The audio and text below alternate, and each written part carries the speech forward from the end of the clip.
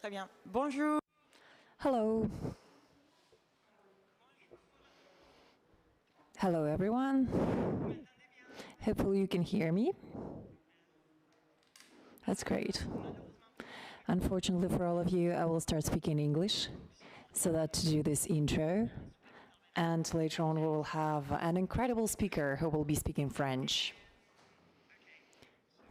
Switch to English. For the ones who need a translation, pour les personnes qui ont besoin d'une traduction. For people who need interpreting, you can use the headphones.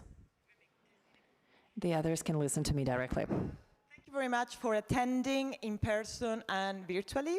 This is the first Congress to decolonize conservation. It will be a hybrid event, that means in person and virtually, and we copied that word from the official IUCN Congress. So thank you very much for that. This is a counter-congress to the IUCN World Conservation Congress, a congress that we believe will promote false, dangerous, and unjust solutions to the many crises we are facing today.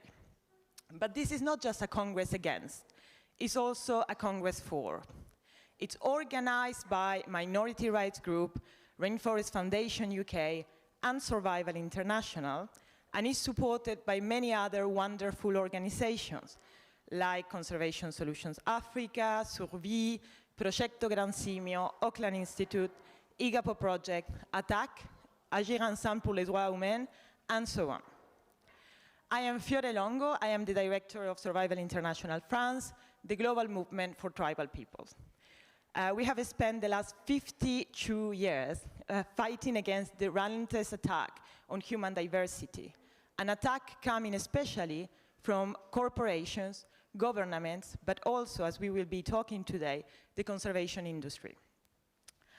I will make some announcement of logistics. So we have simultaneous translation in Spanish, English, and French.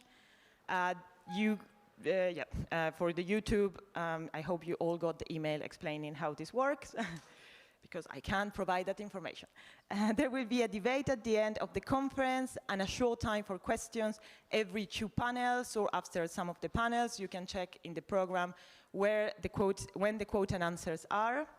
For the people attending online, if you want to put questions to the speakers, you just write the question in the section of comments in YouTube, and we will select them according to the timing.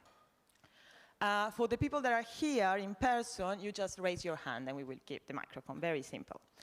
And finally, for the ones who are here in person, at the end of the event, we will have some drinks. And for the ones who are at home, they will have to drink alone. But, well, anyway. As you will see, the Congress has been long in the planning, and of course, COVID brought many challenges, not least because of the very different levels of access that some of our colleagues and our friends and our contacts have to vaccination and to getting a visa, and all the paperwork, that in France is a lot. And this reflects, of course, a manifestation of the inequalities that shape our planet. We would have avoided all that if we would gone entirely online, but of course we decided to do it anyway because there is something very important in bringing human beings together that can't not be replaced by internet. We also know that this is a crucial time for that biodiversity and climate, and that a meeting like this couldn't be more urgent. But now bear in mind that getting or trying to connect people in places when the internet is far from perfect, and where local weather conditions and travel conditions can mess up even the best plans can be very, very tricky. So please be patient if and when things don't go or we won't go quite according to the plan. That will happen. Actually, we start 10 minutes later. But at least, well, we managed to be here and to start, so all fine. I would like to thank the many people, colleagues, consultants, and friends, including the many volunteers and family members who have worked so hard to bring this event to fruition. I would also like to single out of thank for Stephen Corey, who was the former director of Survival International, and whose knowledge, determination, and humanity were a constant source of inspiration for me and for all my colleagues working on this issue. Survival Conservation Campaign wouldn't have existed without him. But this Congress is happening because of the extraordinary knowledge and extraordinary courage and resilience and sense of justice of the indigenous peoples. People who, for generations, had been abused, arrested, and tortured in the name of conservation. Those people who, despite all odds, put themselves in front of our cameras or our notebooks and told us their stories. Stories that nobody believed or want to hear, and at that time, that some people still don't want to hear. For a long time, their voices had been ignored, denied, disbelieved, or just discarded for the supposed greater good of conservation. They have asked to help them to tell their stories and amplify them on international stage. Many of them have risked their lives to tell us their testimonies, and now we must ensure they are heard. They tell us the harm we are doing and how we must do better, and how we must listen.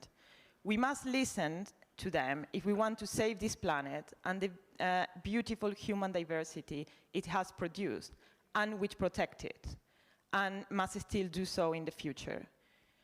So we are here really to challenge one of the most deeply embedded Western myths, which is the myth of conservation.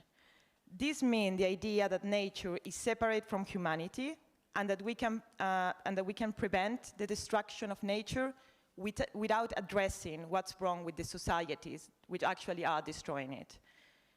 In spite of what they want us to think, not all societies erode nature. Not all societies seek endless and wasteful accumulation. Not all societies think that we can carry on consuming far more than we need and that we can just then fence off nature and voila, the problem will be solved. That myth is part and parcel of colonialism, neoliberalism, and of course racism. We have to understand this connection and reject the overwhelming propaganda that the West has been promoting for the last century and more. We all know that propaganda by heart here, that there are pristine untouched forests, grasslands and hills which we have to protect. In reality, by turning them into capital resource for tourism, fraudulent carbon sinks or playgrounds for rich. But these are the people's home. It's over 30 years and we first object to WWF evictions of the Baka people from a protected area. 30 years. It replied that it can't help and that, and I'm quoting, the forests do not have indigenous tribal habitats. It continues saying, few existing groups in Cameroon have escaped some influence toward sedentarization. In other words, it claims there is no problem, and anyway the people have no right to their lands because they have changed. This is the lie we are here to tear down, that everyone really wants to live like us, that all hunters and herders and subsistence farmers want to settle down, get paid jobs, eat food from factories, that that's where human evolution naturally leads everyone.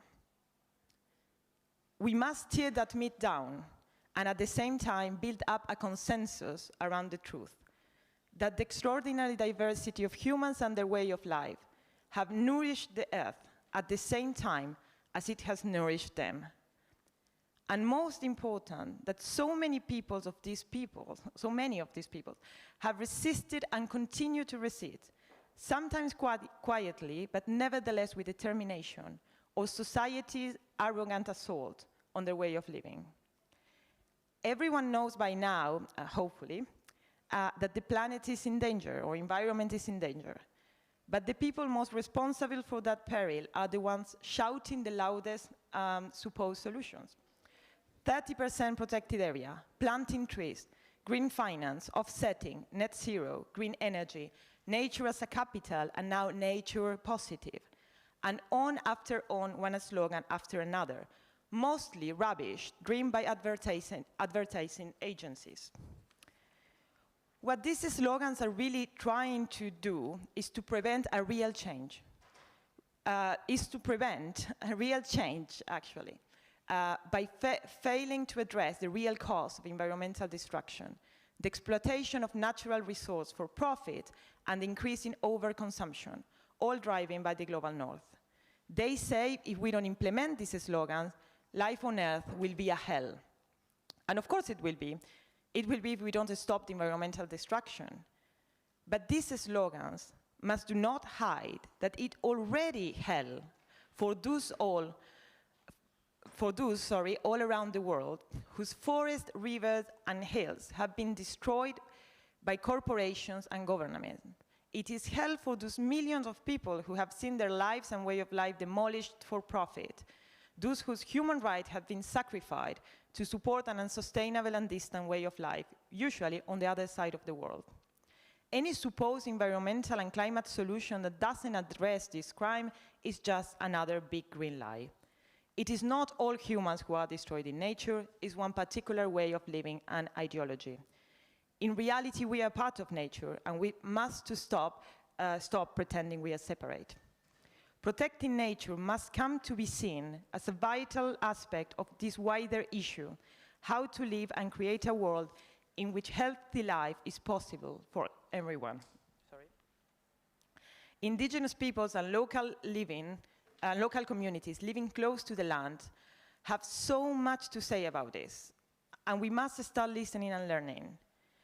I read somewhere that Sengwer, which was the Senegal first president, did not call either for France to decolonize Africa or to Africa to liberate itself, but for Africans to decolonize France.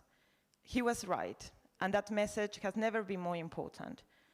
Last but not least, we are here to show that we are not just a bunch of radical anti-nature people, as we are sometimes labeled by the conservation industry, the politicians, and I have to say also journalists.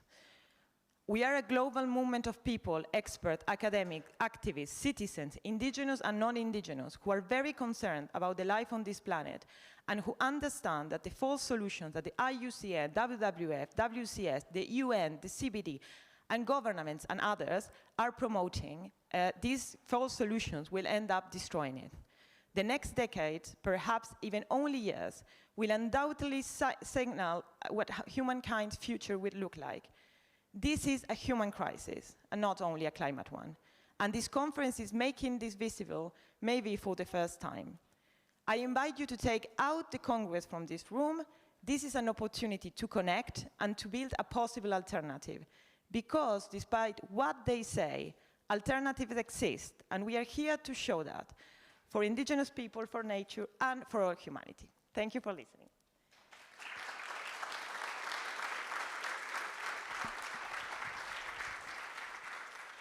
Oui, je suis super contente.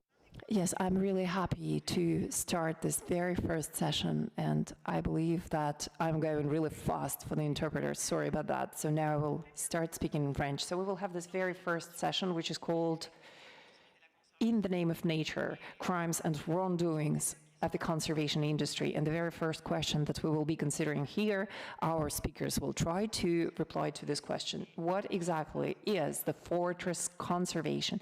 And we actually have the historian of the environment, Guillaume Blanc, who is with us. He's working at the Rennes University.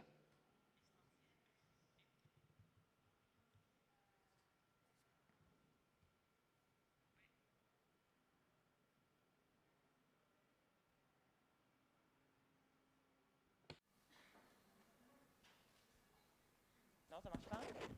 Alors, je vais essayer avec ça. Voilà, ça marche. C'est bon? Ah oui, okay. All right, so the mic is working. Thank you so much. Hello, everyone.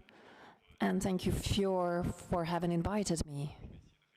So I will try to provide you with a reply to this very first question. What exactly is the fortress conservation? And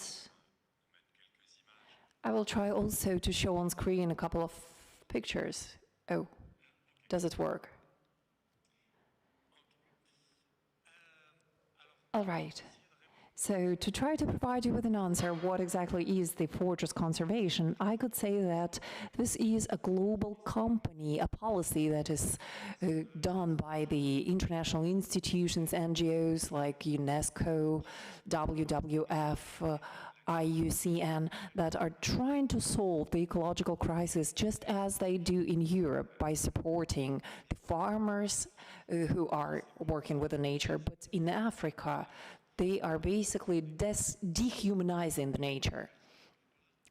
Unfortunately, no one can see my pictures, I think. Oh, no, apparently it's all right.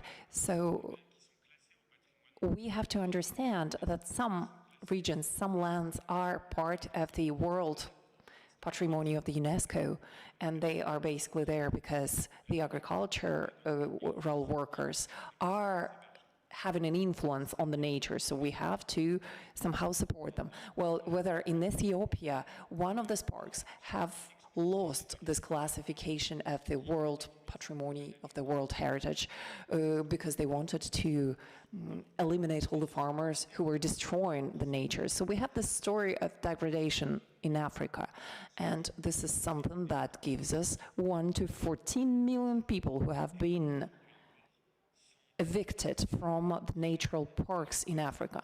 And today we still have all those cases of people who are being arrested and killed by the ecological guards, people who are being evicted from the national protected areas and parks, and people who are being criminalized every single day for farming and for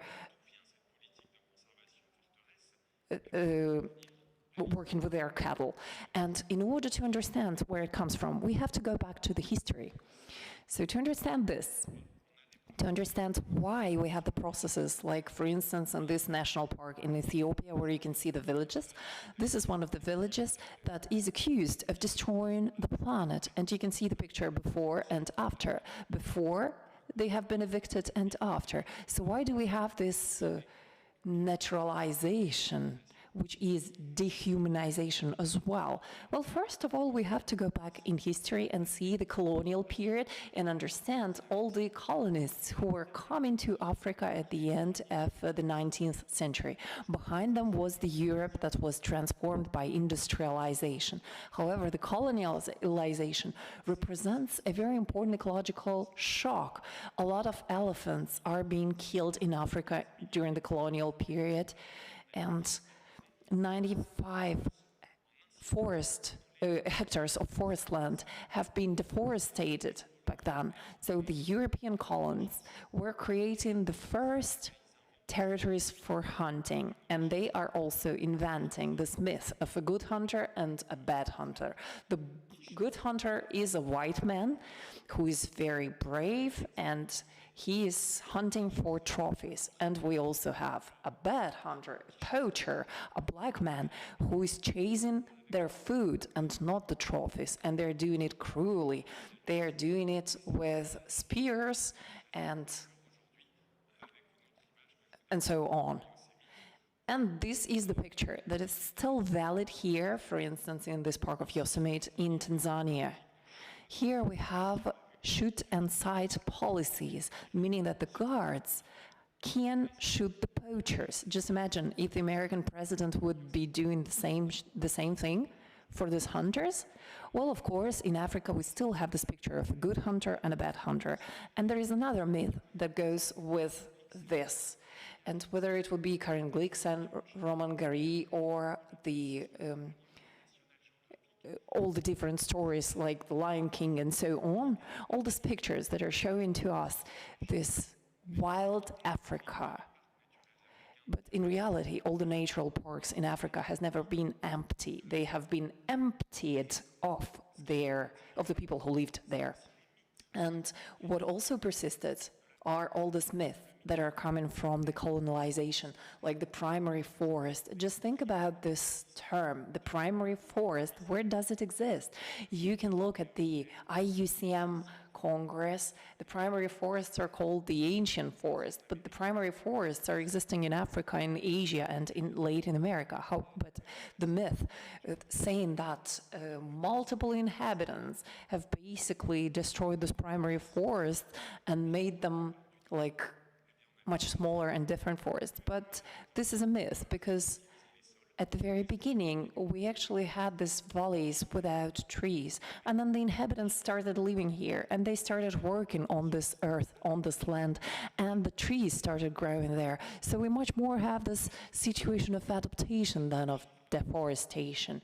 So basically, Al Gore is taking the same numbers coming from the decolonization. For example, Ethiopia started from 40% of the forest, and it went to 3% of the forest.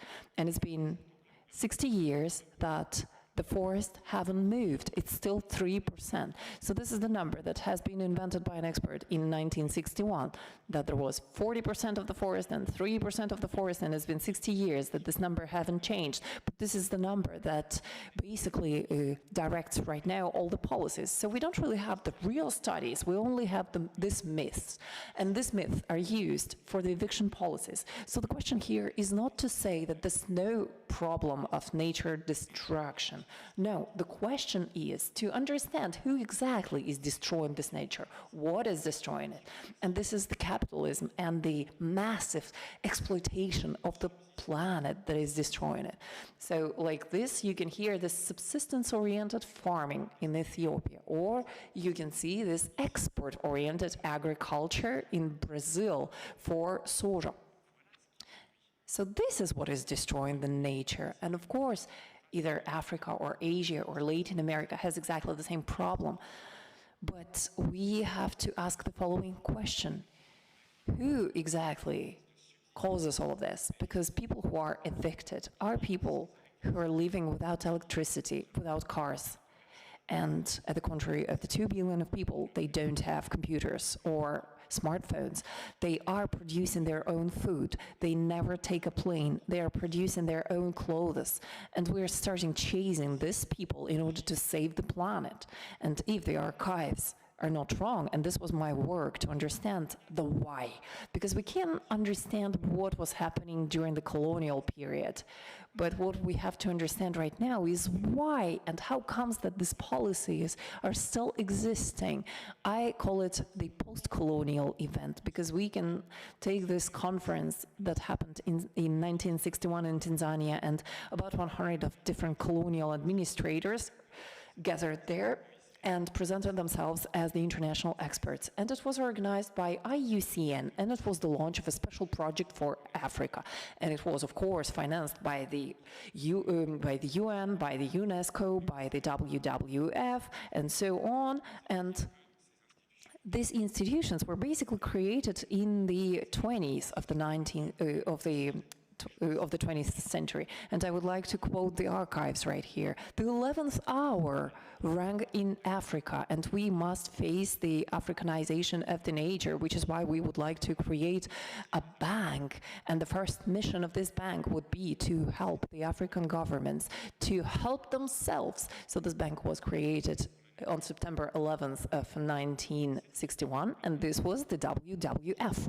And for 10 to 15 years, we had this reconversion of all the colonial administration into the experts who will be evicting local community inhabitants. And this is why today IUCN would say that everything has changed and there is no park that would be managed by the community conservation. But what is this community conservation? In Zimbabwe, we have this huge project, ComFire, where WWF is participating, and it shows that the local population has never benefited from the revenue and benefits of the tourism, and the districts are benefiting from this.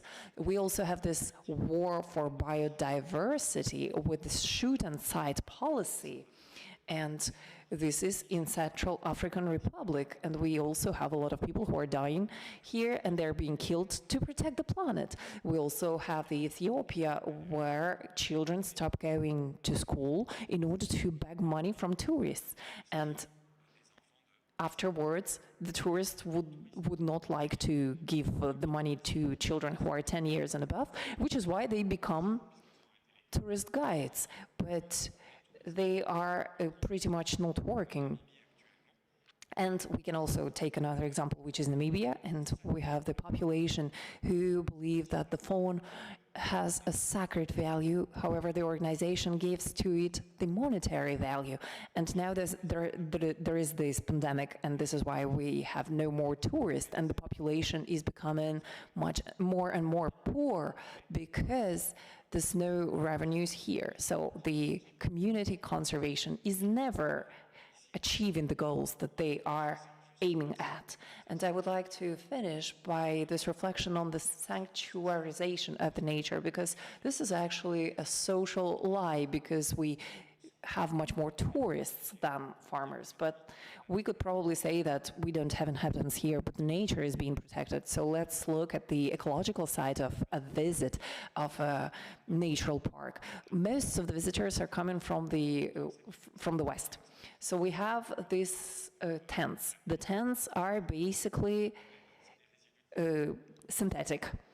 The smartphones are used here. They are basically also produced from plastic, and in order to produce them, we have some CO2 emissions. In order to produce the clothes for the tourists, it's exactly the same thing. So in order to go and visit Africa, if we calculate the ecological impact, we can see that it's negative. So to convert the place of living into a place of a visit, this is not a solution of an ecological crisis, but it allows us to show that we are actually doing something, and to say that we basically should adopt here another means of conservation and another approach. So this is what it means, the fortress conservation.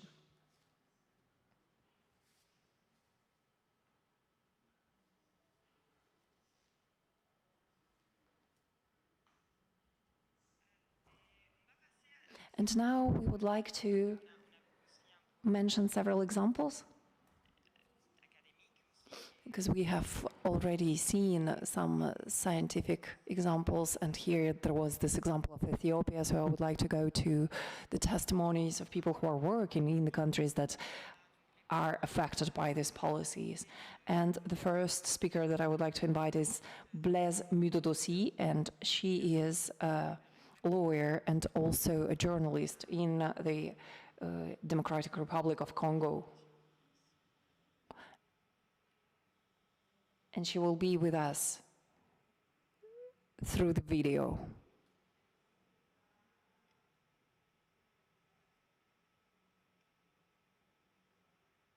Hello? Can you hear us? Hello, Blaise.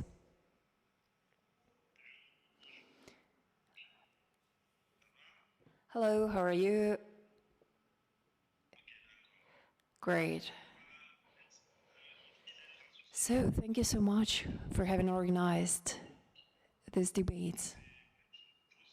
My name is Blaise Mudodosi, and I'm a lawyer, and I'm also coordinating an NGO working on the questions related to conservation and also to the rights of the indigenous peoples and local communities. I would like to speak about this question of fortress conservation, which is actually very important for us, because this is the conservation model that exists for years now, and up to date, it hasn't actually created any positive result. It has only resulted in multiple negative impacts, negative events, and infringement of human rights. So we don't really have any positive results. Which is why we would like to see how exactly we can change this model and do something else. My presentation will be tackling several points. I would like to start by reminding you that the conservation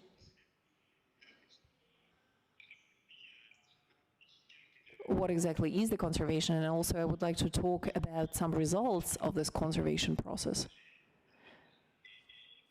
And like to see altogether whether we have some solutions, because the results aren't good up to now. And we still have some very important challenges and some important opportunities existing here, as well as recommendations that can be given. With respect to history, as we already know, before we had this conservation, so it didn't really start with protected areas. The protected areas exist because we needed to find some spaces. Some spaces where we would be protecting nature, and this is how the representatives of the law decided that it would be useful to install this particular model. We can explain this movement in two steps. There was a time where conservation was based on the ancestral custom, but also we had some totems that are still existing today in certain places where the local communities, for instance, were honoring the bonobo or some other animals. So this was related to their customs and traditions. And they were preventing negative impact on these animals. And then we had this model state with a conservation, which is based on the law, and it came into being, and we had some agreements in this sense. And we had this restricted access that also resulted in the eviction of villages and a lot of people. And we also had sanctions that were put together with people who have been arrested and put to prison, and fines that were instaured. Some people even were killed because of this policy. A protected area, as you already know it, has an important reason for the protection. It's 13% of the national territory in Ethiopia, and when we look at the number, it's more than 26 million of hectares that are composed in this protected area. So we can actually see that today we have an important decrease starting from the 70s, where the conservation started existing in this particular form. And we have the decrease of biodiversity since that can be observed. Whereas, if we look at the report by WWF of 2020, we can see that there is an important decrease, a decrease of 68% of the biodiversity. So all of this is despite all the efforts and all the programs that have been put in place, that have been implemented in order to support this conservation model. So the biodiversity is decreasing. And for that, we have multiple reasons. So, first of all, there is the security for multiple sites, controls. Also, we have poaching. We also have the illegal trade of the protected species. And we also have the disrespect of the rights of the local communities and of the indigenous peoples. The disrespect of their right to land, but also the disrespect and the violation of their human rights that should be respected. Rights for participation, implication, and everything that results from these policies, all the negative effects for them. So what is the solution for all of this. The policy of conservation has already shown its limitations. So despite everything that has been put together in order to try and fight against this trend, we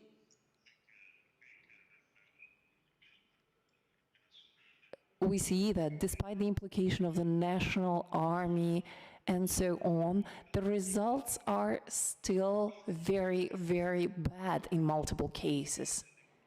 Because we have an important decrease of biodiversity, we also have people who are being killed, poachers who are being killed, and we also have the lack of respect, meaning the violation of human rights, because some people are being arrested, some people are being tortured, violated, and so on.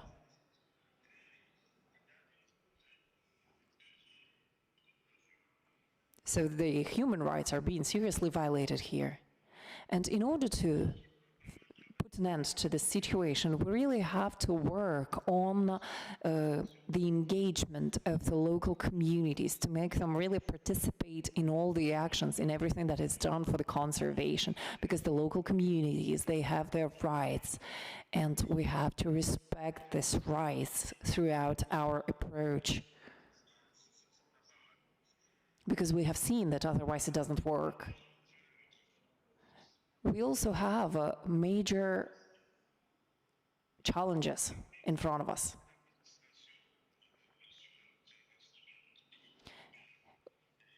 When we're talking about the conservation,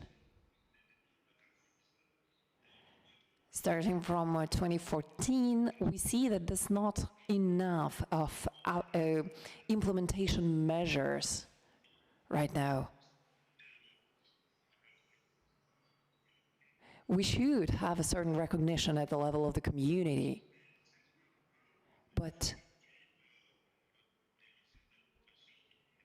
right now the rights of the representatives of the communities are not being recognized enough, and this is a big problem.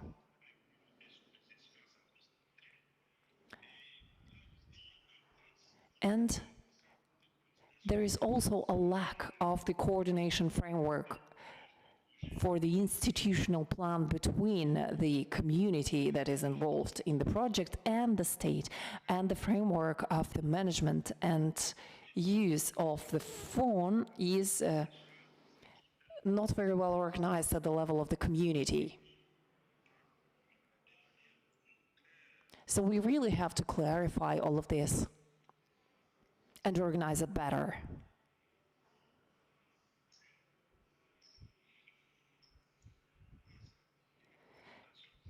Then we don't have enough rules for different activities that are being organized and carried out with the fauna and with the conservation areas at the level of the community.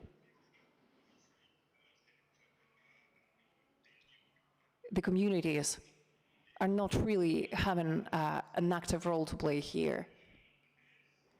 And it should really be at the level of the community projects in order to really protect the nature.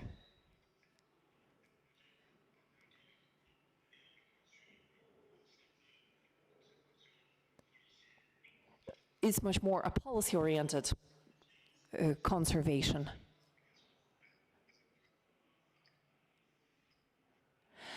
We don't have enough trust and legitimacy for the people who are representing the community. The means are insufficient for all the community-related projects. We have multiple approaches to the community conservation, but this is not enough.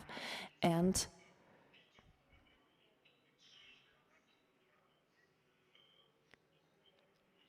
finally, we are implementing also a lot of different projects that have been planned with the community in question, like social infrastructures are doing it, or several alternatives are also offered here.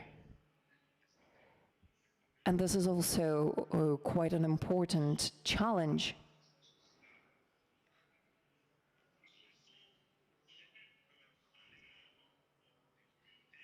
because these are the projects that are made without the community. And these are the projects that cannot really represent a solution to the problem.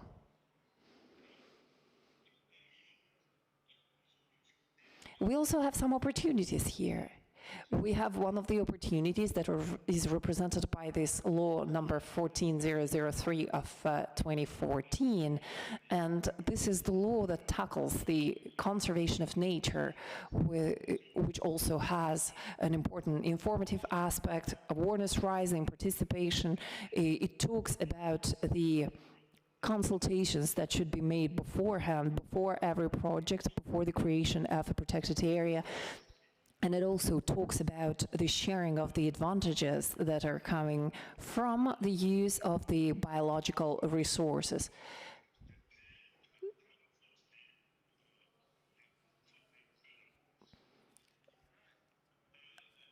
We also have the forest-related code, talking about the forestry. And the state has issued this decree 14/018 talking about the forest community, and this is a law of 2002 which is talking about the community itself and talking about the forest concessions that are given to the community. They represent a certain surface, and the maximum surface is of 50,000 hectares.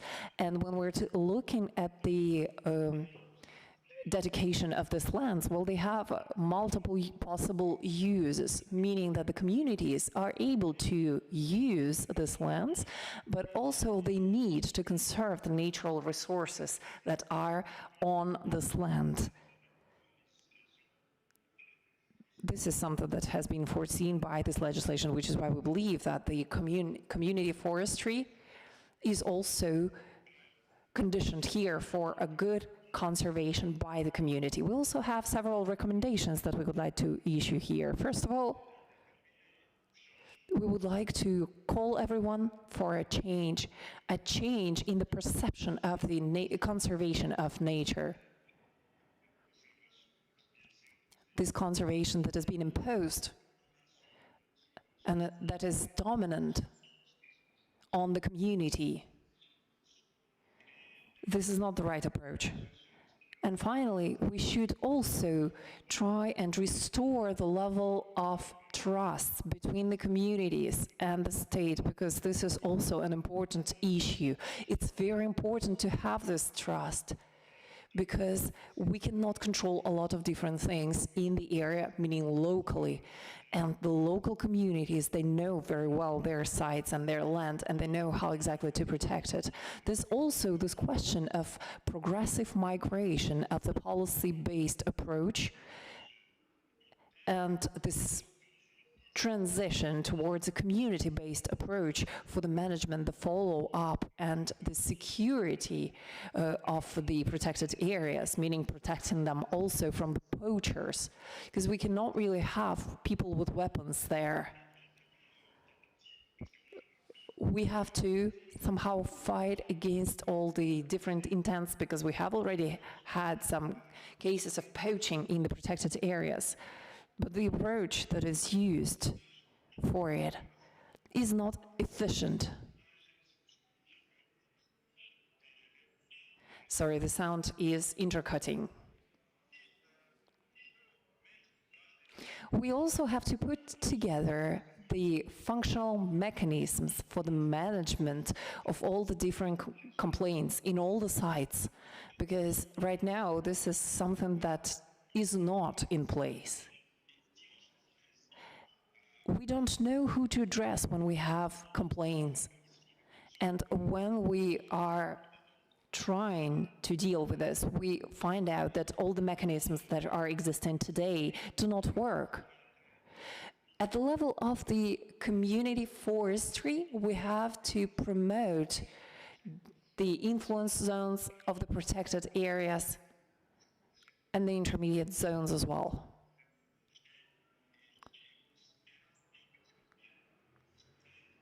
Sorry, the sound is bad.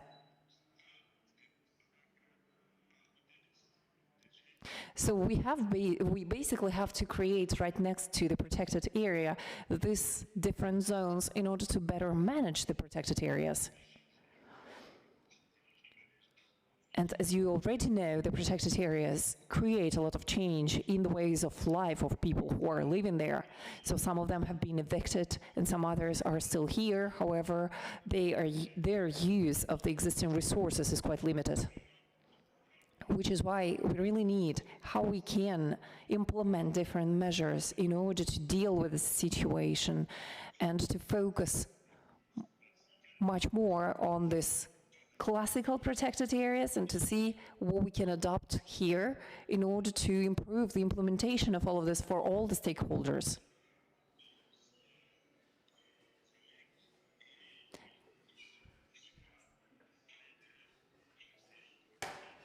So this is all about this idea of the forestry.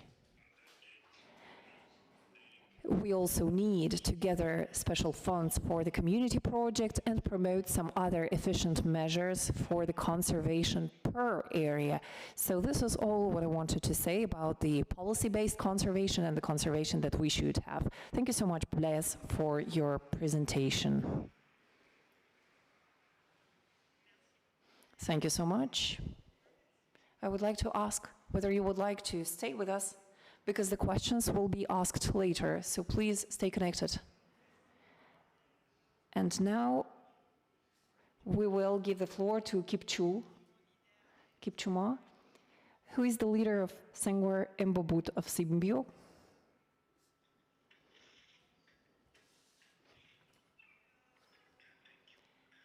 Okay. Bonjour.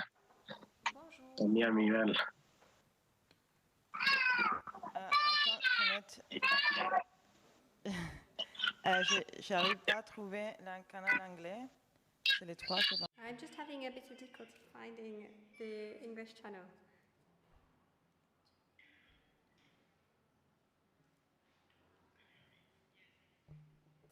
I found the right channel. Hello. I have just introduced you, so you can tell us what is the experience of what your people is facing with conservation. I ask you to be short. We have 10 minutes for each speaker, so please try to be short. Thank you very much. Okay, thank you. Thank you very much. So I'm Kipchumba from the Sengwer Indigenous People of Kenya. The Sengwer Indigenous People are an hunter-gatherer community who mainly live around Cherangani Hills. And so the Cherangani Hills is one of the 5 water towers in the Republic of Kenya. The others being Mau Forest, we have Mount Elgon National Park, we have Aberdares and Mount Kenya National Reserve. So of these 5 water towers, Cherangani, Mount Elgon and Mau Forest are occupied by indigenous communities. Mount Elgon and Mau are occupied by Ogiek, while the Cherangani Hills are occupied by the Sengwer. So the Sengwer pre-colonial period, we were living in the plains of the Cherangani Hills during the rainy season, and when the dry season comes in, we will retreat into the deeper forest. So when the colonialists came, that is on the onset of colonization, our lands in the plains were conserved, that is, they were turned into white islands farms, and so we were forced to retreat deeper into the forest and reside there. So we have 2 forests that the Sengwer are currently living in. That is Carbonate Forest in Trans Nzoia County, and also Mbobut Forest in Elgeyo Marakwet County. That is where the majority of us are living in. So the colonial government left us largely untouched during the colonization. So, and now that we were not able to access our lands in the plains, we depended only on the forest So the forest gave us food, shelter. We got our medicine from the forest.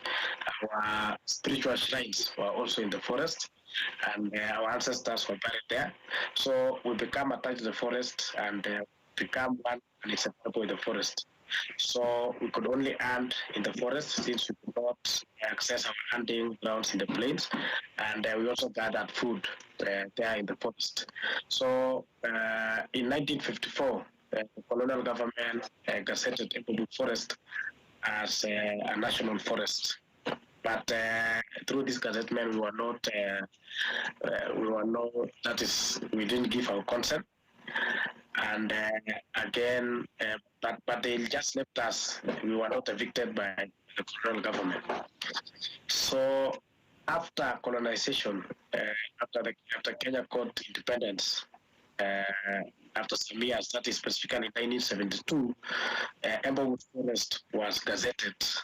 Not gazetted, but the government formed Forest Department, whose mandate was to manage government forests and also conserve them, one being Emberwood Forest. So, and this is where the forceful eviction started, because now government evicted us for the first time under the pretext that they want to carry out what they call full conservation of the forest. So once we were evicted, we lost our control of the forest, and other communities who are living around the forest now access the forest. They started cultivating the forest. They started overstocking the livestock in the forest. We lost control. They told us that this is a government forest. It doesn't belong to the Sengwer. And so we lost control, and the forests were depleted in a faster rate never seen before. And it is true now that since the government took over the management of the forests in Kenya, the forests have been depleted in a rate faster than before that. And so, so evictions went on, forceful evictions went on up to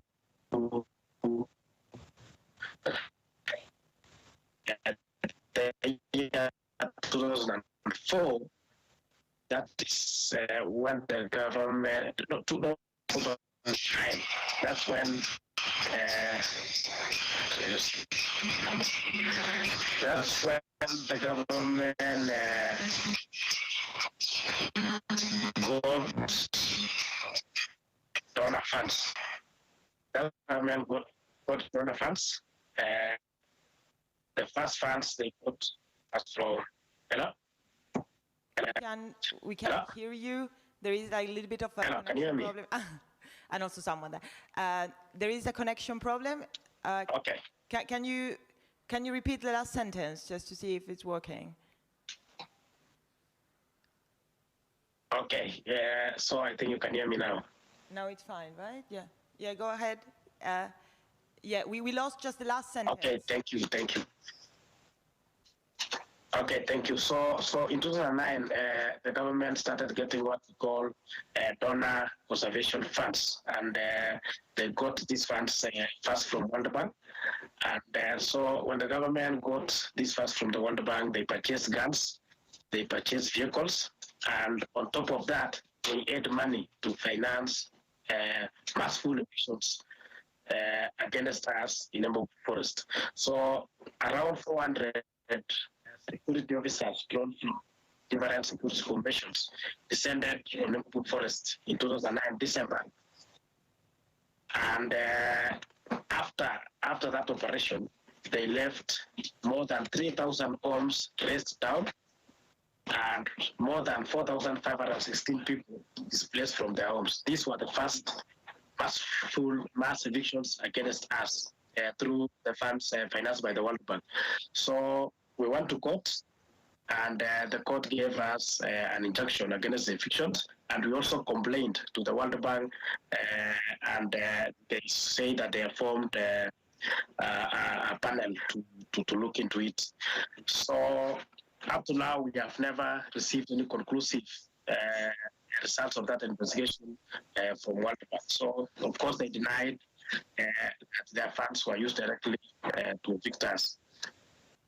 So, because it should be noted that the Sengwer indigenous community, being a minority community, unlike other communities who got lands from the government after evictions for settlement, the Sengwer were never given any land after independence. So now, after these evictions, we had no place to go. So what we did is that after some time, we went back to the forest. We rebuilt again. We with the help of Red Cross and other humanitarian agencies, they gave us tents, and we used that to put up temporary structures.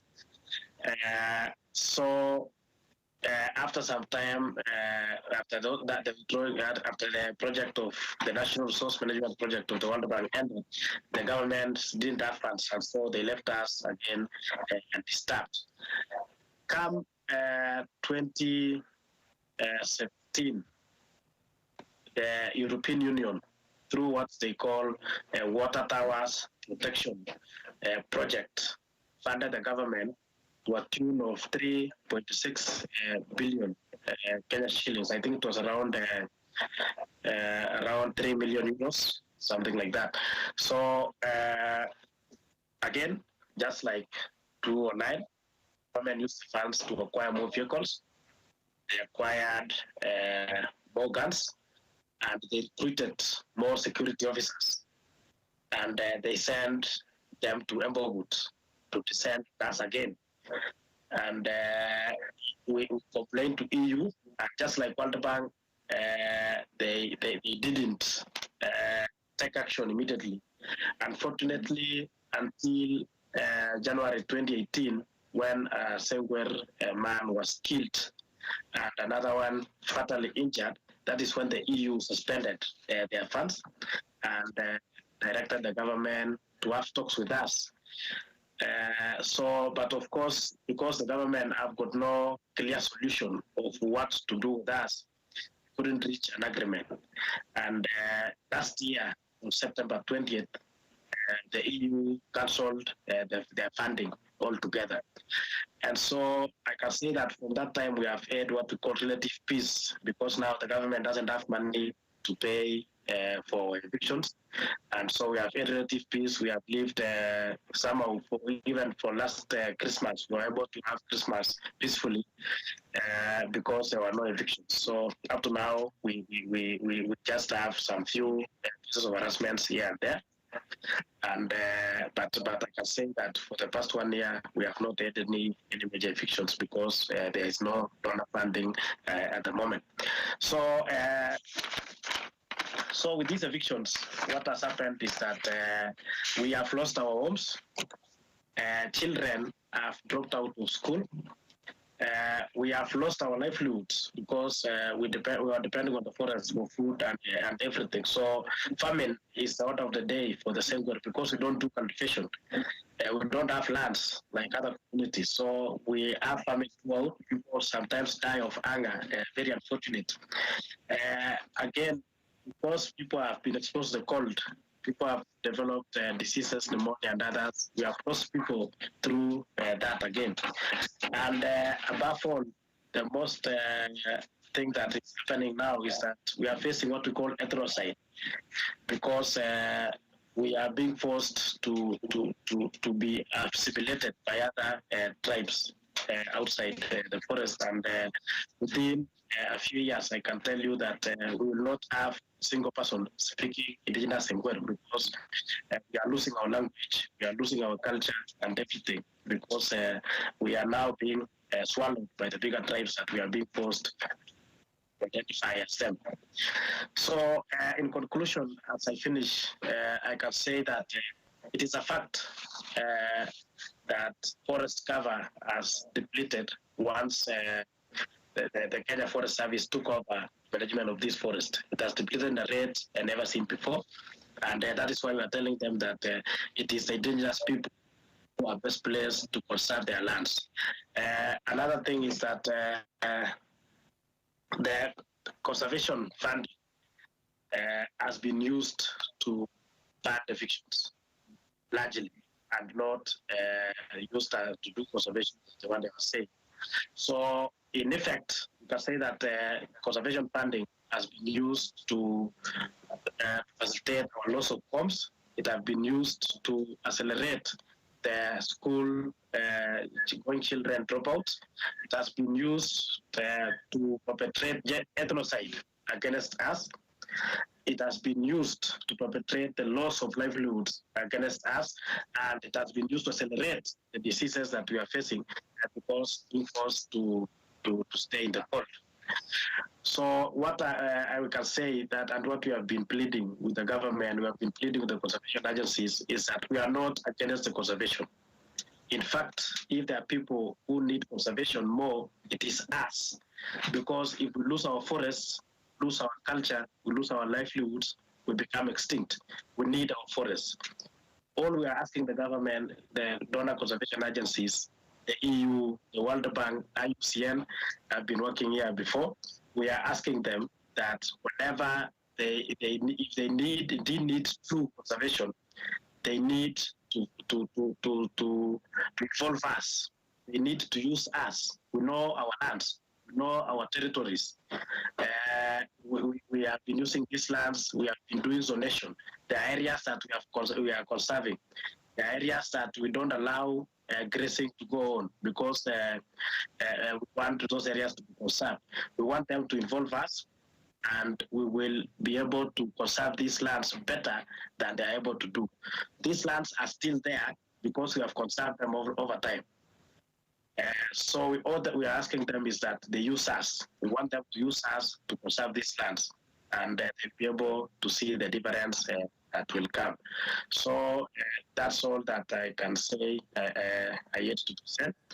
Thank you very much for this opportunity, and I hope that from these discussions we'll be able to get results that will be able to save us. As we speak, the WWF is facilitating evictions in Tanzania and Ngorongoro in Tanzania, whereby 80,000 indigenous Maasais are facing evictions in the name of conservation. So these are the things that we are crying out to, because when 80,000 people lost their homes, that is not something to be happy about. So thank you very much, and I hope that we get real solutions to these issues. Thank you. Thank you very much.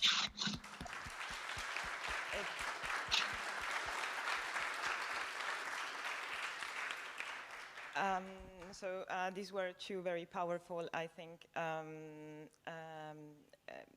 stories, and I would like, so we have been in Democratic Republic of Congo and in Kenya, and now we are going to pass to India. The idea, as I said, is to show what forest conservation means for local communities. Now we are talking about in the IUCN, they will talk about doubling the number of protected areas, and one of the things we are here to show is what really a protected area means. So now we go to India with Neema Pathak Broome, a researcher in environmental science and wildlife management in India.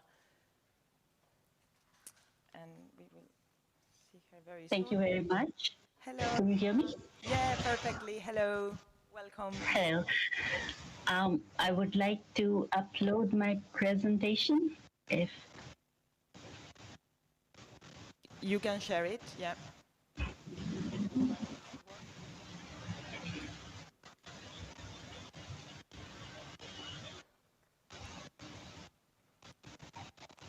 Is it visible? No, I don't know if the other day was working, so. Otherwise, you can always stop the sharing and try again. That's always work. I don't know why, but it usually works. Okay, I just did. Otherwise, I think we have the presentation. No, you may not have it. Sophie, do we have her presentation? No, okay. Okay, no, we don't have a backup plan for this. So hopefully it will work.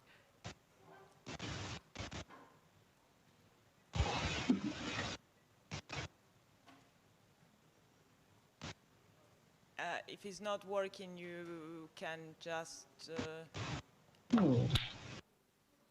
maybe maybe just disconnect and connect again. I don't know. Sorry? Yes, she wanted to. Elle essaye de partager son écran, mais si ça marche pas, ça va. Ah, d'accord. Can you? Non. Yes. Yes. Sorry? It shows on my screen. Are you able to see it now? Wait a second, Neema. We managed to. There is all sort of technicians working on the issue. So. What? Ah.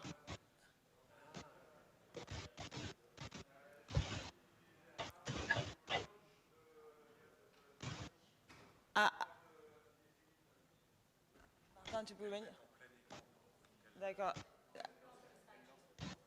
Oui, mais je pense qu'elle est en train de le faire. Alors, Neema, can you please start your presentation? We want to know what, like, put play and full screen, like a normal PowerPoint presentation, and we will see it. Yeah, I just did that, so I wasn't sure whether you were able to see it. Thank you. Are you able to see it? Can we see anything? I'm so sorry. Just give me one more time. Ah, yes, we can. Yeah. Neema, all fine. We can see your presentation.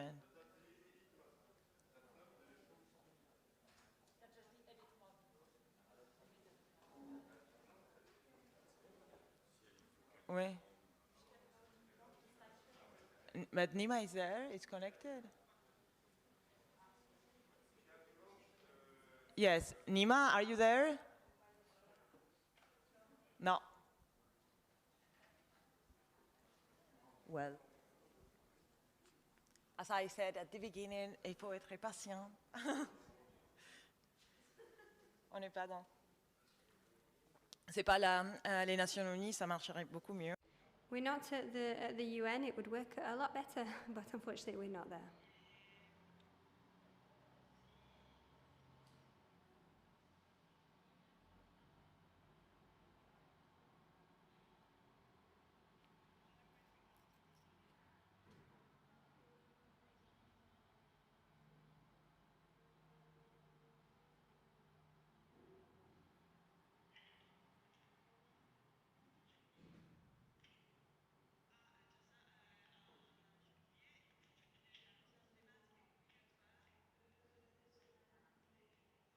I forgot to say that wearing a mask is mandatory except for speakers.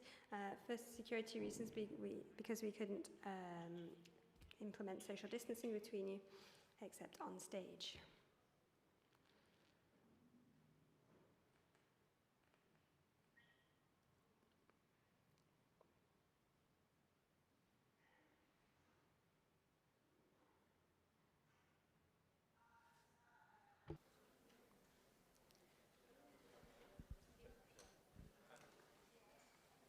En fait, je n'entends pas quand il parle. Dites-moi. Je pense qu'elle n'est pas là, en fait. Neema, can you hear me? Neema? No, she's not there. C'est ça le problème, sinon je peux...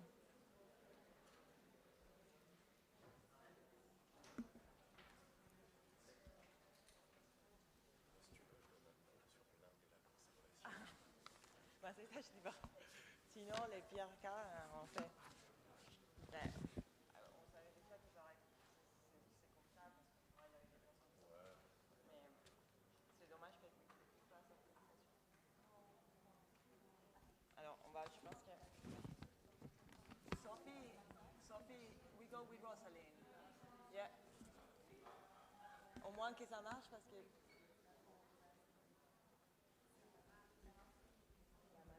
De la technique, tu penses que ça marchait pas et après ça marche.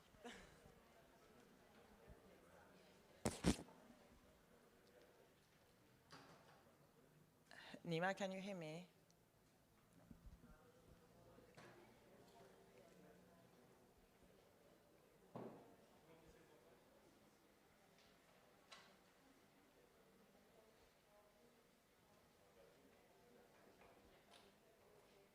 We lost her. Okay, I pass to the other one, and then if she come back, we can. Okay. Okay, so we lost Neema, but I hope she will be back. I hope she will be able to give us that example, because it was about the tiger reserves in India. But now we will pass to another another problem of the fortress conservation, specifically the militarization. The militarization of conservation means, for that question, we have the Professor Rosaleen Duffy from the ISEC, United Kingdom. Hello, Rosaleen. Hello.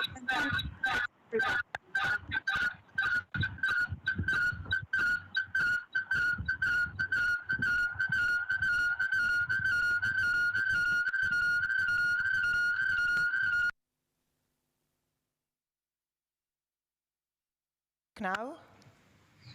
I can hear you. Yeah, perfect. Great. Hi, hello, welcome. Hi, thanks so much for having me talk. As Fiore said, I want to talk about the sort of support from international conservation NGOs and donors. So in the last 10 years, what we've seen is that there are meetings on the illegal wildlife trade between representatives of conservation NGOs, international donors, intelligence and security services, and these have become really commonplace. And the concerns of these disparate interests have converged around a key set of questions.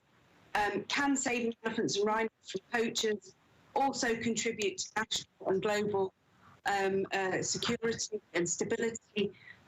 Can they assist in dismantling organised crime networks and also remove funding sources from armed groups? So the convergence of these interests developed and extended more security-oriented conservation practices, especially more enhanced forms of law enforcement, greater levels of surveillance and militarisation. And this has and continues to have really serious material effects on the ground, especially for communities that experience the hard edge of this greater law enforcement militarisation.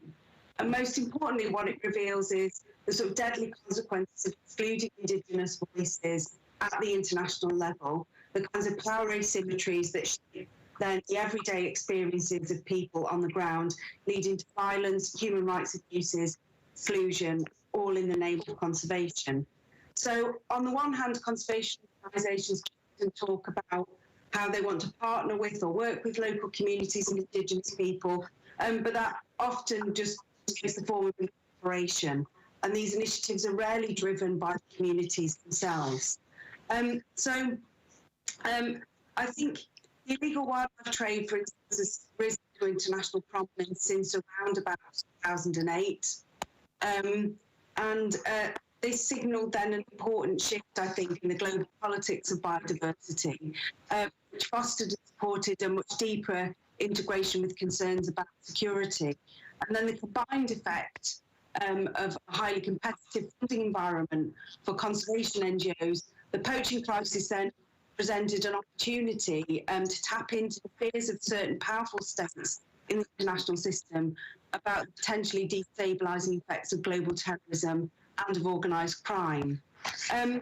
So we've already heard from many of our speakers today that the current phase of militarisation builds on a long history of forceful approaches to conservation to maintain artificial separation of people and wildlife, often referred to as fortress conservation. It's resulted in violent eviction, exclusion and dispossession.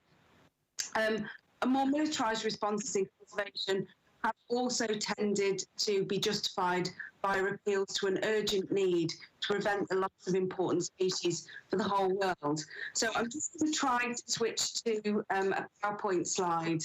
If it doesn't work, it doesn't matter too much. But it's just to show, I don't know if everybody can see that or not. It's just to show the international funding figures. It doesn't look like you can see it.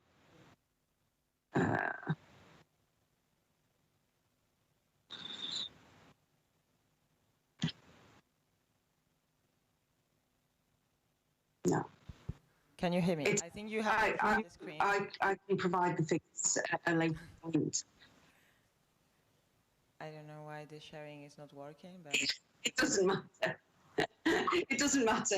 I can do it without it. So the sort of redefinition of legal wildlife trade as security threat has produced these shifts in funding, which are mirrored by big funders like USAID, Global Environmental Facility, the World Bank and the European Commission. So if I look at the UK government, they've committed, by 2019, they committed just over £23 million to 75 projects. And large chunks of that went to a very small number of organisations as the lead organisations: Wildlife Conservation Society, Flora and Fauna International, and Zoological Society of London. But we're governed by DFID criteria, which have rules about none of it can be spent on military hardware, but training and advice on military tactics is a more grey area. But the relative balance of projects were 3 themes: sustainable livelihoods, got 6 projects, the theme of criminal justice and enforcement, 62 projects, and demand reduction, 7 funded projects. So you can see there's a big difference in terms of what funding went where. So the vast majority of funding went towards enforcement. Also, if you look at the geographical breakdown of the funding, there were many more projects in certain regions. So Africa had 40 projects and Asia had 25 projects. So only 10 other projects went to the rest of the world. So much more of the funding went to Africa. And I think the shift in this kind of funding made available can equal material support, extension of much more forceful and militarised forms of conservation. And the articulation of illegal wildlife trade as a security threat is an important part of the justification for allocating funding to more security-oriented approaches. So this framing has been central to campaigns of several conservation NGOs, including Wildlife Conservation Society, WWF International, and Elephant Action League, and International Fund for Animal Welfare, amongst many others. So conservation organisations have been at the forefront of arguing that illegal wildlife trade generates finance for armed groups, and this rationale has been rendered more powerful because it's been taken up by states and donors as well. So the argument that the illegal wildlife trade is funding armed groups and terrorist networks was critically important in US government circles. So starting with Barack Obama, who in a presidential executive order in 2013, the issue has remained really important to successive administrations, including Trump's administration. And we can see very similar parallels with the articulation of illegal wildlife trade as a form of wildlife crime, as a form of serious organised crime, and therefore as a threat to countries. So I want to conclude to give the people more time to talk and share their experiences. And so, as I said right at the start, placing this in the international context of donors and of the funding that they provide reveals that what's debated and decided at the international level when Indigenous voices are excluded and absent is critically important to understand. It's vital because the power asymmetries shape the everyday experiences of people engaged in both the enforcement of conservation and also those who live with the negative effects of that enforcement and also the negative effects of trafficking networks operating in their area. So they're squeezed on all sides. And I think this leads to a variety of outcomes, including cooptation of communities, enhanced surveillance of communities, and of course of more forceful control. We also see exclusion and ultimately the use of deadly violence. None of this tackles drivers of the illegal wildlife trade or of biodiversity losses. And it very clearly works against the rights and land claims of Indigenous communities, often under the cover of with those communities or of incorporating Indigenous knowledge. But as I said, thank you very much for listening to me. There's a full paper on this which I can share with everybody when it's published.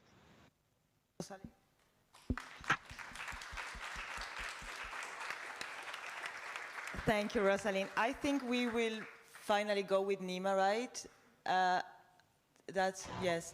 And then actually it's very useful because so Neema will give us a an idea about several tiger reserves in India, about the model of conservation in India, and then Pranab, right after her, will talk about a particular case, which is the case of Kaziranga. Indian tiger reserves are one of the most militarized places in conservation areas in the world, so I think it would be very interesting to have both of the interventions. Otherwise, we go directly with Pranab. No, Neema is here. Can you hear me? Yeah, I can hear you. Hi, welcome Oh, back. great, lovely. Okay, thank you very much, and thank you for bearing through these technical hitches. I would like to really thank Survival International and all the previous speakers to bring in these really important issues, much of which probably I'll be speaking about also in the context of India. So I would like to start with the context of post-2020 framework for biodiversity, which sets these new targets, particularly target 3, which talks about 30% of land and sea areas to be conserved through systems of PAs and other effective area-based conservation measures. The post-2020 framework also aims to transform actions by including women's empowerment, youth, gender, and also full and effective participation in IPLCs. And this intention, which is a good intention, is towards addressing some of the most fundamental underlying drivers of biodiversity loss, which for us would be 1, the unjust, undemocratic conservation laws and policies and unwillingness to recognize the rights of IPLCs. And the second, the rapid diversion of biologically and culturally rich areas for development projects to feed, as was spoken about in the introduction, the ever-increasing consumptive demands of current global human societies. However, despite this is not the first time these targets are being set, and this is not the first time such intentions are being expressed. We've had more than 2 decades of setting these targets through a protected area program of work and through IG targets, and also expressing similar intentions of inclusivity. Most countries, particularly the ones which are coming with a colonial history, like we heard in case of Africa, continue to have conservation laws and policies and practices which are still top-down, autocratic, draconian to say the least, and definitely not inclusive. So I would like to speak about multiple dimensions of fortress-based conservation policies, both within the protected areas and outside protected areas. So the very first one, of course, is setting aside protected areas and other areas of conservation significance. In India, for example, we have more than 900 protected areas covering 5% of the country's geographical area. And they have consistently increased since 1972 to be, in terms of national parks, wildlife sanctuaries, and tiger reserves, some of the most strictly protected areas in the world, perhaps. And in addition to that, we have wildlife corridors, like elephant reserves and other similar categories, which are not legally protected. They're outside of the protected area network, but they, in terms of governance and management, they are more or less the same as protected areas.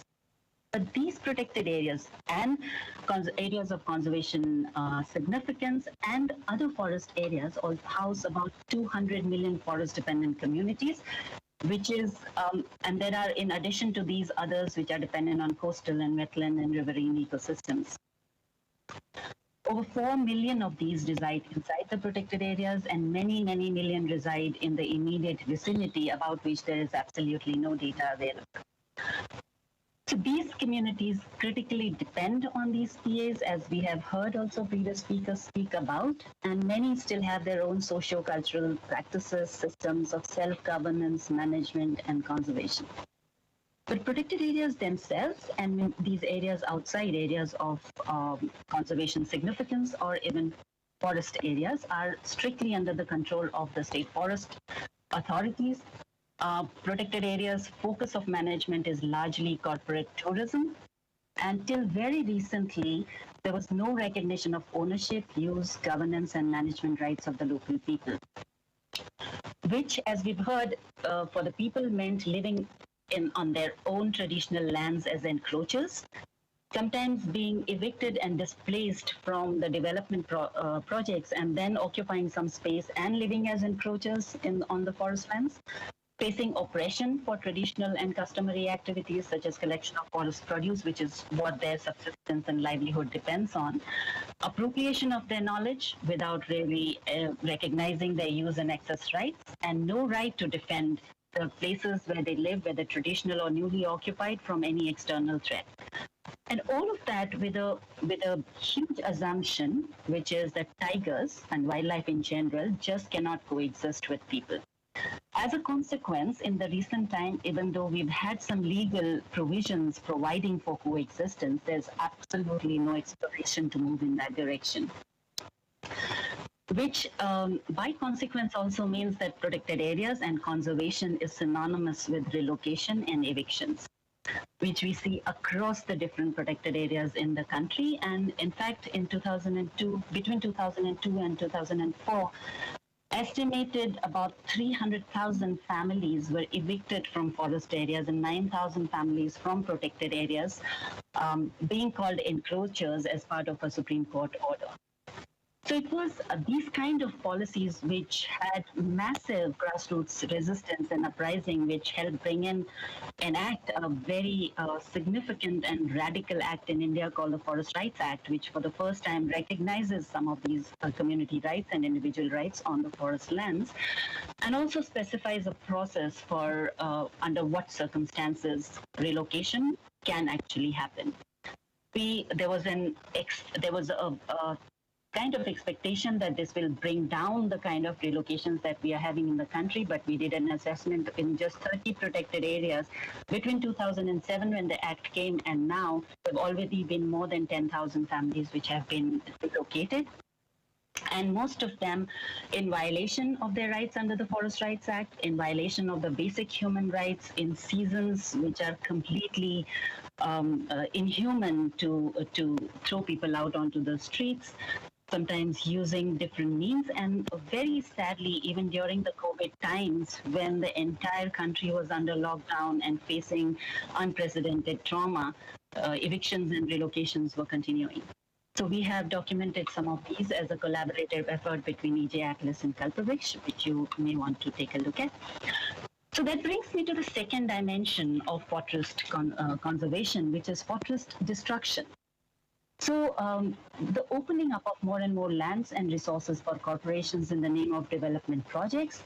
And these projects are largely in areas which are biologically rich, which are rich wildlife corridors, habitats of particularly vulnerable and highly threatened unique cultural societies.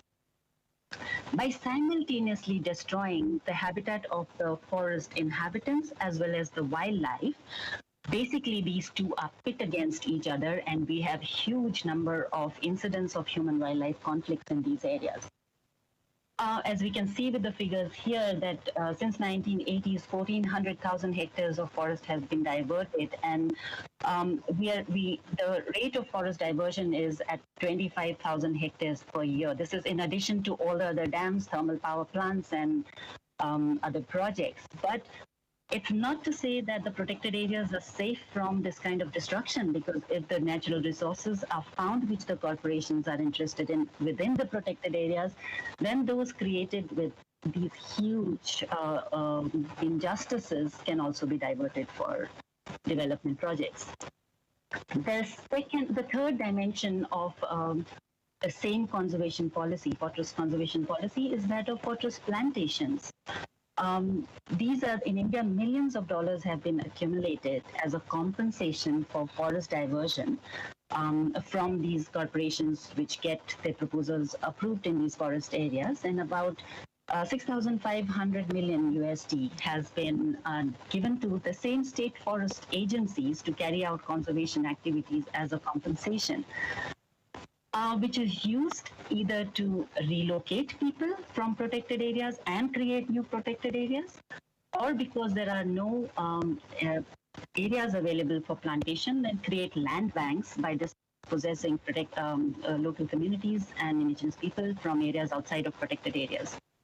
Where it is not possible to appropriate land, then forced plantations of monocultures are being carried out on pasture lands, on traditional agricultural lands, and common property resources.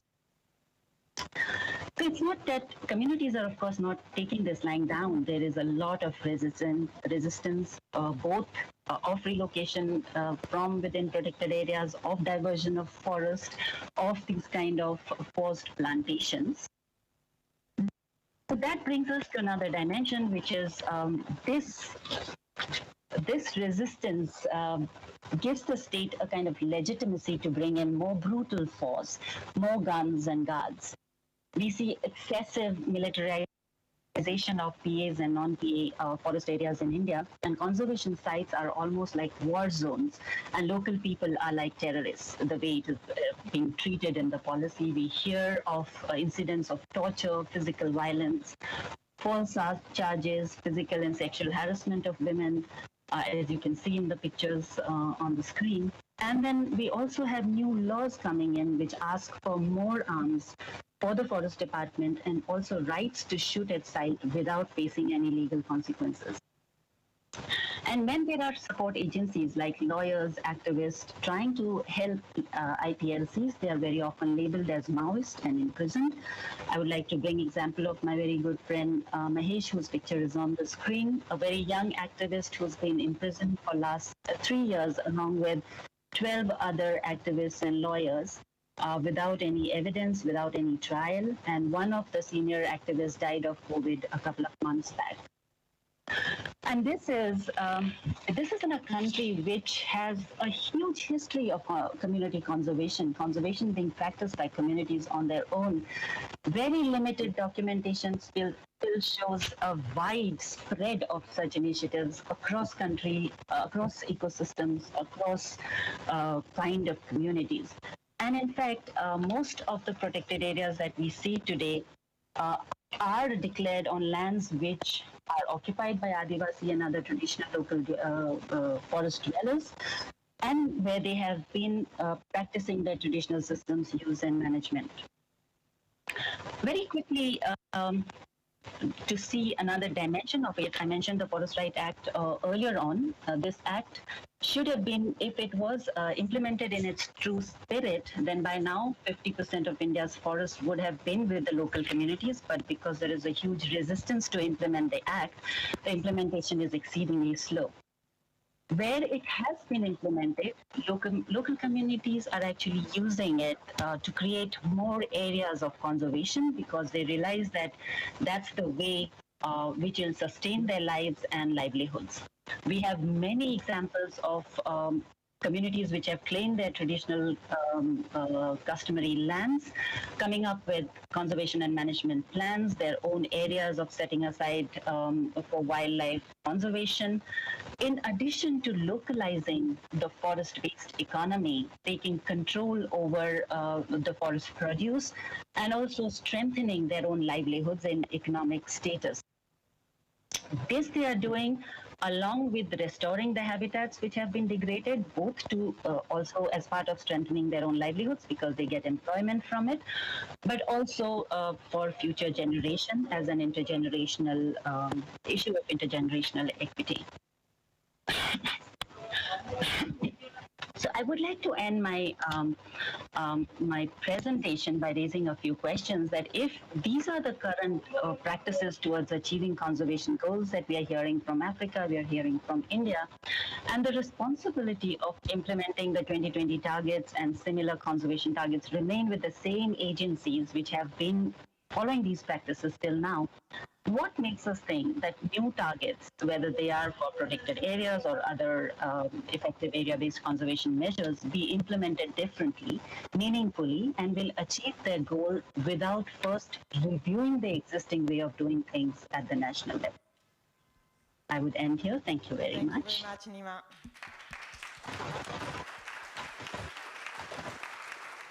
Well, I am a terrible mediator and we're running 50 minutes later. But that said, I think it's very interesting when we have been hearing, especially now, from Blaise and Neema that were talking, both of them, about not only the human impact of conservation, but also how this doesn't actually work from a biodiversity protection perspective. And now we keep talking about militarization, and we are going to talk about India again. So here is with us Pranab from Pranab Doley. And he's an activist in Kaziranga, activist and founding member and advisor to JKSS India. And he's going to talk to tell us about his experience in Kaziranga Tiger Reserve and National Park. Pranab, I pray you to be brief and short. Hello. Yeah. Thanks, Fiore, and a very good afternoon from India, but a good morning to everyone present there. I give you my salutes for joining this event and taking the responsibility of countering the IUCN Congress, which is going to be held right over there where you are seated. And also the message that there is a strong resistance to the flawed ideas which are being proposed by the IUCN and its team of people, like the fraternity that is trying to recolonize or again invade territories which belong to indigenous people, which belong to marginalized communities, which belongs to the global south, the poorer countries of the world.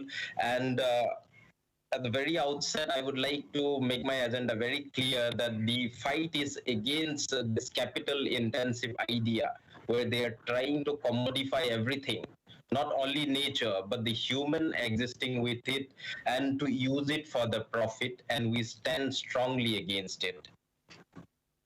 And friends, as you are gathered here today, and we are honored, I am honored to be speaking in front of you and to share with you the experience or the place where I come from and the struggle which I and a lot of other people are carrying on a day-to-day existence. It's an existential fight. It's not like you fight one day and you can rest the other day. It's a constant fight of millions of people across the world, and I want to embody that.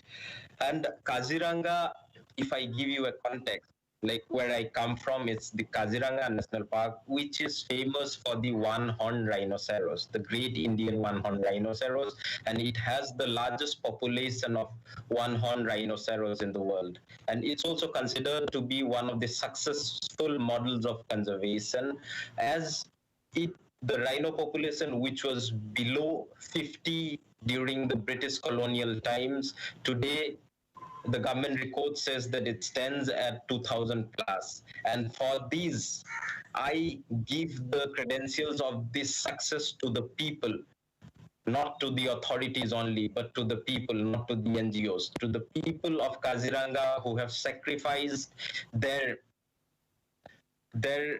lives, who have sacrificed their resources, who has taken the pain to take care of the wild flora and fauna of Kaziranga. And this region where I come from is also a World Heritage Site recognized by the UNESCO, the United Nations, and also a global hotspot by the IUCN. It terms it as a global hotspot of biodiversity. So it is one of the reasons which is really the large existing spaces of very rich biodiversity. And that, I again repeat, that is as a result of the people here, the lifestyle that they have here, the belief system that they have here, the material relationship with the forest and the natural flora and fauna here. But in today's time, all of that stands in danger because there is a flawed idea. There is a newer idea of exploitation that's coming up, and it's been coined and it's been greenwashed and whitewashed and sold to the world in the name of 30% for nature, and also saying that there should be a market-based solution. And if I'm not mistaken, that's the sole idea on which IUCN is organizing this Congress in Marseille. and it is in Marseille. And I would say that I have gone through the list of people who are attending or who are the speakers there. There's not a single person, I would say, who could, in actual terms, represent the pain and grief of people who are going to lose out. There are bankers, there are large bureaucrats, there are many NGO people like WWF and many other people who, I would say, like if I give a concrete example, I have seen their logos all over the place in different parts of India and also in my place where I come from. And since I'm talking on militarization of conservation, I must tell you that how militarization cripples the day-to-day life of communities residing in this forested or in this naturally rich areas. And on a day-to-day level, how the policies are shifting towards a more concentrated power base and towards a more stringent militarized form of conservation, which in the larger terms of forest conservation is one aspect is where more and more militarization takes place. And if I am not wrong, militarization has been carried out in a massive manner in Africa, and in India, Kaziranga is the primary example. So in 2010, the Assam government, amended the criminal procedure code of the state and gave the wildlife authorities power to use arms with immunity. So they told the forest rangers and the guards that you can use your arms with immunity. You will not be questioned for using your arms. And that is, I won't say indirectly, in a direct way, giving the right or giving the power to shoot at sight.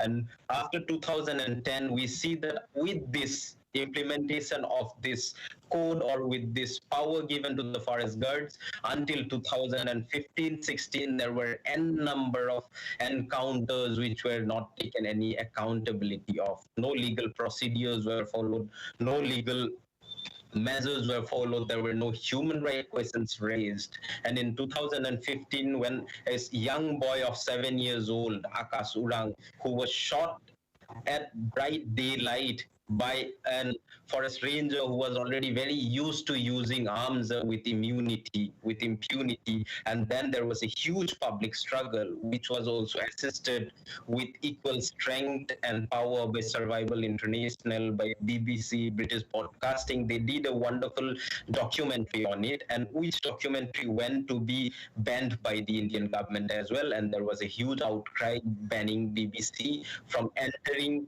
any spaces in India. But what had happened to people like us who actually fought the struggle? I mean, it is attacking at every front. Like, people like us were sent to jail for raising questions. We were incarcerated. There were false cases, and that's how the militarization moves. And what are the causes? What are the casualties of this militarization? If I talk about Kaziranga, definitely it amplifies to all the other militarized zones in this world, be it in Nepal, be it in Myanmar, be it in Africa. So what it does is, first and foremost, it takes away the human rights of the communities residing around national parks. Human rights are supposed to be inviolate rights. In the Indian Constitution, they are enshrined as the fundamental rights, and which should not be violated at any cost. But the very basic right to live is taken away from the people, because now with militarization you have people patrolling, armed guards patrolling those areas. There are curfews put that you cannot move out of your house after 6. There are certain regulations put that you cannot do this. You cannot go and collect the basic food material that you are supposed, that's a major part of your food basket, from the forest that you belong to, which you have nurtured for hundreds of years. I mean, you are just driven completely away from it. All your rights are taken away. Not only of humans, they have also gone to the level of not allowing your livestock to go and graze in these areas. And laws, and it's not only, they're not stopping only at that. There are also incidences of where they are shooting even the livestock of people. They're shooting. So it's completely breaking down communities, and as a result of which, what has happened is, like, hundreds of youth has to migrate from there, as in the fear of getting falsely incarcerated, in the fear of getting falsely framed, in the fear of completely getting economically destroyed. I mean, these are the effects. But on the other end, what are they guaranteeing? They're guaranteeing a beautiful, pristine space for tourism to flourish, for the great Indian one-horned rhino or the great Bengal tiger to flourish. I mean, all these tigers and rhinos are alive because communities residing in forests are benevolent enough to feed them, sacrifice their livestock for the tigers, sacrifice their crops for the animals, and that's the reason why the forest is thriving. And on the other hand, the way they see that if they move people away from the forest, if they move people away from the forest will thrive. That's a wrong notion. It's not like that. Definitely, if they move away big industries like mining, like big hotel industries from the forest, I'm sure the forest will thrive. But this Congress, the whole idea is to facilitate big tourism, big mining, because they are talking about nature-based solutions. And in the part that I come from, there are already MOUs being signed of forest and mountains being given away for palm oil cultivation. That's not part of the forest that we belong to. It's an alien species. It's a colonial species. It's completely going to annihilate the people here and the forest and biodiversity here. But the Congress is not worried about that. They are worried about making more green and giving compensatory measures like compensatory afforestation, nature-based solution, 30% for nature. That's their target. And that comes at a heavy cost of people, of communities who are weak and vulnerable, who are marginalized. And that's why I send my strong opposition to this Congress. And also in terms of representation, I mean, of the names that I have seen Barbara Pompey and also many nature-based organizations. And I would say, like, Barbara Pompey is a French bureaucrat. She had visited Kaziranga some time back. I would have accepted minimum dignity and knowledge of a bureaucrat to know like what is happening in an area and to call for a meeting. She came here, she wanted indigenous people to dance in front of her in their traditional attires, and that's something we are against. If she has to share our culture, it has to be a holistic culture. She should have come here to talk, because it's not in the darkness. People should know, they should have their basic minimum research while going as a delegate to a place. And if they lack the moral responsibility to even have that minimum responsibility, how can we have faith in these people to devise a strategy which would give justice to us? We have seen WWF, like there are hundreds of human rights violation cases that has happened in Kaziranga, but have they ever come and spoken out against this, against the human rights violations? No, never. They have always hidden as an opaque and an entity which is always facilitating this process, because they've never come and stood for the human rights of people. And this is what we condemn. And that's why we don't believe in this Congress, because it doesn't speak or it doesn't portray the emotions and the needs and the political will of the communities and the people who actually are the wardens and who actually needs to be the voice of devising a policy that can change the world. This capitalist model that they're trying to commodify and sell everything, privatize everything, this is flawed, and we strongly condemn and oppose this. And with this, I conclude, because the time is very less, and definitely in the question and answer session, hopefully if there are questions, we will be able to answer it. And with this, I thank you again. And in Club Jindabad from India, there's a huge farmer struggle going on in India, where lakhs of people have been demanding for corporate-based farm laws to be repealed. And I ask you all to give a voice for that as well, so that we can make the world hear that how farm, forest, and land, how they are related. It needs to be looked at as one single entity, not by destroying it. Thank you. Thank you, Pranab.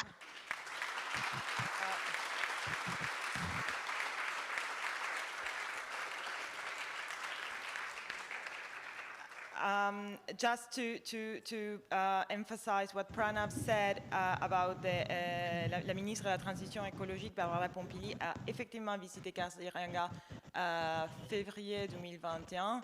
She actually has visited in February 2020 the the site, and she has contacted her collaborators, so she basically already knew about this issue, and she decided to go and visit Kaziranga. And in addition, we also have the support by the French government, because starting from 2012, France is directly contributing through the French Development Agency, AFD, to the financement of the equipment and the reinforcement of the capacity of the forest guards, who are responsible of all the terrible things that you have just heard about. So in addition to everything that has been said, these are the types of the conservation models that we are basically supporting with our taxes as well. And now we will be having another very strong example. We are running very late, so hopefully my colleagues are already talking to all the speakers in order to shorten their presentations. So we have another example that I find extremely interesting. This is an example that has been presented by the European Commission. So every time that we are complaining that the human rights are being violated, they're talking to us about the Ibaranga. And we have this case of the Congolese activist. He is from the Democratic Republic of Congo, Delcasse Lukumbu. Delcasse, are you here? Hopefully the connection will work, but otherwise we will give the floor to the next speaker, and then when he will be back, we will give him the floor.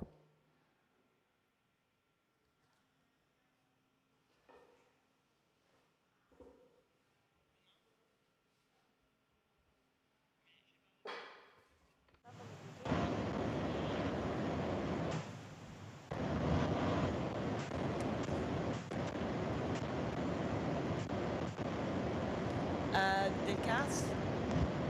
Delcasse, tu es là? Delcasse, are you here? Yes, of course I'm here. Great. Hello. Hello. Hello, everyone. Yes, we can hear you. And we will be able to see your presentation. I think you have a presentation, right?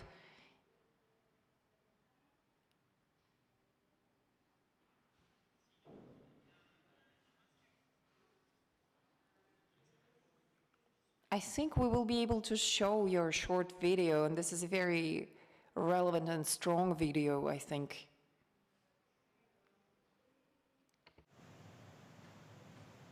Delcasse, tu es toujours là? Are you still here, Delcasse? Yes, of course, I'm here. We do not see you on camera, this is why we don't know. Could you possibly introduce yourself really quickly, and then we will watch your video, and then you will be able to proceed with your presentation. All right, thank you so much. I'm really happy to have been invited here.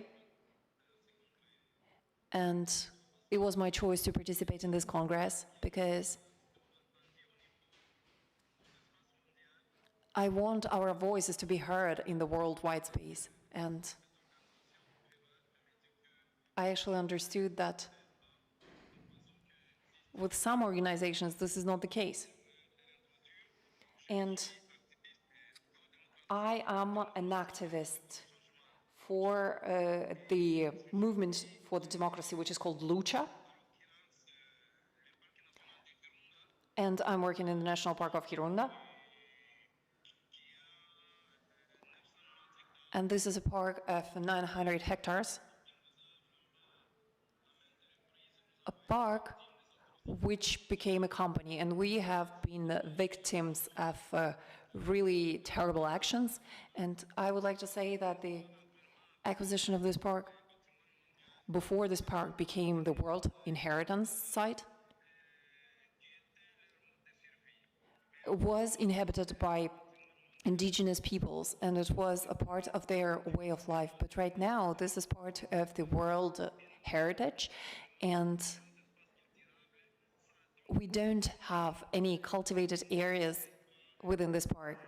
So there's absolutely no hope for the indigenous peoples, and there's no way for them to be defended. So everyone has to think about this question. Everyone who is managing this park has to think about it, because when we're coming with an opposite idea, you will definitely become a victim of all the human rights violations. And I have spent more than 4 months in prison because I have asked a participative possibility in this protected area. And I would like to underline the fact that people who are living around this park also are completely divided, because the management of this park has to access to all the different activities, and this is done through a military way, and this is dividing a lot the community, because there's a community who are cultivating the lands and another community who no longer does this. So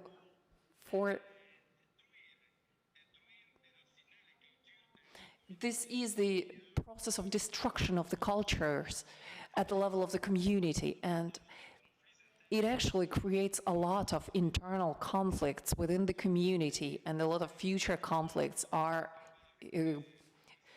in the process of being created here as well. So we would like to have this participative approach here, but we are the target here. I would like to say that we cannot really spend a quiet night at home, and you will see the pictures here. We have the technical side here that is also being involved. I'm sorry, we will be showing your video. So if you would like, we will show your video right now, and then you will be able to go on with your presentation so that everyone will understand what you're talking about.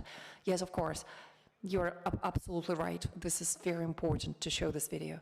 So we will watch the video right now.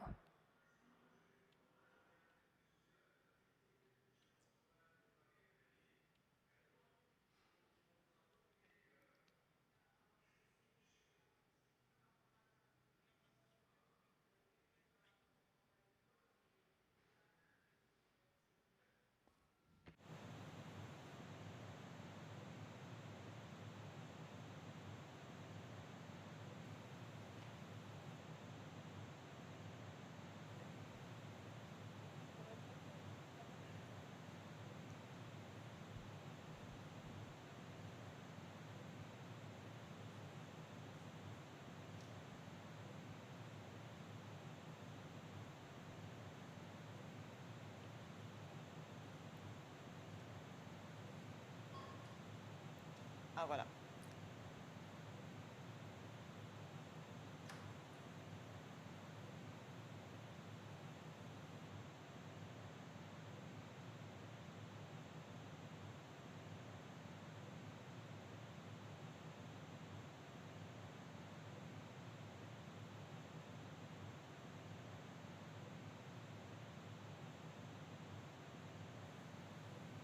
Delcasse is... Delcasse, can you please explain us what we are seeing in this video? Yes, thank you. Here we are in Nonkiv. This is the land of Nochu. And this is at the level of Mlima in the region of Nochu. And the representatives of La Lucha have asked the government to make the population participate in all the actions in order to have this conservation which will be non-militarized. And the militaries have come, and approximately 30 people have spent one full day arrested later on after having had this fight. So just to tell you that we have also believed that there should be a director of the park, and I would like even to tell you this is Emmanuel de Mer d'Avoire. And every time when there is a group of people who would like to participate somehow, the army is coming and the police is coming. And here you can see the people have been really... There was a fight basically, and there was a mother who had nothing to feed her family, and she went into the street to ask to open the fields, and the army came and they have kicked her. So you can see the body here. This is the president of the union, and he was burned in the camp. Why? Because he also wanted to participate in this process. The lady that you can see here, the two ladies, these are the young ladies who are also fighting, and they have been injured because they have asked to participate in the conservation project. And there was one young boy who was shot in his head because he was doing this specific manifestation, because he wanted to participate in a consensus, but unfortunately the army or the justice or anyone is basically giving any rights to the population who have no right to being defended. And also, there's a lot of people in this similar situation. So first of all, you can see here the representatives of our organization La Lucha, who would like to participate in this project. This is our main wish, because we are completely in agreement with the fact that these territories should be conserved. However, we have to respect all the agreements that have been signed when we were creating these protected areas, because the neighboring population have no schools, have no roads, and the military stuff is coming here and they're intervening. So while we are doing this specific manifestation, a lot of people were coming also. The guards were coming, and the guards basically tortured some of these people for 2 weeks. And for us, it's really difficult in this situation. We are implementing our forces, and we are trying to free these people and to put the people who are tortured into the good care in the hospitals, but it's very difficult for us. We are trying to go in justice and to organize the trials, but this is also very difficult because the justice is basically based on the elements that are proposed by the government and the police. And this is something that has started from the February of 2020. We have had these multiple cases of violence by the ecological guardians. And we are saying that the indigenous peoples on these lands, they cannot accept this situation. And this is how we have stopped basically all of these activities, because some of the people have been arrested, some are in prison, some others are still here. And I believe that all these manifestations that we are organizing at the level of Kipchumba, not far from the city of Goma, we have stopped it because the population is always being subject to violence. For all the manifestations that we are organized at the level of the villages, like in Arakuma and Avityonge, the most important thing is that we have an important services that must be implemented, and it's basically all put together by the ministry.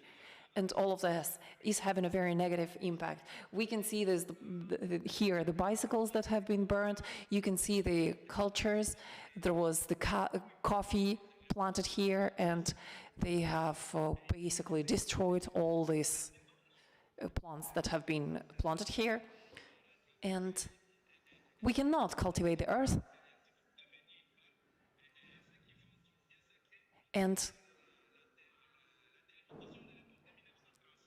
starting from 1935, the delimitation is still here, but back then the democracy was not the same as we have here.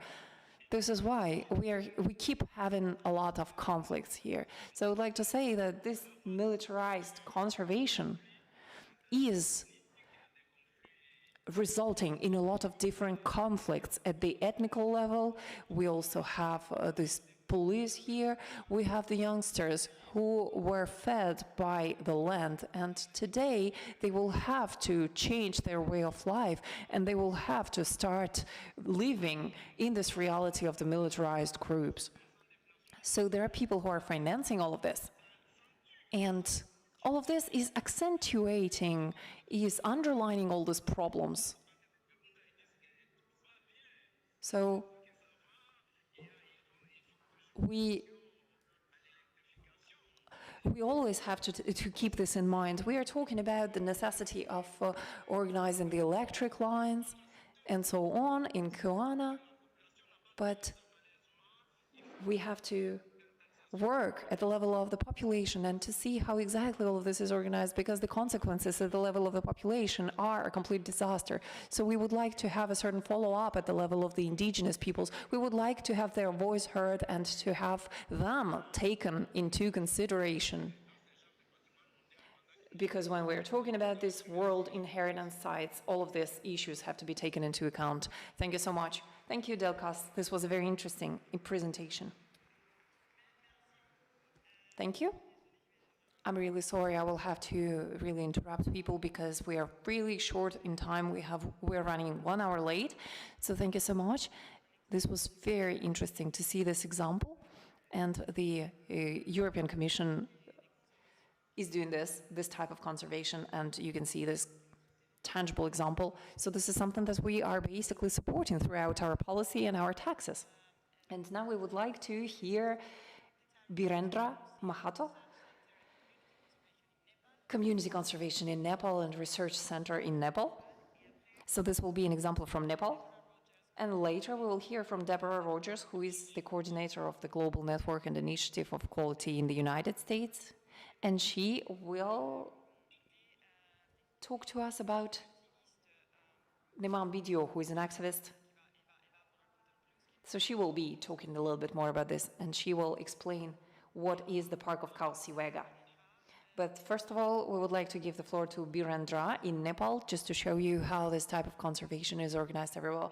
So we have heard from the Democratic Republic of Congo, we have heard from Kenya, and now we will be talking about Nepal. Birendra? Can you hear me? Hello. Can you hear me? Can you hear me? No. Désolé, on a des soucis de connexion. Sorry, we still have some connection problems.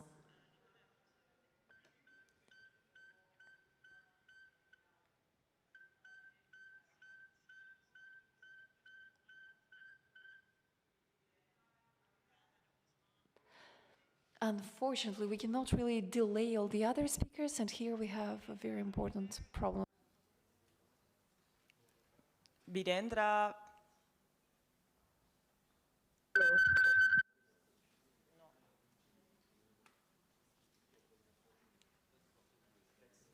Oui, on passe à, yes, okay.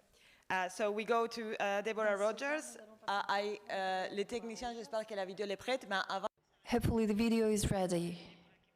So Deborah will be the first to take the floor. Deborah Rogers, Initiative for Equality in the United States. Deborah, are you here? J'imagine qu'elle est là, non? I believe that she's here. Can you hear me now? Yes, we can hear you. Yeah. Hello. Yes. Okay, great. Okay, hello everyone. I'm really happy to be here, at least virtually.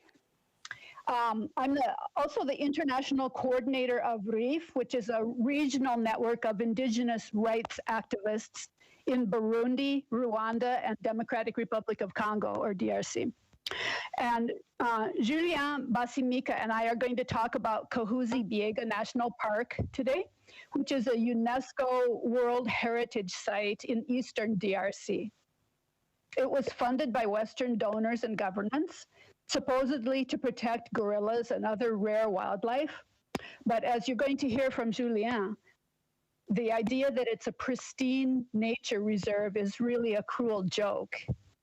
After 1975, when about 6,000 indigenous Batwa people were expelled from their lands at Kahuzi-Biega and given no compensation and no alternative lands, the so-called protected area was overrun by exploitation. There are extensive human settlements there, armed militias, mine sites, charcoal operations, and other types of development. It's also really a conflict zone where militias fight each other and they fight with the National Army.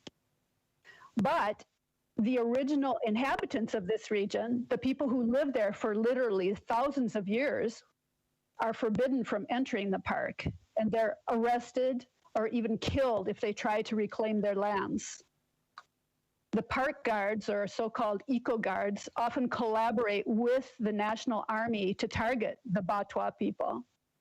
We've documented numerous killings of individuals in and around the park, as well as attacks on Batwa villages using military assault rifles, mortars, and burning of entire villages, including just 6 weeks ago, on July 23rd, there were at least 3 villages that were attacked in this way. To just give you one sentence of better news, the partners in our network just won a major court case on July 30th, in which they were able to free a number of Batwa people who had been sentenced to 15 years in prison for moving back onto their lands. But let's go now to Julien Basimika, who comes from one of the expelled families at Kahuzi-Biega, and he will explain the situation from his perspective. Okay, thank you. Deborah, just one question before we pass to Julien. Sure. Do you know, I think you didn't specify, who is funding Kahuzi-Biega? It's a number of different Western donors, including particular the German government and the US government. Thank you. But there are many. Yeah, okay, we can pass to Julien video.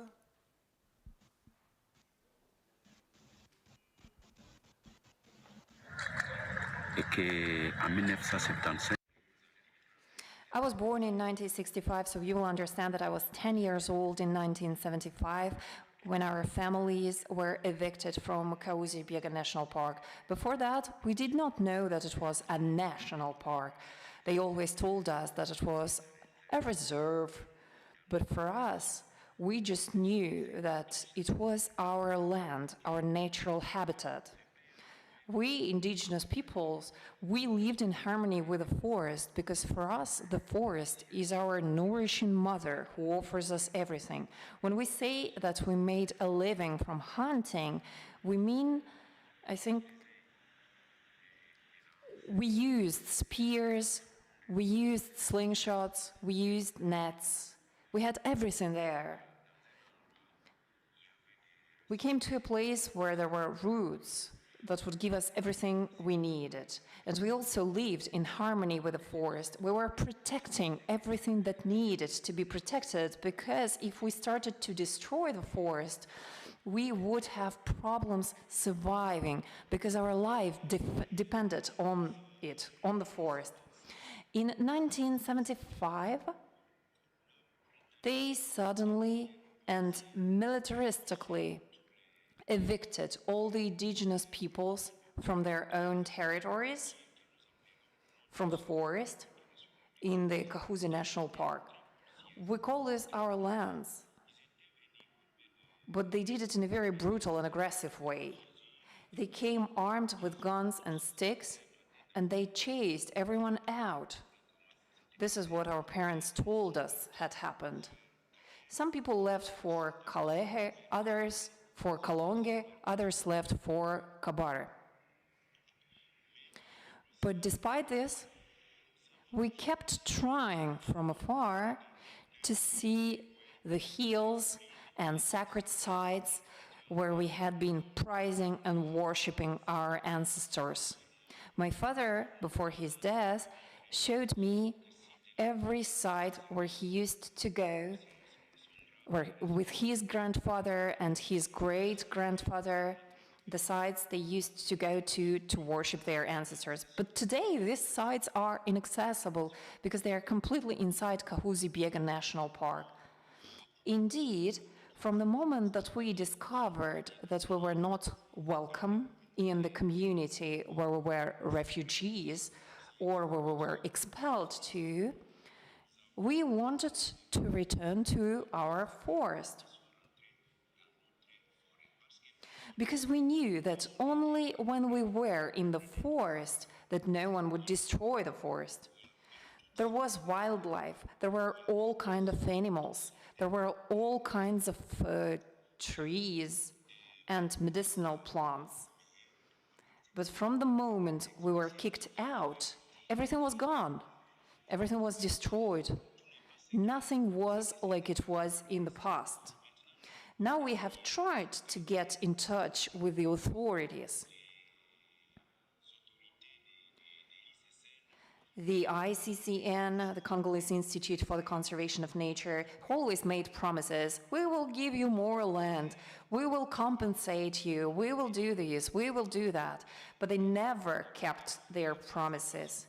Their actual conservation, it's a militarized conservation, one of intimidation, by arrest, of arrest.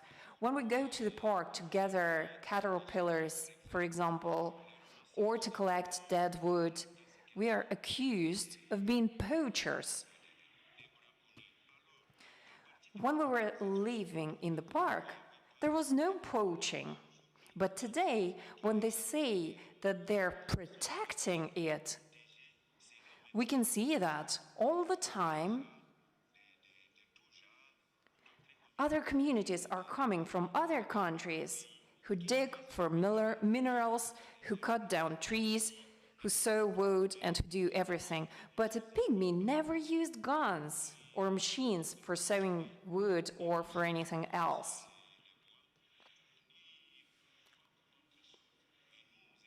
And we have always limited ourselves to collecting dead wood for cooking our food. But today, you'll see that the park is invaded by armed men who are digging for minerals, chopping down trees, and cutting the plants, which was not the case with the pygmies. If you look at a pygmy dwelling today, it is rare that you will meet a pygmy who has a wooden house. We live in huts because we're used to it. But for now, they are arresting anyone who tries to claim that our legitimate rights should be restored, the land rights of the indigenous peoples. There are also the arrests of Kasula, an indigenous chief from Miyange village, who was arrested for simply demanding that they be allowed to return to the park because they always made unachievable promises. He's the one who is now starting to mobilize his family to return to the national park because his community has no land. Land is identity. Land is identity. And since land is identity, we are opposed to living amongst those who do not properly accept us. And so that's why Kasula decided to go back to claim their land rights. Today, there are always soldiers in the park who are digging and chopping down trees and sowing.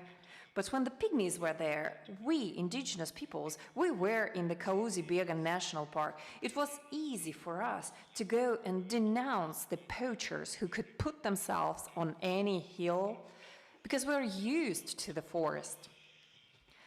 There are the eco guards today who don't know the forest, although they tell themselves that they are in control of the park.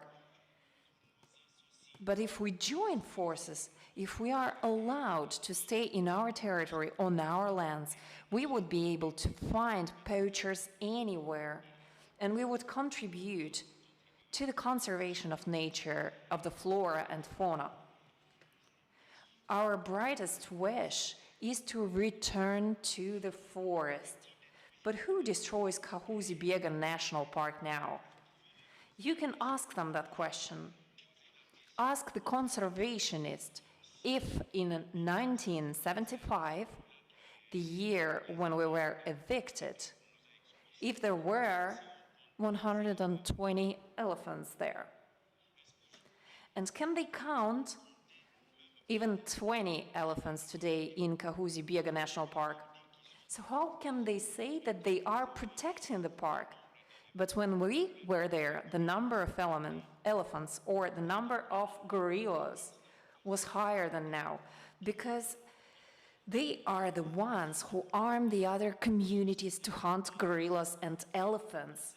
This is why if we go back, they are afraid that if we go back into the forest, we will unearth all the places where they are doing their mafia activities. That's it. We want to go back in the forest to protect it and protect what remains of the flora and fauna. Thank you very much. Merci Julien. Même Thank you, Julien. Les conditions,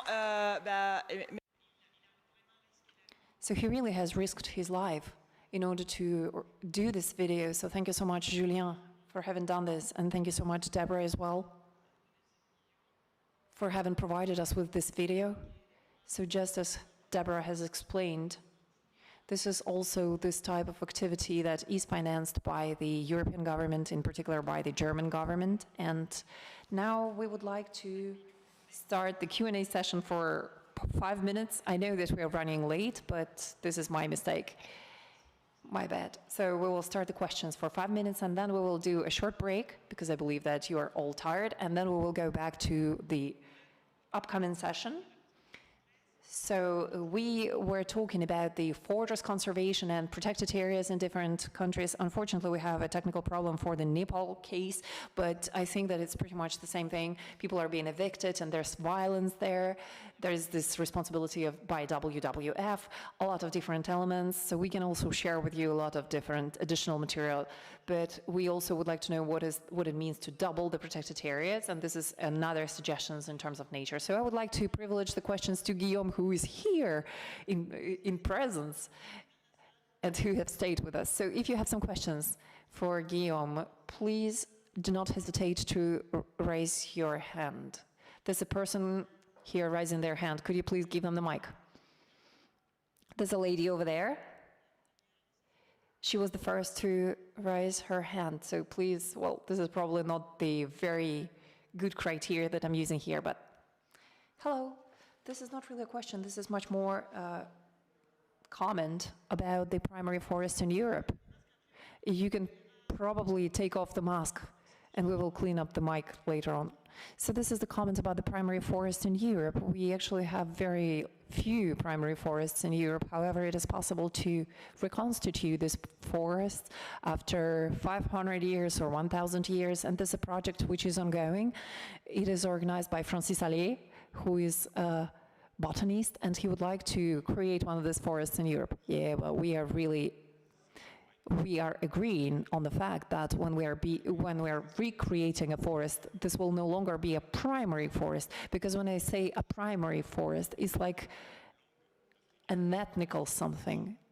This is a word that does not exist in the African languages. It was an invention, and pretty much little by little it started getting appropriated. But in order to question ourselves, we can basically say that this will be the same thing as to re-render wild. So like for the park, we will say that a certain species came back naturally. We actually took the species from another place and put it into this park. So we cannot say that this animal returned naturally.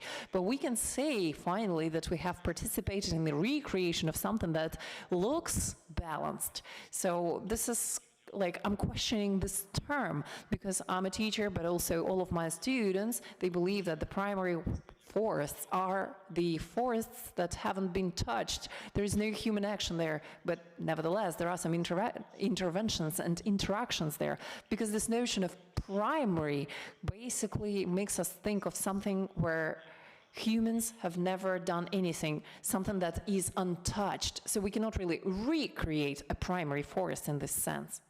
Right, but this is a project which is a very long-term project. This is why the primary character will basically come back.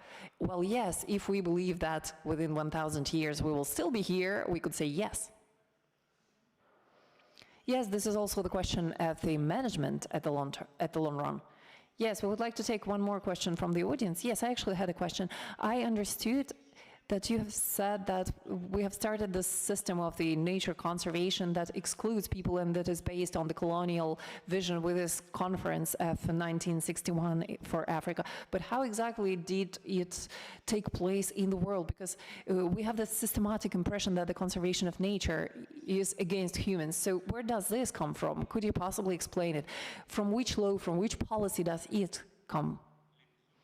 Well, we were talking about the conservation, but it actually depends on the term, how we define this term. But the very first conservationist laws were applied in the tropical islands like Maurice, St. Helena, and so on in 18th century. So the colonialists were, well, these were not really colonialists, these were just explorers and travelers.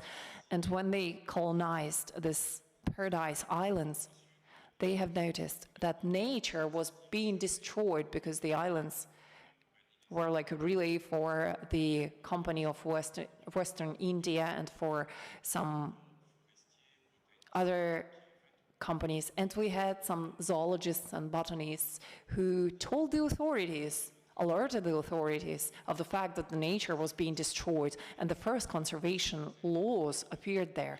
And then the creation of reserves and parks started. And so first of all, we started with these islands, and later on in the United States, with the preservation of the national parks, we had exactly the same approach. The very first national park that was created in Yellowstone in 1972 was inhabited, but there was not a lot of inhabitants. But there was the same logic of criminalization and eviction. And then in Africa, they have basically developed this hunting reserves, the true hunting reserves, with this social marking, imposing this ability to dominate nature by humans. So we were imposing this domination, and this is the aristocratic European model of the hunting reserves. But the institution of the reserves that we have today is at the end of the 19th century, pretty much, probably in the United States, and the United States was also a colony at the very beginning, and later it went also into Africa, and then in the 30s, these were the hunters who created these reserves. And they were the people who participated in big hunts in their youth, and later on they wanted for these hunting reserves to become the national parks. So this is something about the origin of all of this, a short presentation. Yes, and then we will also have questions coming from people online.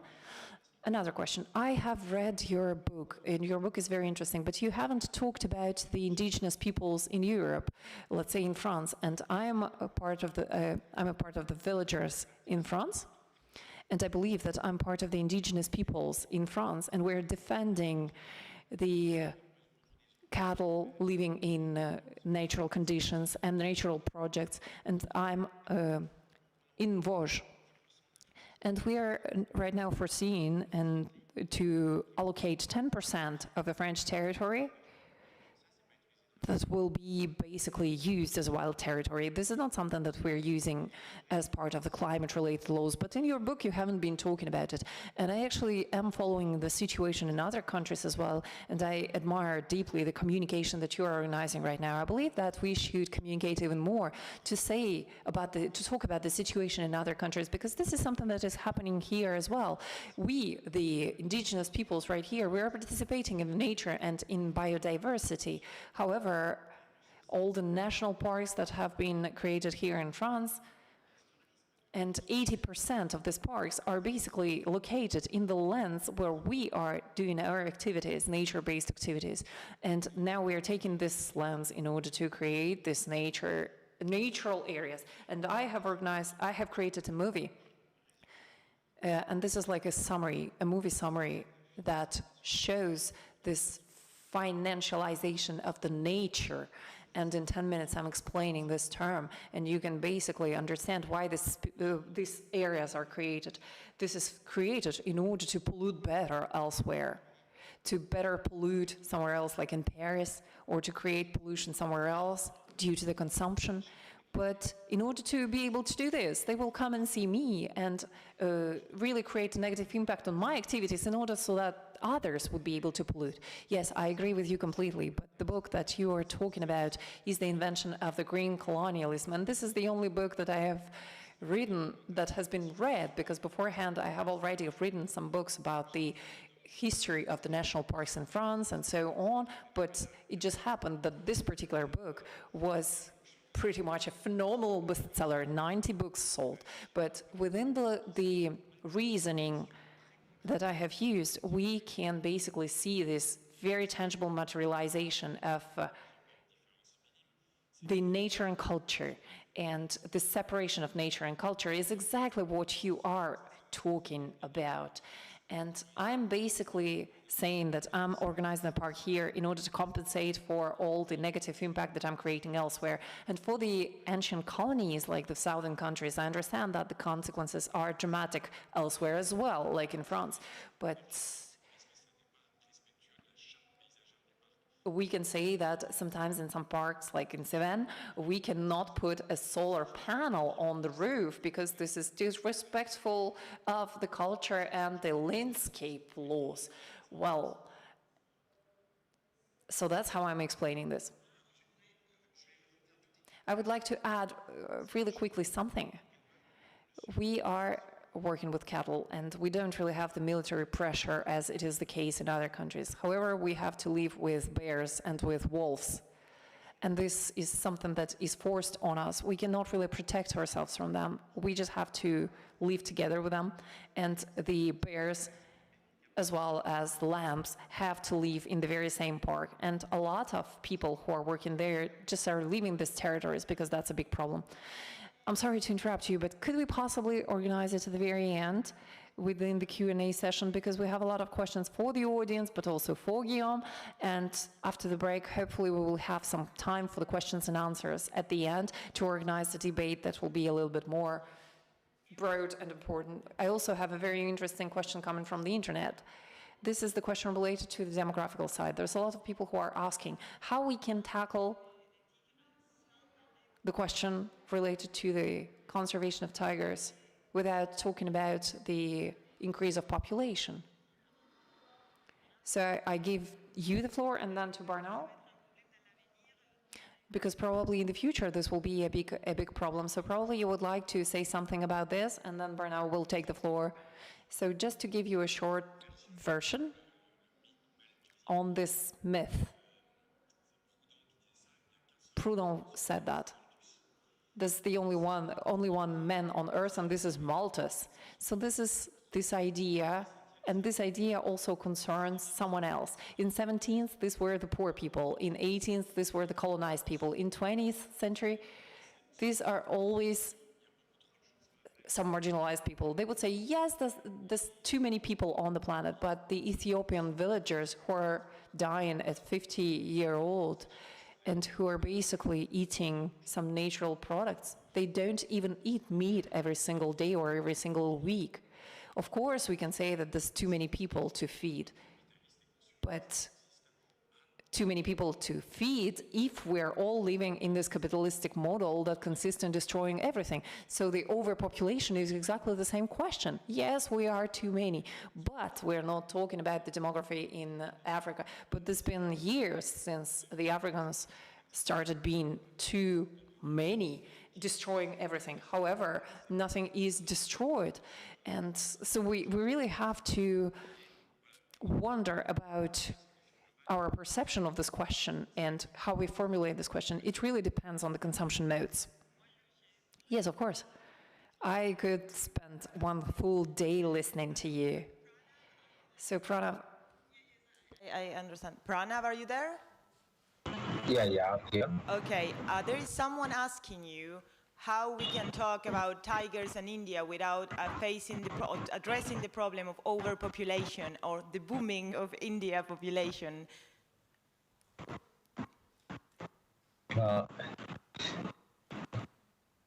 Tigers, if we go by the government records, like India has 60% of the global tiger population, and it's increasing at a fast rate. And the major threat, I don't think, comes from the population. It comes from industries which are mining, which are like roads constructed, like infrastructural industry or mining and different industries, which are the major problems. And if we look at places where the tigers are in threat, are not because, again I repeat, it's not because of the human population, because the communities, the rural, local indigenous communities in India somehow assist because of their existential ways or lifestyle. They assist in the survival and existence of tigers. Because I have said in my presentation that in Kaziranga, if I take an example of Kaziranga, annually a cattle herder, it's not the same story as ranchers or other farmers who guard their livestock with guns. The context in India is very different. It's not like the wolves were cleared of France or different European countries, or bears were killed out because one of their lambs was eaten by a wolf. In India, the context is very different.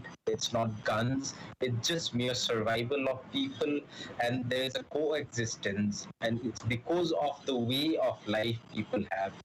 And it's also, and beyond it, it's also understanding of people, which most of the indigenous communities have, which is very materialistic. It's like it doesn't come from a purely metaphysical understanding, but also a materialistic understanding of the need of food for a tiger. So we say if one buffalo is for the tiger, that means like, yeah, definitely the tiger has to eat and survive.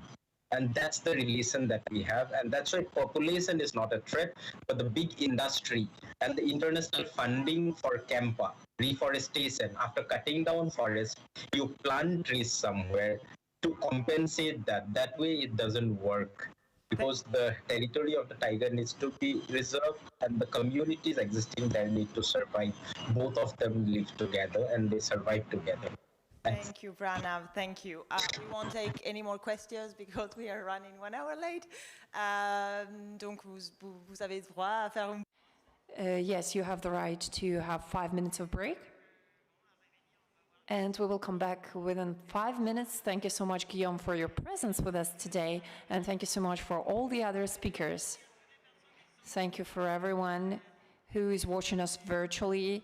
Everyone who is connected from India, from Asia, from Africa, from the United States. Thank you so much to all of you.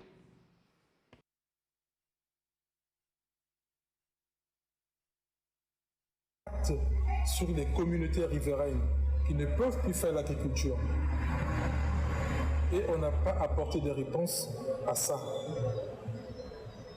On n'a pas apporté des réponses à cette situation où les communautés ne peuvent plus planter du manioc, ils ne peuvent plus faire de l'agriculture de subsistance parce que systématiquement les cultures sont détruites par la faune, par les éléphants ou par d'autres animaux.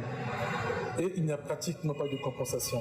Lorsqu'il y a compensation, c'est largement en dessous de la valeur des cultures qui ont été détruites. Et c'est les principaux problèmes qui se posent avec la conservation. Mais l'autre problème aussi, c'est les populations autochtones qui elles, n'ont pas pu s'intégrer dans la modernité, n'ont pas pu s'intégrer dans le fonctionnement moderne de l'État, qui ont été oubliés par l'État, il faut dire, et qui donc continuent à dépendre étroitement et profondément des ressources naturelles. Pour celles-là, lorsqu'on met des restrictions sur l'accès aux forêts, c'est comme si on leur a pris tout ce qu'ils avaient.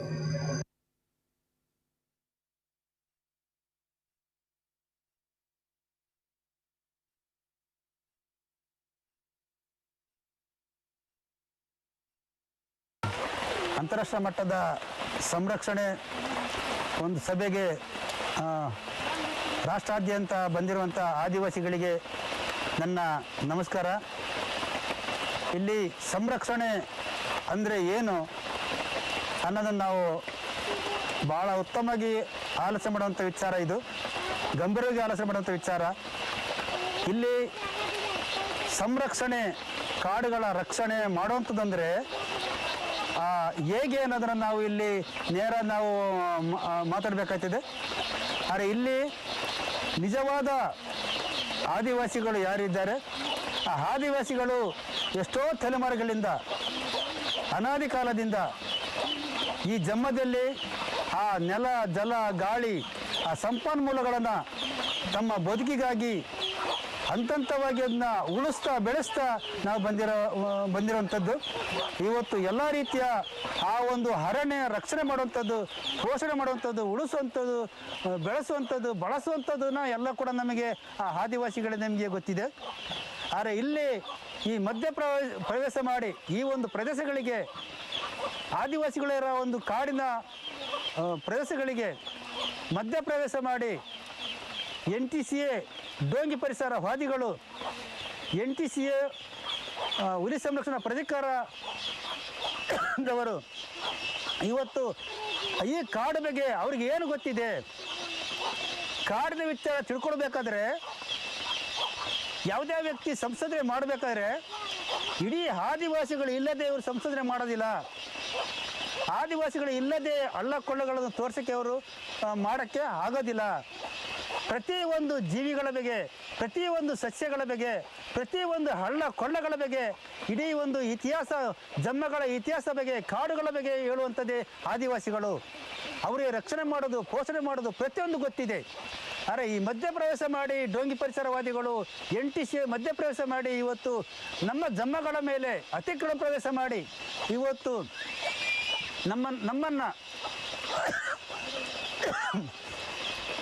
ನಮ್ಮ ಜನ್ಮಗಳ ಮೇಲೆ ಕೈ ಹಾಕಿ ಆಡಿಸುವಂಥ ಕೆಲಸ, ಇವರಿಗೆ ಅಧಿಕಾರ ಏನಿದೆ, ಇವರಿಗೆ power ಏನಿದೆ, ಇದು ನಮ್ಮ ಸತ್ತು ಜಮ್ಮ, ಇದು ನಮ್ಮ ಉಳಿಸೇ ಗೊತ್ತಿಂದ ಬೆಳೆಸೇ ಗೊತ್ತು ಅನ್ನೋದು ಕೂಡ ನೇರ ನಾನು ಹೇಳ್ತಾ ಇದ್ದೇನೆ. ಆದರೆ ಸಂಶೋಧನೆಗೆ ಬಂದಂಥ ಈ ಹಿಂದೆ ಸಂಶೋಧನೆ ಬಂದಂಥ ಉಲ್ಲಾಸಕಾರಂತೂ ತಂಡವೇ ಒಂದು ಇಲ್ಲಿ ಬಂದಿತ್ತು ನಾಗರಹೊಳೆ ಅರಣ್ಯ ಪ್ರದೇಶದಲ್ಲಿ. ಆ ಸಂದರ್ಭದಲ್ಲಿ ಸಂಶೋಧನೆ ಮಾಡೋ ಸಂದರ್ಭದಲ್ಲೇ ಹುಲಿಗಳನ್ನು ಕೂಡ ಇವರು ಕೊಲೆ ಮಾಡಿದ್ದಾರೆ. ಅದು ಹುಲಿ ಅನ್ನೋದು ಯಾರು, ಯಾವುದದು, ಯಾವ ಪ್ರಾಣಿ ಅದು, ನಮ್ಮ ಆರಾಧನೆ ಮಾಡುವಂಥ ಅದು ದೇವರು. ನಮಗೆ ಇವತ್ತು ಅದನ್ನು ದೇವತೆಂತ ಆರಾಧನೆ ಮಾಡ್ತೀವಿ ನಾವು, ಅಂಥದ್ದನ್ನು ಬಲಿ ತಗೊಂಡಿದ್ದಾರೆ. ಇದು ಸಂರಕ್ಷಣೆನಾ? ಇದು ಮಾಡಿ ಇದೇ ಅರಣ್ಯ ಪ್ರದೇಶ ಒಳಗೆ ಟ್ರಂಚ್ಗಳು ಹೊಡೆದು ಕೋಟ್ಯಾನುಜೀವಿ ರಾಶಿಗಳನ್ನು, ಸಸ್ಯ ರಾಶಿಗಳನ್ನು ಸರ್ವನಾಶ ಮಾಡಿದ್ದಾರೆ. ಇದು ಸಂರಕ್ಷಣೆನಾ ಅನ್ನೋ ಪ್ರಶ್ನೆ ಮಾಡ್ತಾ ಇದ್ದೀನಿ ಅವರಿಗೆ. ಈ ಒಂದು ಆ ಒಂದು ಟ್ರಂಚ್ ಒಳಗೆ ಆನೆ ಆ ಟ್ರಂಚ್ ಒಳಗೆ ಬಿದ್ದು ಸತ್ತೋಗಿದೆ. ಇದು ಸಂರಕ್ಷಣೆನಾ? ಇನ್ನೊಂದು ರೈಲ್ವೆ ಕಂಬಿ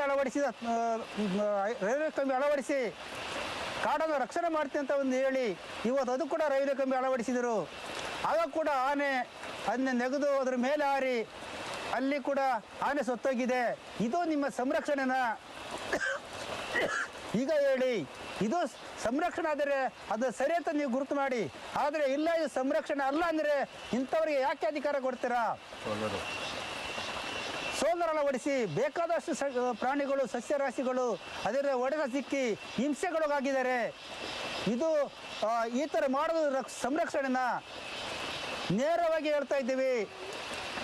ಇದನ್ನು ನೇರವಾಗಿ ಏನು ಹೇಳ್ತಾ ಇದ್ದೀವಿ ಅಂದರೆ, ಇದು ಏನು ಹೇಳ್ತಾರಲ್ಲ, ಎತ್ತವರಿಗೆ ಗೊತ್ತು ಆ ನೋವು, ಎರೆದವರಿಗೆ ಏನು ಗೊತ್ತು ಆ ನೋವು ಅನ್ನೋ ಪ್ರಶ್ನೆ ಅವ್ರಿಗೆ ಮಾಡ್ತಾ ಇದ್ದೇವೆ. ಆದರೆ ಇಲ್ಲಿ ನಮ್ಮ ಜನ್ಮದಲ್ಲಿ ಏನು ಅನ್ಯಾಯ ಆಗ್ತಾ ಉಂಟು, ಏನು ನಷ್ಟ ಆಗ್ತಾ ಉಂಟು, ಏನು ಮೋಸ ಆಗ್ತಾ ಉಂಟು ಅನ್ನೋದು ಅದು ನಮಗೆ ನೋವು ಇದೆ. ಈ NGO ಸಂಸ್ಥೆಗಳು ಬಂದು ಸಂಶೋಧನೆ ಮಾಡಿ ಇವತ್ತು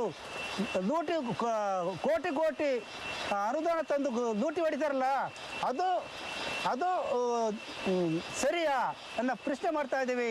ನಮ್ಮ ಜನ್ಮದಲ್ಲಿ ಈ ಥರ ಕೋಟಿ ಲೂಟಿ ಹೊಡೆಯುವಂಥ ಲೂಟಿಗಾರರನ್ನು ಇಲ್ಲಿಂದ ಓಡಿಸಬೇಕು, ಜಮ್ಮಗಳಿಗೆ ಕಾರಾಕದಿಗೆ ಮಾಡಬೇಕು. ಇದು ನಮ್ಮ ಗುರಿ.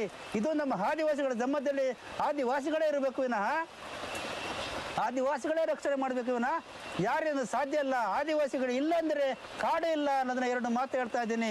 ಆದ್ದರಿಂದ ಕಾಡಿನ ಇದು ಒಡೆಯರು ನಾವು, ಕಾಡಿನ ರಾಜರು ನಾವು, ಇದನ್ನು ನೇರವಾಗಿ ನಾನು ಹೇಳ್ತಾ ಇದ್ದೀನಿ ಅನ್ನೋ ಮಾತನ್ನ ಹೇಳ್ತಾ ಇದ್ದೇನೆ.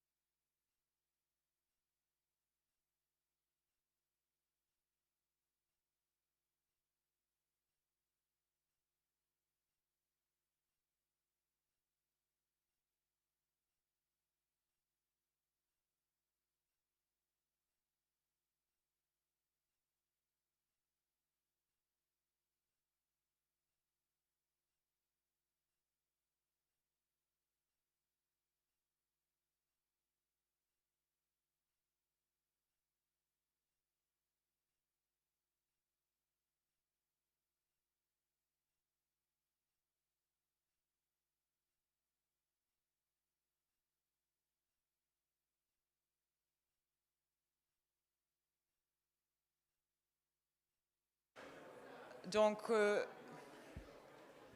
bah, pour les, si, bonjour, on va Hello, we're going to start again. If you could take a seat.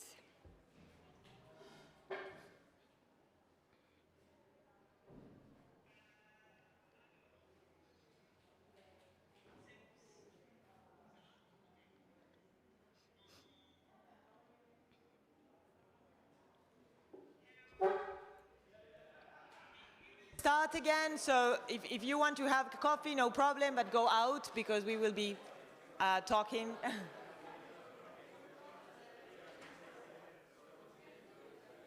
Okay.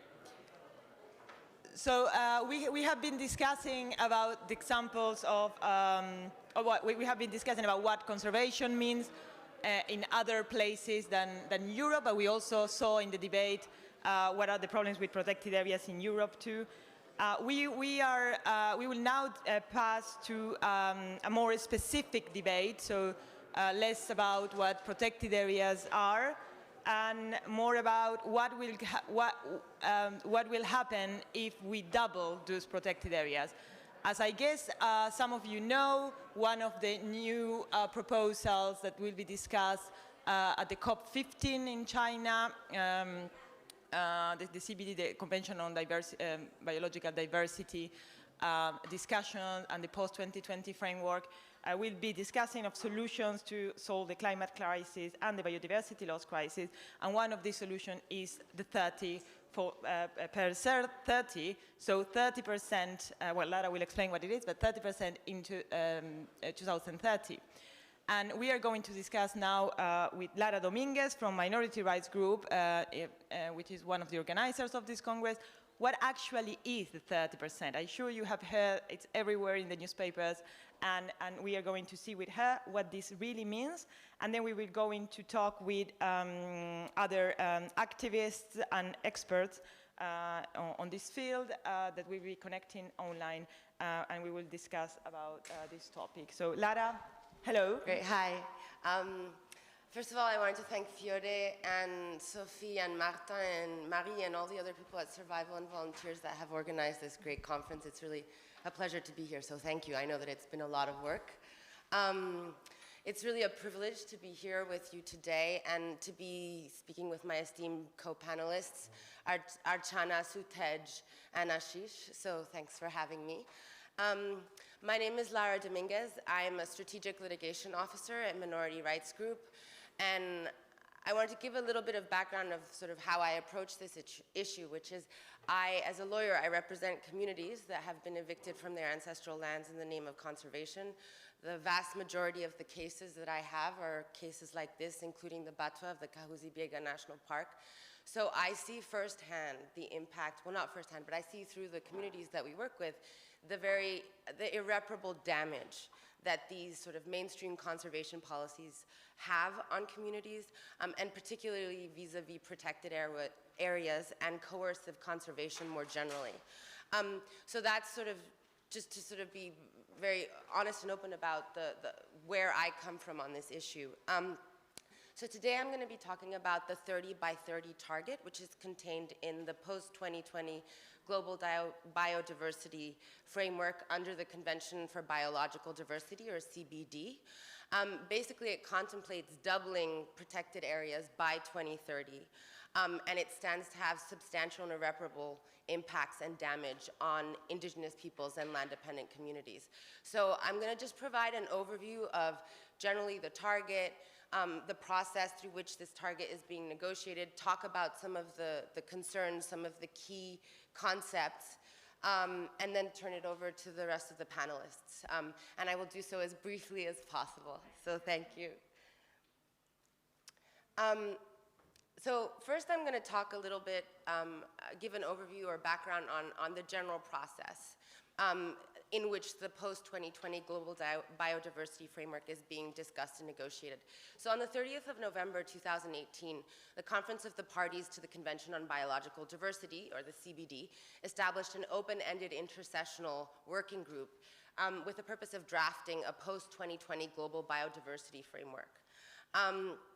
Under this framework, states party to the convention will undertake to achieve 21 action-oriented targets by 2030 as part of a broader vision for biodiversity in 2050. So there are 5 longer-term goals that need to be achieved by 2050, and in order to do this, there are certain targets that need to be achieved by 2030. And the 30 by 30 target is the third target that's being discussed as part of this framework. I'm quickly going to cover some key milestones in the process just so that you're aware. So in February 2020, the working group released a zero draft on the post-2020 Global Biodiversity Framework. And then in August 2020, they released an updated draft. Just recently in July, they released the first draft, confusingly called the first draft. And then at the moment, so between 23rd of August and 3rd of September, so until tomorrow this year, there's the third meeting of the open-ended intersessional working group where they're negotiating some of these targets. And the idea originally was that in October of this year, during a UN Biodiversity Conference, or the COP15, the parties would adopt this framework. It's actually going to take a little bit longer, in part because of COVID, but in part because it's a pretty fraught negotiation, and the parties can't seem to really agree. So at the moment, it's contemplating that it won't be until April, May of this year, when COP15, there'll be a part 2, and that's technically when the text will be adopted. So that's actually good news, because it means that there's time to start really pushing states to drop some of these targets, including the 30 by 30. So there's still time. It gives a little bit more time to really try and do some advocacy and some lobbying and some protesting, like tomorrow. So yeah. I'm going to just talk quickly or read out the text in the current draft. There have been different iterations, as I've said, but I think let's focus on what the current draft says. So in the current draft, Target 3 provides that by 2030, states parties will ensure that at least 30% globally of land areas and of sea areas, especially areas of particular importance for biodiversity and its contributions to people, are conserved through effectively and equitably managed, ecologically represented, and well-connected systems of protected areas and other effective area-based conservation measures, and integrated into the wider landscapes and seascapes. So, just so that you're aware, the zero draft, the very first draft of this actually contemplated that 10% of these 30% protected areas would be strictly protected areas. I think it's important to highlight that, because I think it points to the underlying intentions of a lot of the people who are drafting and pushing for this particular 30 by 30 target. So strictly protected areas are protected areas. The vast majority of protected areas in the world are strictly protected, and generally they restrict access to the land and to the resource base to humans. So that means that if you're an indigenous community or a land-dependent local community that's living on these lands, if it happens to be gazetted into a natural reserve or a protected area, and that's strictly protected, you are likely going to be evicted, and you will not be allowed back in to access resources, to feed yourself, to practice religion, as many of the previous panelists were describing. So that's just also for people to bear in mind. That's been generally the prevailing mode of conservation that's been in place, and why this target in particular, even though it's been softened, the language is of particular concern. I also just wanted to quickly talk about other effective area-based conservation measures, which is, just to quickly define it, because it's not a very clear term. So the definition that was adopted, I think, in 2018 is a geographically defined area other than a protected area, which is governed and managed in ways that achieve positive and sustained long-term outcomes for the in situ conservation of biodiversity, with associated ecosystem functions and services, and where applicable, cultural, spiritual, socioeconomic, and other locally relevant values. So the primary distinction between an OECM, which is what I'll refer to it from now on, and a protected area is that a protected area must have conservation as the primary objective of the management of the protected area or the land that's being conserved, whereas OCMs are defined by outcomes rather than objectives, although conservation has to be, you know, one of, I guess, the outcomes that's there. And by that I mean that theoretically, this OECM, you could have something that doesn't necessarily qualify as a protected area, but let's say there's an indigenous community that's safeguarding a river or a mountain because of its particular religious or sacred importance to the community. They're not doing it for conservation, but effectively the outcome is that the area is being conserved. So I think that kind of distinguishes the two. So in that sense, OECMs have the potential to include indigenous and community conserved areas that are under indigenous and community management, but that do not qualify as protected areas. Having said that, just because the target now includes OECMs does not mean that magically overnight there are going to be a ton of ICCAs, as they're known, and that somehow protected areas are going to be left behind. Quite the opposite is probably true, just based on existing trends. Protected areas and strict protected areas far outnumber OECMs, and there's some concerns about the lack of clarity of how you register an OECM, how you register a protected area. There are going to be a lot of, I think, requirements and technicalities that still haven't been fleshed out. So you have these targets, but we don't actually know what a lot of them mean and how they will be implemented in practice. So that's just something to bear in mind. So I quickly wanted to cover the origins of the 30 by 30 target. I think other panelists have talked about, this isn't the first time that there have been certain targets set about percentage of land and seas that need to be in protected status. So the most recent one before this was the Aichi Biodiversity Target 11, which was adopted in 2010. And it states that by 2020, at least 17% of terrestrial and land water areas and 10% of coastal marine areas, especially areas of particularly importance for biodiversity and ecosystem services, are conserved through effectively and equitably managed, ecologically representative and well-connected systems of protected areas and other effective area-based conservation measures and integrated into the wider landscapes and seascapes. And the reason why I'm calling out the specific text is to point out how similar this target is to the current 30 by 30 target. And in particular to point out that even though most states we're close to achieving this so-called target, there's been a huge proliferation of protected areas in the past couple of decades. In many states, biodiversity loss has reached unprecedented levels. So that's the first thing. So even though we are protecting more areas and we are trying to achieve these targets of 17%, it hasn't actually impacted biodiversity in a positive way, at least not by the evidence that's available today. So that's just something to point out. And the other thing is that even though it has this OECM in the language, most of the protected areas that are out there tend to be strict or coercive protected areas. So just to keep that in mind, that even if you have this language, it doesn't necessarily translate into a system that actually conserves the environment and that is actually rights abiding. So yeah, despite this, what's sort of, to me, a bit flabbergasting is that most conservationists are still pushing for this 30% target and even 50% by 2050, even though it's not clear that this policy works. So this leads to what the concerns are, and there are many, so I'm going to try and keep it relatively high level. But in the first instance, to me, it seems that the 30% target is driven more by politics than by the science.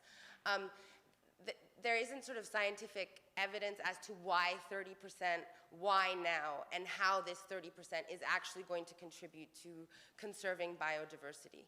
And that sort of relates to the last point that I was making on the last slide, that the 17% target doesn't seem to be working. So why will the 30% target work, and why will this 50 by 2050 work?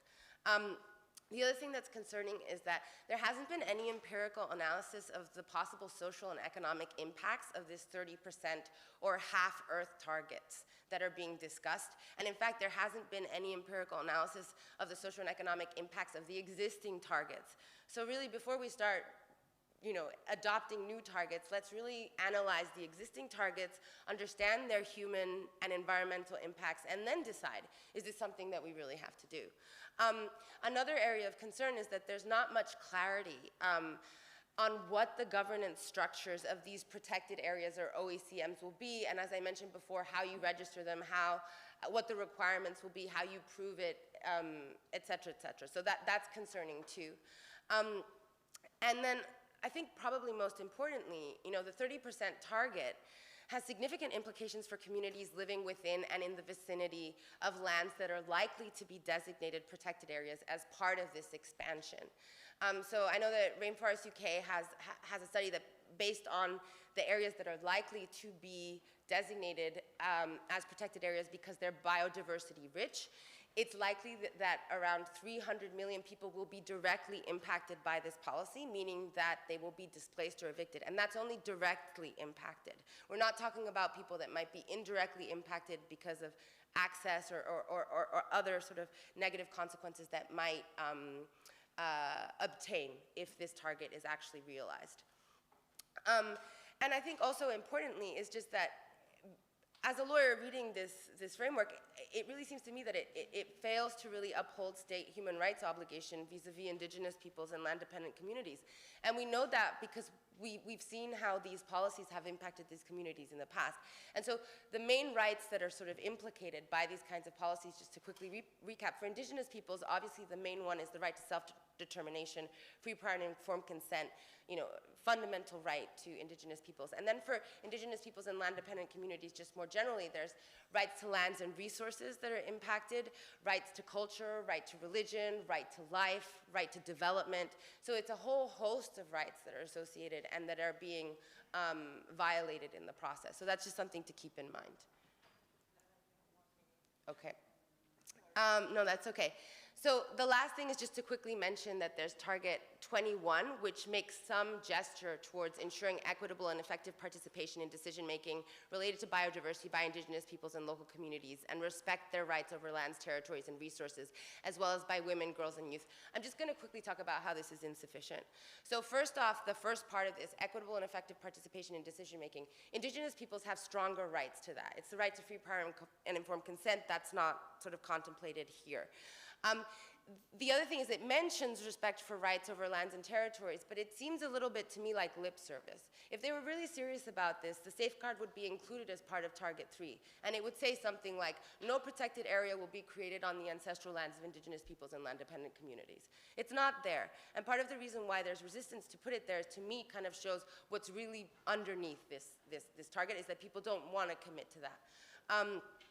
So I think that's just something to keep in mind. And then just some quick concluding remarks. This sort of underscores this last point that I was making. As of 2018, only 0.6% of protected areas are actually indigenous and community conserved areas, which is under management of indigenous and local communities, compared with 82% under state management. Part of this has to do with difficulty in registering ICCAs, but still it gives you a sense of the order of magnitude that we're talking about. And that ultimately, like, the existing draft fails to incentivize systemic changes that are necessary to existing coercive conservation models to subvert this trend and to implement a rights-based approach, community-led approach to conservation, which is also the approach that a growing body of evidence shows is much more effective at conserving the environment. So there's some recent studies that show that if you secure customary tenure rights, which are the rights to lands of land-dependent communities and indigenous peoples, you have better conservation outcomes. So why aren't people talking about this more and studying this as a real viable alternative? One way of doing it is that instead of a 30 by 30 target, you could have a target that says we're going to secure a certain percentage of lands held in customary tenure by 2030. That would be a much better target, in my opinion. And then the last point is just that ownership matters. So we're talking about power dynamics here. Right now, like, the reason that indigenous peoples and land-dependent communities' rights to lands and resources are not acknowledged, it comes from a colonial system that basically didn't recognize, it's a racist system that doesn't recognize their property rights or their land use and how they use lands. So this has been inherited by successor states, and a lot of this, like, bias or discrimination continues to exist, in part because the communities we're talking about are amongst the most marginalized and discriminated communities in the world. So their rights are not really recognized. So until you recognize their ownership rights and their rights to be on this land, it's not like those power dynamics that are inherent in the lack of recognition of their rights are just going to magically disappear overnight.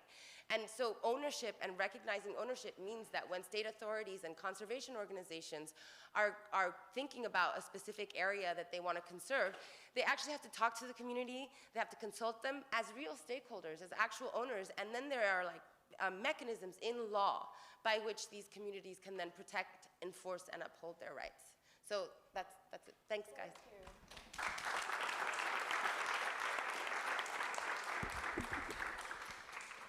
Thank you very much, Lara. We will now go with Archana Soreng, who is a Cadia activist, a member of the UN Secretary General Youth Advisory Group on Climate Change, what a long name, in India. And I hope Archana is here with us. Yes. Hello, Archana. Hi, everyone. Johar, everyone. It's been a pleasure to be here and interact with all of you all.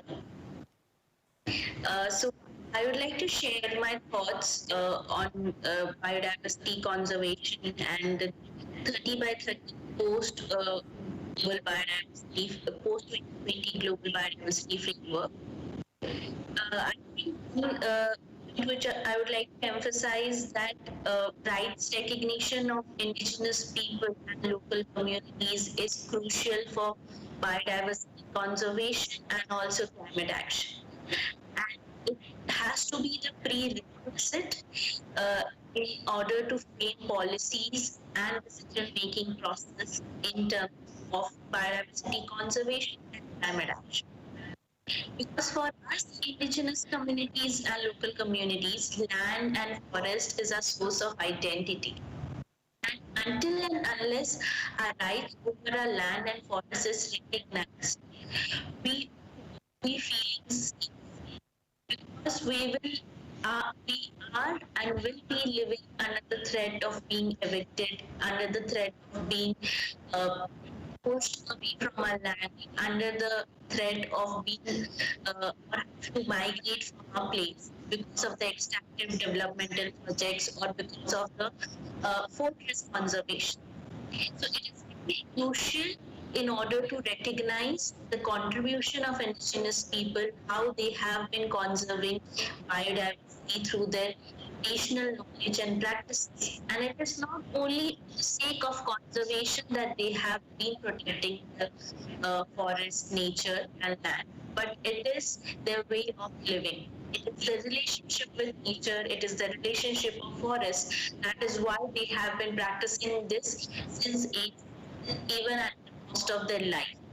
So it is also very important to recognize the leadership of indigenous people and how they have stood in front in terms of protecting the biodiversity, even against laws and policies of the country levels and also the extractive developmental projects. So it's not only for their own life and identity and livelihood, but also for the nature and also for the biodiversity. They have been protecting it from the outsider forces, from government policies and also from the extractive developmental projects. And when we say the right recognition is important for biodiversity conservation and enabling factor for indigenous people and local communities, it is also very important that when we are having a policies like post-2020 biodiversity global framework, which is talking about biodiversity conservation and which will be finalized in the upcoming biodiversity COP, it is very important that recognition of rights of indigenous people is an integral part of the framework, which I feel has been mentioned in the document, as Lara has said, but it is again needs to be emphasized that it is again incorporated in a very structural level, and it is incorporated in a very prerequisite way and in a very critical way in terms of the entire framework, because it is very important that the framework adopts the recognition of rights of indigenous people and local community as an integral part. Because mere recognition in the framework and without pushing forward for structural issues and its proper and adequate implementation will not be helpful for the indigenous communities, rather lead to a major repercussion which we have seen. So I feel it's very important to emphasize on rights recognition of indigenous people as an integral part of this biodiversity framework. And the second thing which I would like to highlight is that how over the years the forest conservation or the conservation has also led to gross human rights violation across the globe. And it is very important to understand that indigenous people are leaders of conservation and should not be made as victims of conservation, which it has been over the years. And it is therefore very important to ensure that we are making a conscious effort, and the government and the international community and the national and international policies needs to make conscious effort in ensuring meaningful leadership of the indigenous people and local communities when it comes down to biodiversity conservation. And the thing which I would like to probe in detail when we are talking about a meaningful participation of the indigenous communities and local communities, it is very important that safe and enabling spaces of indigenous and local communities are created when we are talking about meaningful participation, because this 2020 30 by 30 framework which was proposed earlier is also a scope, or it also ensures that it may lead massive land grab, because if the protected areas are increased, then the indigenous people will have to lose their lands, which is the source of identity and culture and livelihood, which in a way will lead to a vicious circle of poverty, because extending the protected areas will also lead to massive land grab, and the massive land grab then leads to eviction and the loss of livelihood and resources of the indigenous people, which again will put them into poverty, which again will also, if we see from the lens of sustainable development goals, will not be able to attain sustainable development goals.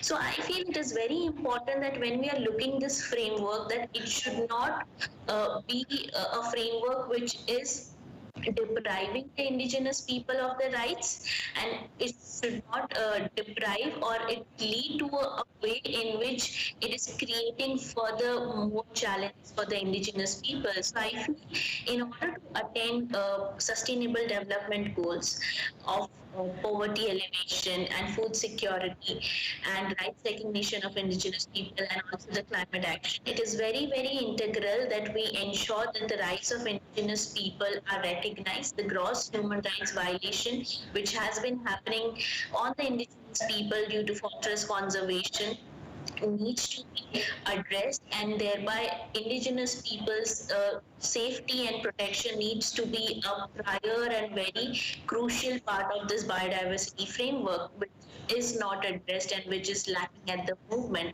Even the first draft has not dealt with it specifically and in more structural way, that how indigenous people can be part of this process and can have ownership of this process and lead this process. The third thing which I would like to just emphasize about when we are talking about biodiversity conservation and when we are talking about 30 by 30 framework, I think it is very important to understand that when we all are talking about biodiversity conservation, it's also important to talk about climate action. And thereby I see that everyone is talking about nature-based solution and everyone is talking about green jobs in this contemporary arena, given the line of upcoming conference of parties. It is very important to also see that the indigenous way of living and the traditional knowledge and practices and the entrepreneurial skills with the indigenous people have, that can be seen as green jobs. So green jobs which indigenous people are engaged in through traditional knowledge and practices needs to be acknowledged and need to be supported.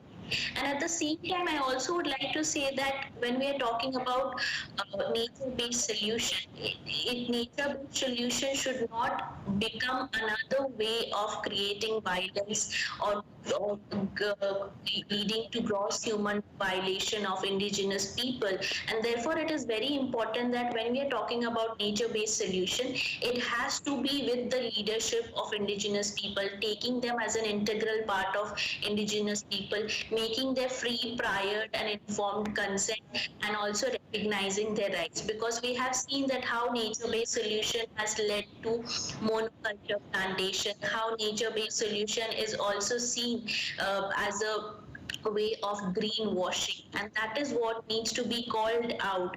And we need to see that nature-based solution cannot be substitute for emission, and therefore it is very important that we ensure that we are working towards the emission reduction, also the nature-based solution. And at the end, I would like to sum up and say that any solution without taking indigenous people into consideration for biodiversity conservation will not be effective, because indigenous people have the traditional knowledge and practices and have been leading the conservation since ages. So it's very crucial to support the indigenous youth and indigenous people. And being an indigenous youth, I feel it's also our responsibility as an indigenous youth to go back to our elders, to go back to indigenous leaders and learn from them and take this legacy ahead, because it's our time to claim our rights over our biodiversity, land and forests, and continue our protection. Thank you.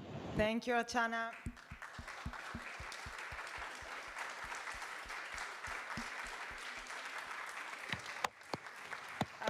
So now we will have Sutej Hugu, tribal activist, mobilizer, and sustainable self-determination organizer of Indigenous of Taiwan. Sutej, you really have 10 minutes, so unfortunately I don't like to do this, but I will have to start cutting people off. So please keep it short in 10 minutes. Hello, Sutej, welcome. A copy, 9 minutes. Good day, my dear friends. Greetings from Indigenous Taiwan. It's all about conserving the trinity of language, culture, and the biological diversity in our territories of life. Let me introduce briefly on where I come from first. I think that I have a presentation file that Sophie would like to play for me. Yes, no? Yes, we have it. Okay, the first map, please. First slide. Yeah.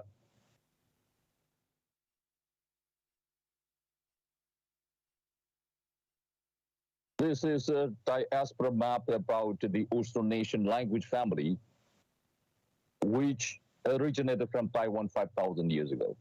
It spans from Indian Ocean, the Madagascar, to the Pacific, the Rapa Nui, being one of the largest language families in the world, comprising more than 1,200 languages. Next. On the right, this is a map of the Formosan language in Taiwan, which have the highest language diversity in the Austronesia, with up to 20 ethnic language groups recognized by the linguist. They are indigenous people of the plains and the woodlands, forests and the mountain, coasts and the islands. There are still 43 Austronesian dialects spoken by the 6 officially recognized ethnic groups in Taiwan today. On the left are maps to show how the indigenous people lost their territories within 300 years. Indigenous Taiwan was intact in the beginning of the 17th century before the Dutch arrived. In the mid-18th century, 1/3 of the plain areas on the west coast were already occupied by the Chinese immigrant farmers. After the cession of Taiwan to Japan in 1895, indigenous people still have the de facto governance of more than half of Taiwan in the beginning of the 20th century. In 1928, the Japanese colonial government launched the total grabbing of the indigenous people's territories along with the implementation of the national forests and the fragmented indigenous peoples reserve in the 1930s. This colonial ruling framework has continued with a little change till today. Next. Map on the right shows, ironically, the official indigenous peoples area without the rights of indigenous peoples. That comprises 30 mountain indigenous municipalities marked in dark green and the 25 plain indigenous municipalities marked in yellow-green. Map on the left was made for the IUCN guidelines on the governance of a protect area from understanding to action, published in 2013. It will depict the total overlapping of the national protect area system and the national forest with the inherent conserved territories of life by indigenous people. Last map. Here are maps for functional tower, now called the Orchid Island, where I am based. In the Pacific, the so-called small islands are rooted in the ocean, surrounded by coral reefs, passed by ocean currents, visited seasonally by migratory birds, migratory fishes, encountering tropical cyclones and winter monsoon annually, and connected by superior Austronesian indigenous seafaring. We've experienced of climate change in extreme weather, global warming, and the species on the move. Traditionally, we were lived on local food chain and a community web of value.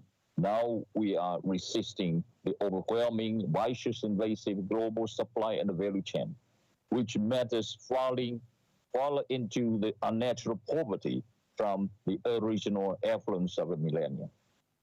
Now let's talk about the key point on 30 by 30. Our fundamental consensus would be that indigenous peoples conserved territories of life have been embedded in the interspecies habitats and connected to all beings around us. For the common sense in the ICC movement, territories of life are to be recognized, not to be designated by the state. They are further based on the indigenous people's inherent natural sovereignty and the rights of self-determination. Here is a little story of mine. That's October 2014. In CBD COP12, Pyeongchang, South Korea, when the first policy brief series of ICC consortium was announced, ICCs and IG targets, the contribution of indigenous peoples and the local community conserved territories and areas to the strategic plan for biodiversity 2011-20. I've raised a naive question to the executive secretary of the CBD secretariat, Mr. Braulio Ferreira de Souza Dias, said they think thoroughly about what are beyond the limited state-designated protect area system. Are they not the unlimited, systematic, destructing, and destructible areas all around the world? Not surprised. I was totally neglected without any answer from anybody. But clearly, this is not a problem of a percentage only. In contrast to the conventional model of a fortress conservation through expanding protected area system, from the indigenous vision and practice, there are our embeddedness in and connectedness to the territories of life for conserving the trinity of language, culture, and biological diversity as the fundamental basis and the ultimate goal for the well-being of all beings around us. Our concern is much more on the living richness of inter-environment, inter-habitats, and the interspecies relationship in a multidimensional holistic network. The appropriate and full recognition of ICC territories of life would need a radical change through paradigm shift in the knowledge system of conservation and the power transition in the legal framework of governance in a world dominated by post-colonialism and post-capitalism. That's most obvious about our gap with the mainstream discourse in the UN CBT Corp and IUCN WCC. When we are appealing for an overall sustainable self-determination in all our territories of life, with no response from the parties. Indigenous peoples have been sacrificed for the sake of development or conservation by turn in a long, long time. We thus keep our reasonable skepticism along the route from ICC's defined as governance type D in IUCN protected areas metrics to now the OECM tried to cover everything else as another alternative. For different common future beyond the 30 by 30, we would need to evolve and implement the pluralistic knowledge and the legal framework is the basis for an effective recognition of indigenous conserved territories of life to be a visionary and a realistic transformation for the governance of the sustainable earth. Ayoy. Thank you very much.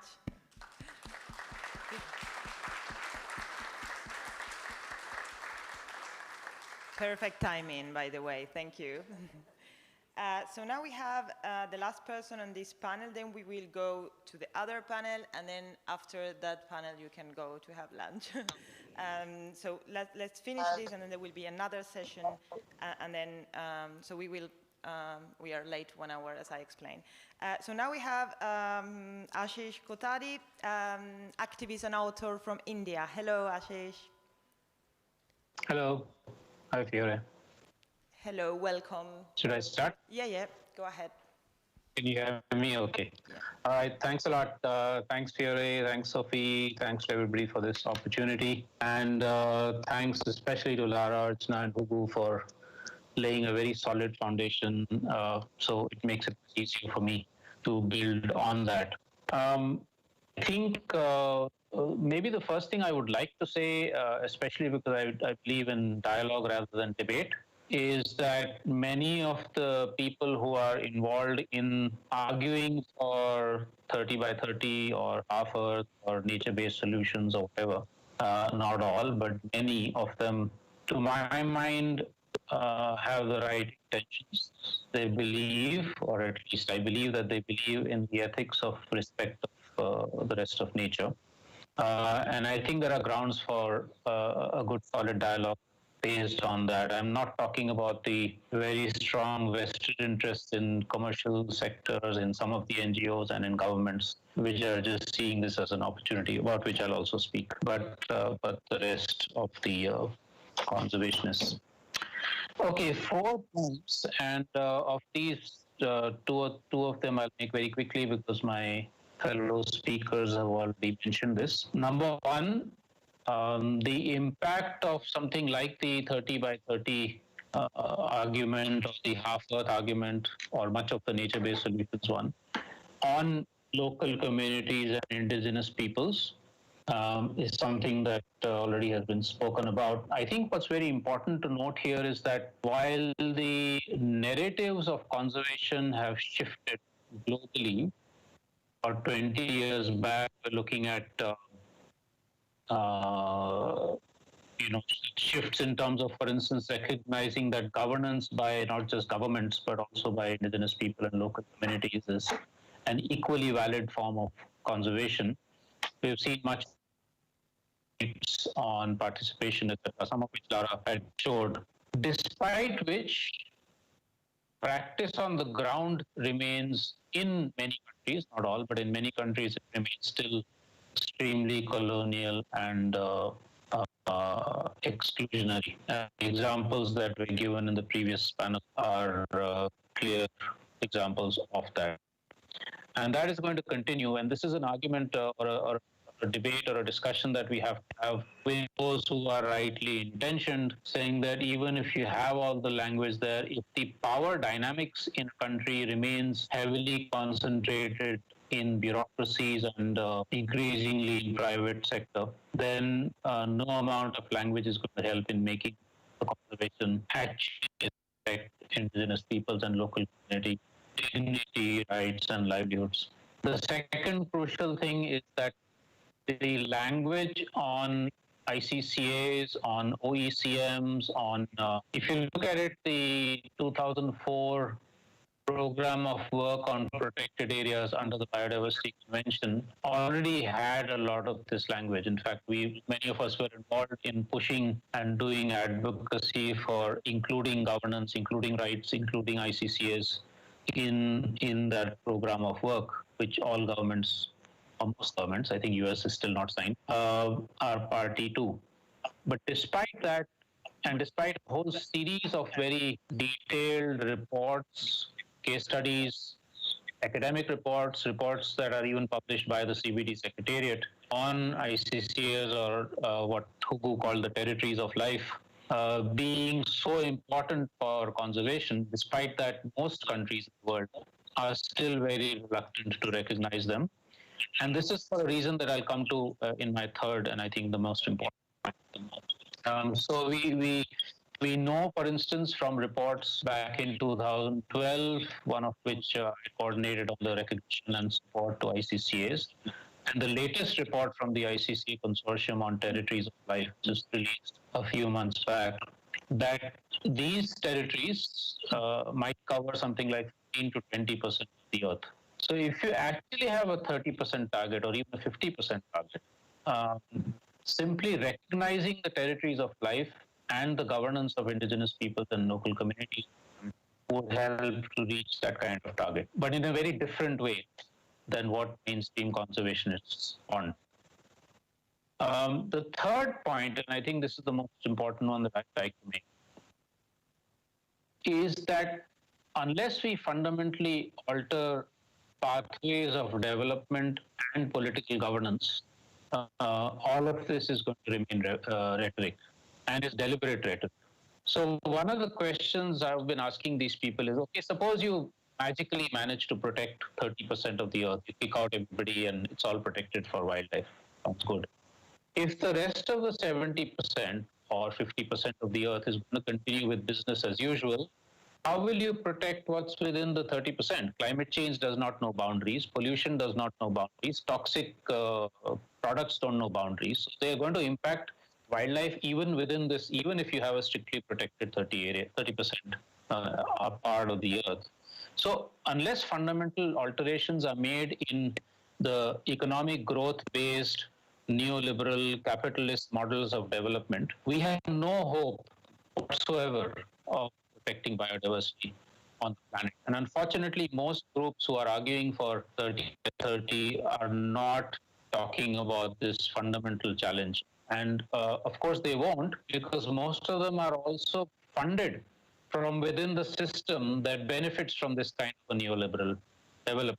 If you see, for instance, the latest massive amounts of money that the Amazon founder Bezos has given to many conservation NGOs, where is his money coming from? It's coming exactly from the same model of development. It's coming from the consumerism that many of us in the global north are party to, and I'm including many of us sitting in this call. So unless that is fundamentally challenged, I don't think we have. Second thing that needs to be fundamentally challenged is political governance.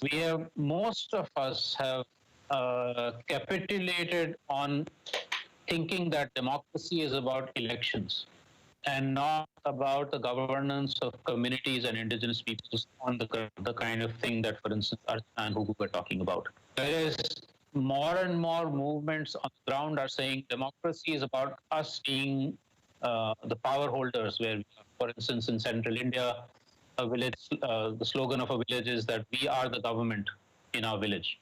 Now, that kind of a shift on democracy, or what here in India we call Swaraj, is something that also, if we are truly believing in the conservation of wildlife and biodiversity on the planet, this is something also that we have to move towards and away from the statist or neoliberal models of democracy that we have accepted. We also then need to fundamentally challenge another structure that underlies all of this, which is that of patriarchy.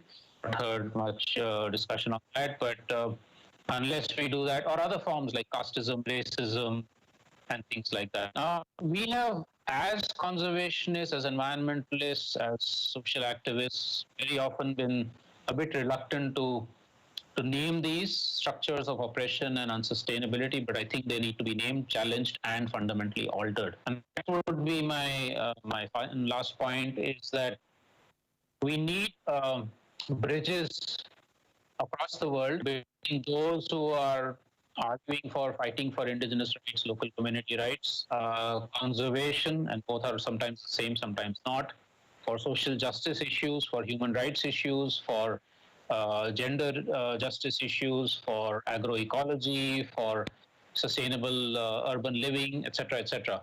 The various different kinds of alternatives to the structures we have right now need to be able to come together if we really want effective conservation and if we want to effectively challenge the powerful forces that are backing the current proposals for 30 by 30 or half earth or nature-based solutions.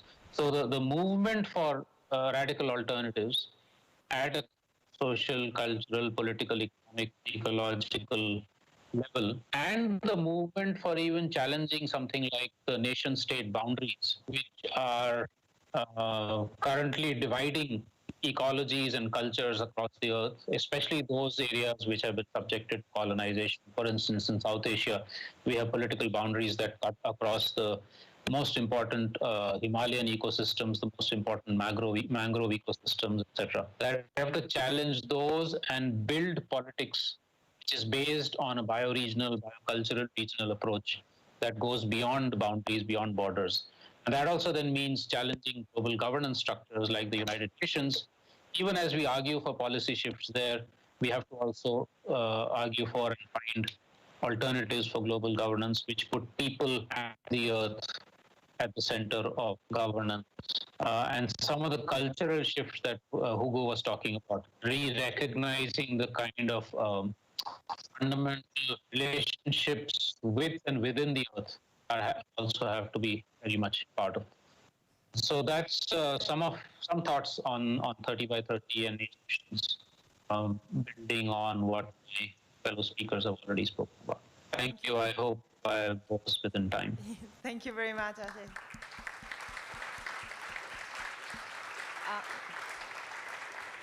I hope some of you can stay a little bit. We will have another panel and then the questions, because the other panel, no, Lara, you can stay. I will call the other speakers, because we have been talking about 30 by 30, but there are other full solutions that are being promoted by the IUCN Congress and all the conservation industry and also governments, including the French government. So it's not just the 30% double protected areas, it's also all what we call nature-based solutions or other things like green energy. And we were going to see a compensation and offset. We're going to see what actually means nature-based solutions, and then what is the impact on indigenous people's land. So I invite to come here, I will make a space, Frederic Hache of Green Finance Observatory, Simon Council, a consultant of Survival International, and then we have also in the here that will be with us, Josefa. Is she here? Okay.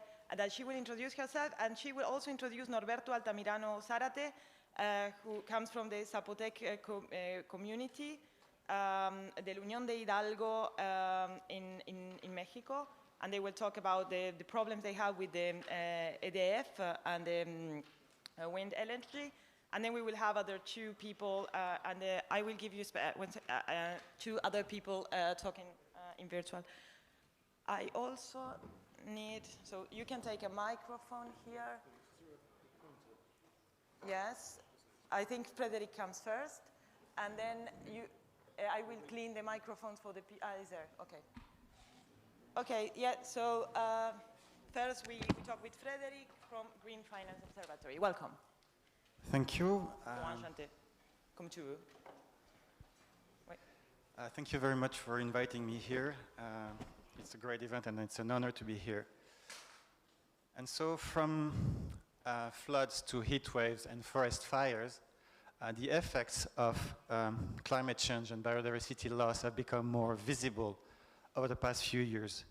And in turn, this has meant that now everybody claims to be green. Because no government could actually say today that it decided not to act, to do nothing about it. And as a consequence, far too often, that means that these green claims foster false solution aims at maintaining the status quo while giving the illusion of action. This is the case, for example, of green claims based on green growth promises that are already known to be unrealistic at the scale and during the time frame required, or that are based on unproven and risky technological innovation, such as geoengineering. Now, the why is well known. The false solution aim at addressing climate change and biodiversity loss only to the extent that it does not challenge economic growth and vested interest. And they work by creating a distraction from the risk solutions and by providing instead the social license for the current economic growth maximization paradigm to continue. So I will focus today on one particular type of false solution, which is the financialization of nature and climate change. So what is financialization and how does it work? Well, first of all, nature is being reconceptualized as a series of services that benefit humans. All the rest that does not directly benefit humans is considered useless and not worth preserving. And these services are then valued in monetary terms and then transformed in financial instruments with which you can speculate. Now, in reality, it has been shown that what is being measured is not nature, but only a few selected services, while the rest is willfully ignored for simplicity's purposes. For example, under this approach, a river becomes recreational fishing services. It has also been shown that the monetary valuation methodologies that are being used are incredibly simplistic and biased, relying mostly on surveys where, for example, you would be asked how much you're willing to pay for the park next to you to still exist next year. And as a result, the values that are being produced do not represent nature and not even a proxy. And so it's interesting because for all the talk about putting a price on nature, this is not what is actually being done because it cannot be done. And also, let me ask you a question. The European Commission has come up this year with the value of the EU biodiversity. And the value is estimated at 234 billion euros. Now, what does this figure mean, since we cannot live without nature? And also, to put this figure in perspective, it represents roughly 1 month of revenues of the oil and gas sector. So the other question is, does such a figure help preserve nature, or does it facilitate its destruction? Once you have put a price on nature, the second stage of financialization is offsetting, which is, instead of reducing our own emissions and destruction, we'll plant a few trees, most often in developing countries where land is cheap, and claim incorrectly that it compensates for our climate inaction and biodiversity destruction. For example, let's say a real estate developer wants to build an airport in the south of Spain on a flamingo habitat. Well, you have 3 cases. The first case is binding regulation. In that case, the real estate developer would be told, well, no, you cannot build your airport here, you have to do it somewhere else.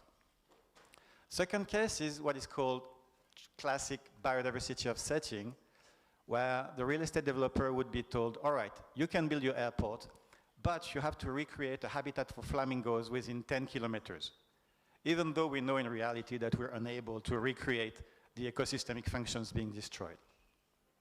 And the third case, and is an extreme form of biodiversity offsetting, one that is being promoted by the European Commission, and that is called habitat banking. And in this case, the real estate developer would be told, okay, you can build your airport, but you need to compensate somewhere in Europe or in the world, and not by recreating a habitat for flamingos, but by an ecosystemic service of equivalent monetary value. So, for example, you would make a habitat for bats in Greece, and they would considered to be compensated. Now, of course, we all know that more bats do not equal less flamingos. Just like carbon sequestration in trees for a few decades does not compensate fossil fuel emissions that stay in the atmosphere for more than 100 years. And by definition, offsets are also not about curbing destruction, nor about restoration, but about enabling future destruction in order to protect economic growth. Now, beyond its terrible environmental track record, offsetting has also been shown to be often associated with human rights abuse, from murder to rape to torture, and to create strong risk of land grabbing, and equally a major risk for food security due to the enormous quantity of land that would be required to offset and that would no longer be available for agriculture. And this might explain why offsets are now being called nature-based solutions, one of these fluffy and conveniently vague words, as most people have now realized that offsetting does not work. And the third and last stage of financialization is the creation of tradable financial instruments on climate and biodiversity. So, for example, the tree planting or the habitat project give rise to the granting of so-called offset credits that give the right to emit or destroy elsewhere. But until the credits are being used, they are freely tradable, meaning that investors can buy and sell them as they wish and speculate on their future price. And these credits are also repackaged into so-called sustainable financial products. For example, imagine an investment fund that invests in dirty activities, but then purchases these assets and then claims that this fund is green. And this is not an anecdotal stage, because there is an incredible appetite from investors for these new green financial products, and therefore the multiplier effect of sustainable finance cannot be overstated. Now, repackaging these offsets into a sustainable finance product will indeed attract a big share of the 25 trillion euros of assets under management in Europe to this type of project. Think about it. They have 25 trillion euros of assets under management in investment funds, etc., in your pension fund. And a big share of it will tomorrow go to this offset project. So imagine the change of scale for these future offset projects. Also, according to a report from last year from the World Economic Forum, climate and biodiversity finance could unlock an estimated $10 trillion of business opportunities. And here again, let that figure sink in. It gives a sense of the scale of financialization and the scale of offsetting tomorrow. And yet, as the former chief sustainable finance investor for BlackRock, the biggest asset manager in the world, has recently stated, and he's an expert if ever there was one, he called sustainable finance, and I'm quoting, a deadly distraction providing false hope. So all of this is not really new. I mean, offsetting is not new, but the next 12 months we see a complete change of scale for environmental markets, from niche and dysfunctional markets to a new asset class for pension funds. The European market, the European carbon market is already being dramatically expanded as we speak. China has launched this year a gigantic carbon market. Corsia, which is an offset market on international flights emission, is also starting this year.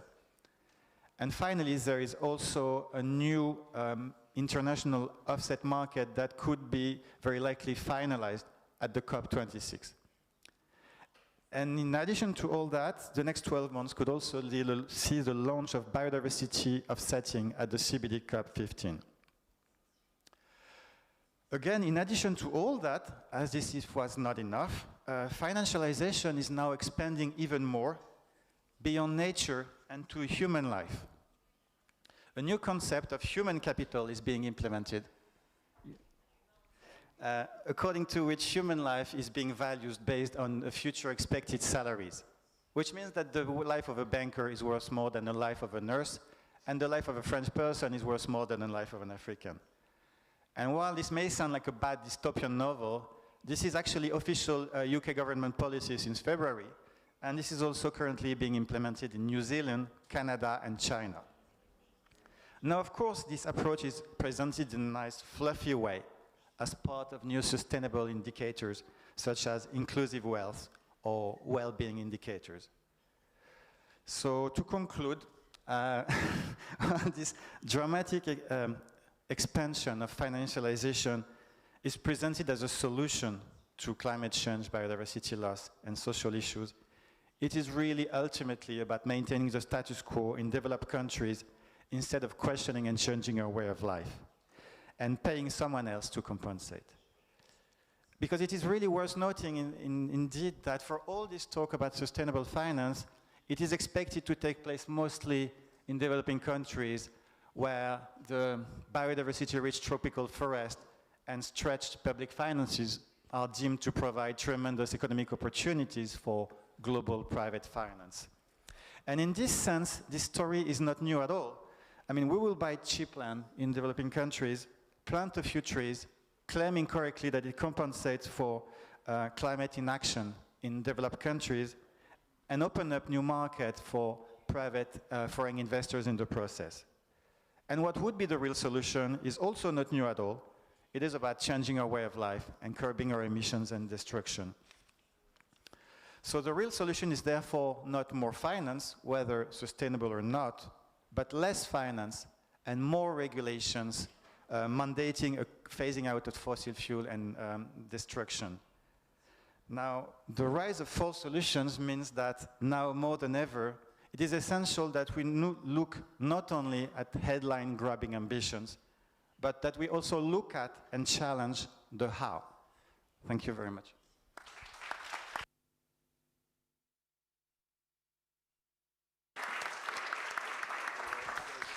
Sorry, yeah, you should just push the button.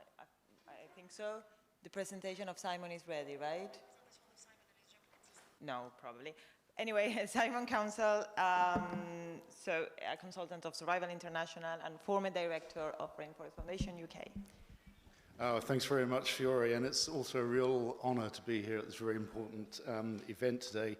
And I just want to talk a little bit more about one of those false solutions that we've heard mentioned several times already this morning, this thing called nature-based solutions, also called natural climate solutions. And if you can get my presentation up, oh, that's looking a bit wonky. Yeah, but it's very little. Oh, okay. All right, I can control it. Now it works. I'm calling it planet salvation or planetary betrayal. I'm kind of taking a bit of a sidestep here, but you'll see in a few minutes, I hope, how this relates very closely to the key issues that we're discussing here, and this is about the 30 by 30 land grab for conservation. And this term, nature-based solutions, is rapidly moving center stage, not only to the climate discussions and the summits that are coming up in November, also the biodiversity negotiations globally, and it's being posed as a partial solution to both of those problems. And it's based on the simple and apparently benign idea that nature and natural ecosystems can help fight climate change by sucking atmosphere warming carbon dioxide out of the atmosphere and storing it where it can do no harm. We know that trees store a lot of carbon in their branches and their trunks, and some soils, peat bogs, for example, can also do likewise. I mean, this idea has been seized on by polluting industries, and especially oil companies, and by some governments, because it offers an alternative to rapidly reducing fossil fuel consumption in order to prevent climate change. And many oil companies now claiming that they're becoming carbon neutral by offsetting their emissions by planting trees. I mean, Shell even claiming that you can drive carbon neutral by using their petrol, which is where they're planting trees. One very influential scientific study that came out in 2017 claimed that as much as 37% of all global carbon emissions until 2030 could be mitigated through these so-called natural climate solutions. So that's potentially solving over a third of the problem of climate change, if it were true. And the problem is that it's not, and I'll explain why for a few minutes. So, sorry, these are some of the organizations, globally significant institutions that have replicated this claim that we can solve a third of the problem of climate change through natural climate solutions. The United Nations Environment Programme, Convention on Biodiversity, the global corporate greenwashing outfit, the World Business Council for Sustainable Development, and of course, our dear friends IUCN.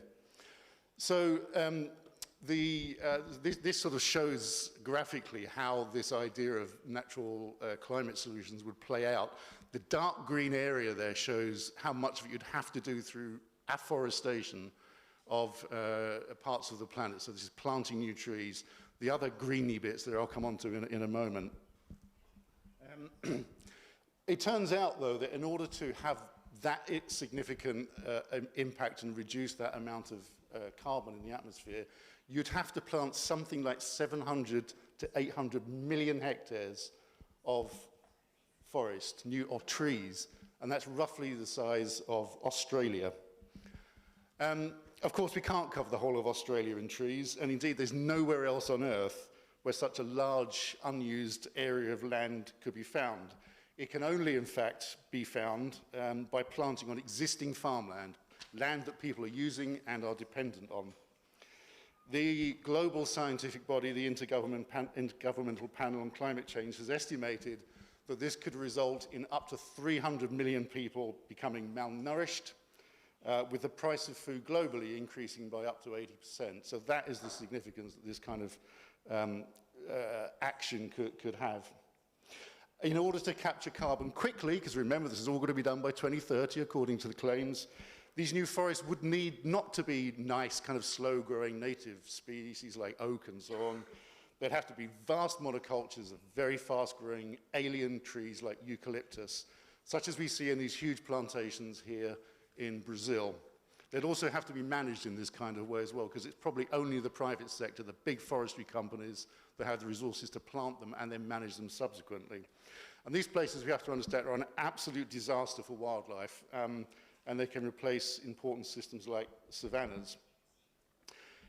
Second, most of the rest of nature-based solutions would have to be achieved almost instantaneously, actually, by stopping deforestation globally and ensuring that all wood comes from areas of forest being sustainably managed.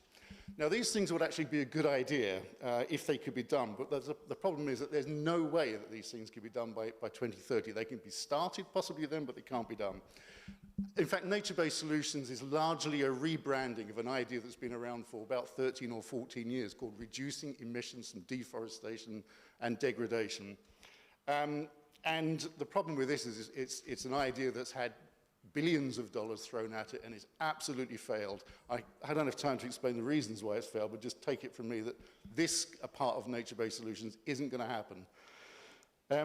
Thirdly, precisely because of climate change, ecosystems like forests are becoming much less good at storing carbon. Indeed, we've seen over the last few years catastrophic fires sending a lot more carbon dioxide into the atmosphere, including from places where fires have never occurred before. So these ecosystems, which are supposed to be offsetting continued fossil fuel emissions, are themselves increasing emissions, not reducing them. So what we're looking at here is actually a lose-lose situation where polluters carry on polluting, supposedly offsetting their emissions in these ecosystems, which are themselves also increasing their emissions. And so finally, it turns out that the kinds of nature-based solutions which are feasible in the real world, that don't destroy the environment, do not evict millions of people from their land, could only really account for a very small percentage of climate emissions before 2030.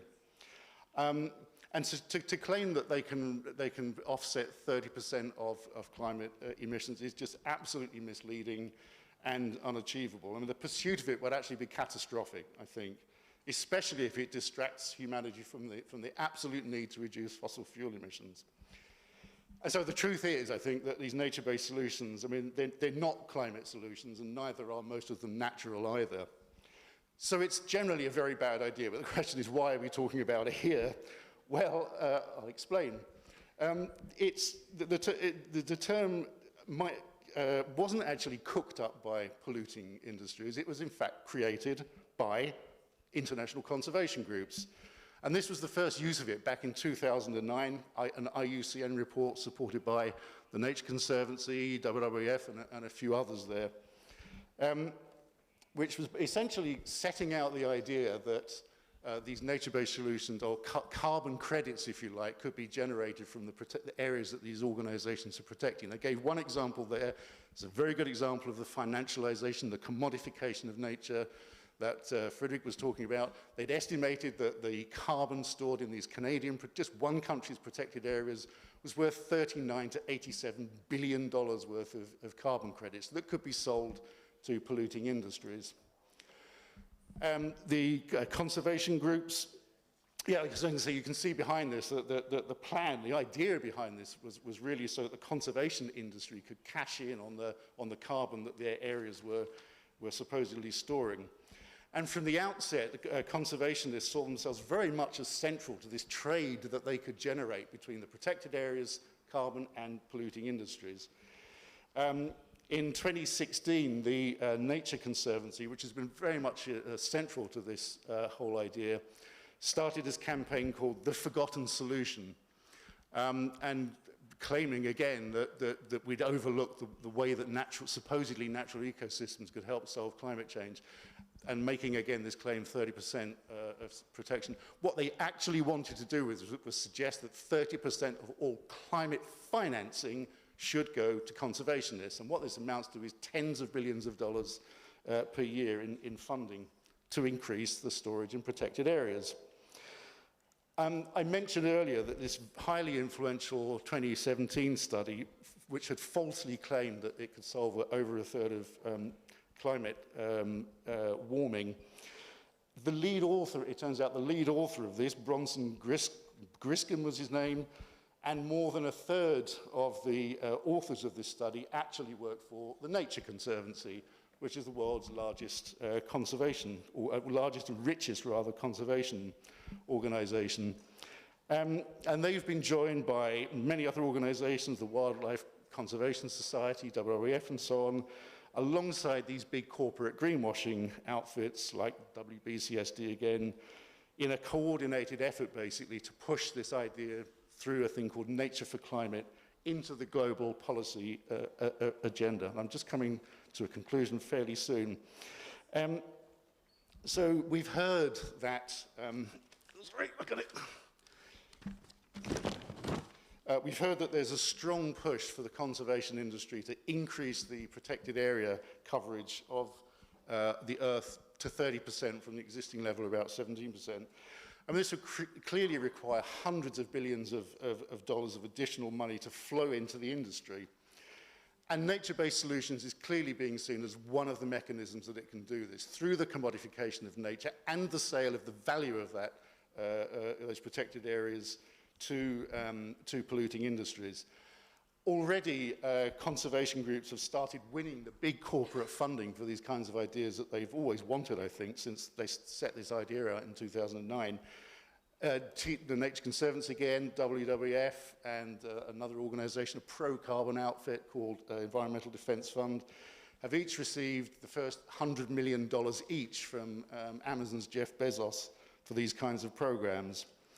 The Nature Conservancy continues to sell what have been described in the US press as worthless carbon offset credits from forest lands under its protection to polluting companies like the Disney Corporation. So to finish, it seems clear to me that the only problems which nature-based solutions actually offer solutions is, first, how to avoid making the very difficult and unpopular political decisions that are required to reduce fossil fuel emissions rapidly, and secondly, how to generate a lot more cash for the conservation industry to increase the problems that we've been hearing about from many, many people this morning. And, to me, together, this has all the appearance of a grand betrayal of the planet for self-interested reasons by conservation groups pushing these so-called nature-based solutions.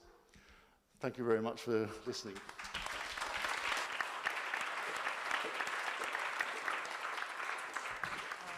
So now we will have Norberto that I hope he is connected.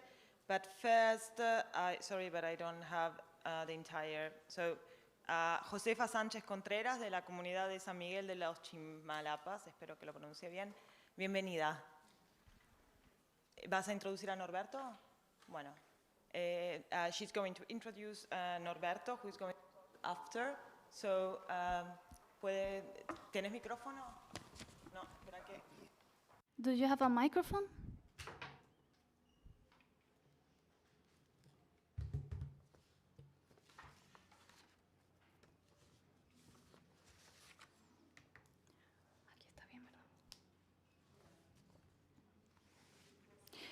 Good afternoon.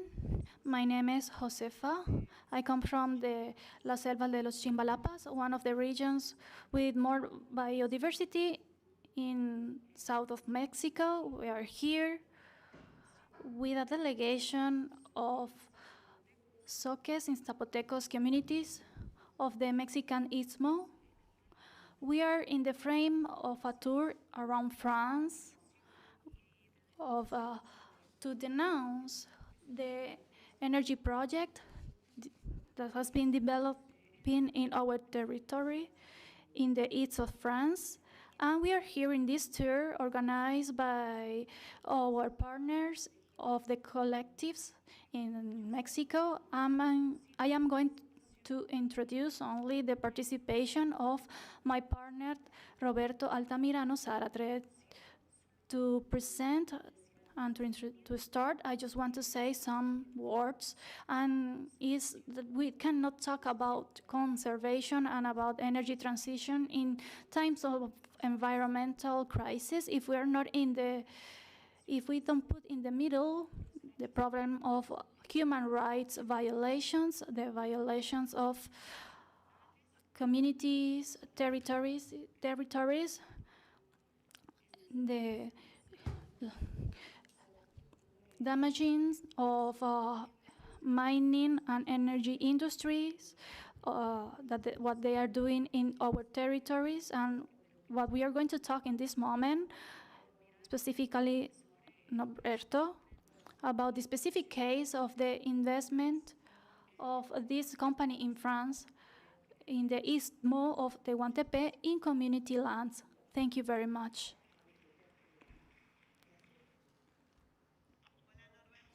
Hello, Norberto. Good afternoon to everyone.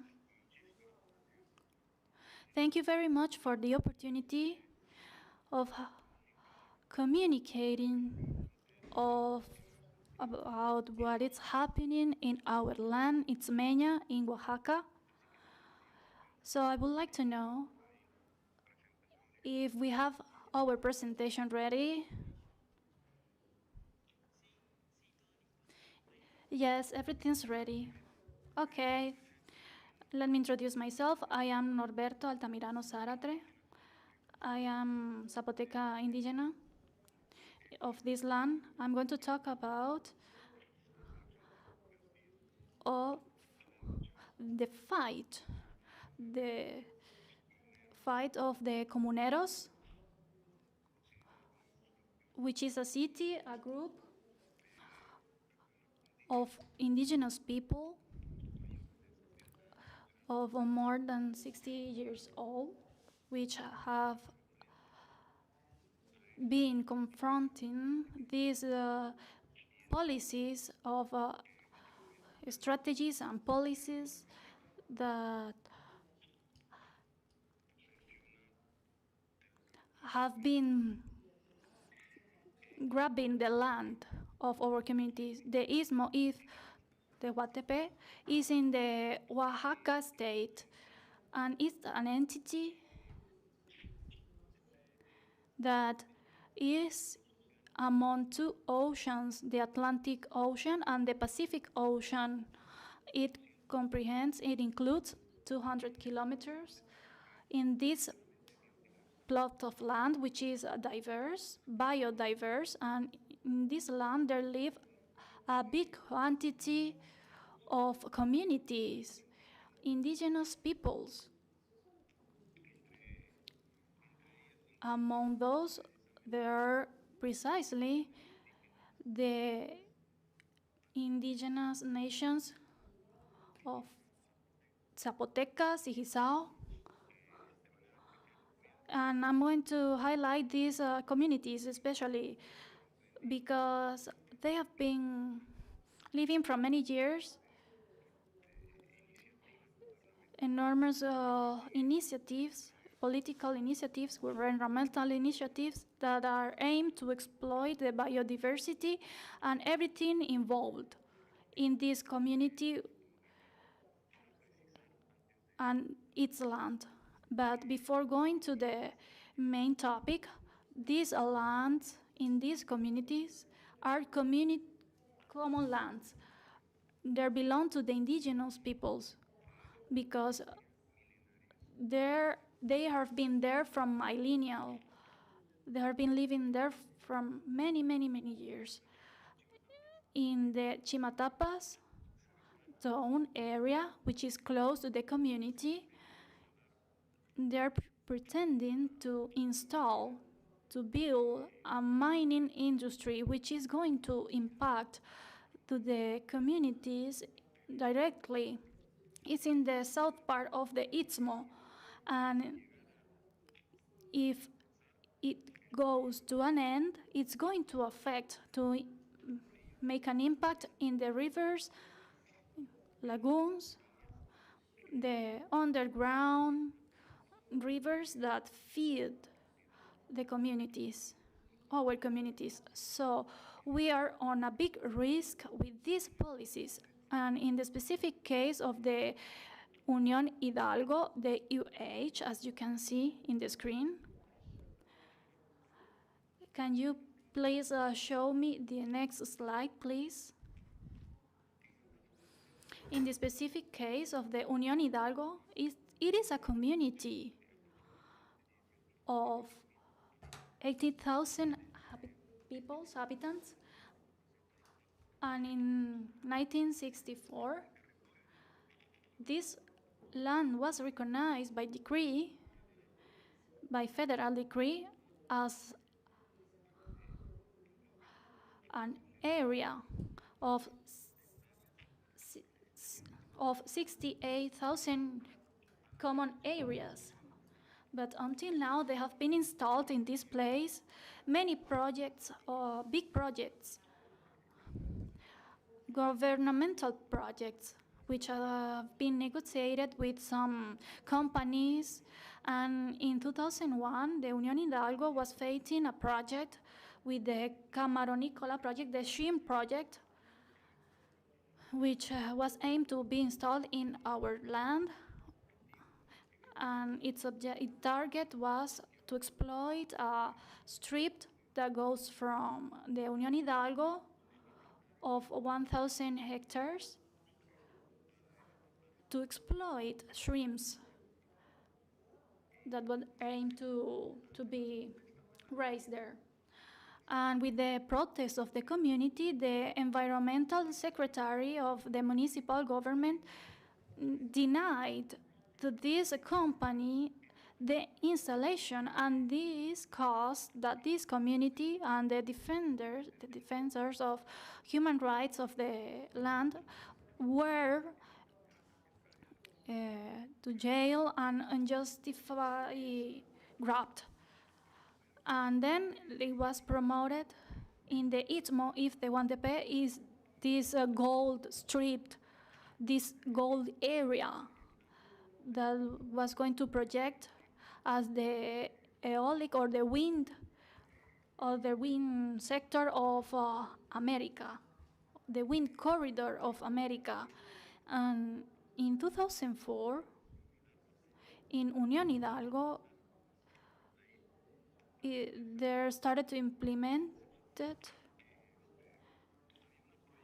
a projection to buy 1,000 hectares of territory in this land. And then with an Spanish industry came to this community and started to develop a wind park and then another one. The name was Piedras Largas 1 y 2. And then this park started with 140 generators producing many megawatts per year. We are talking here of 2,052 megawatts per year.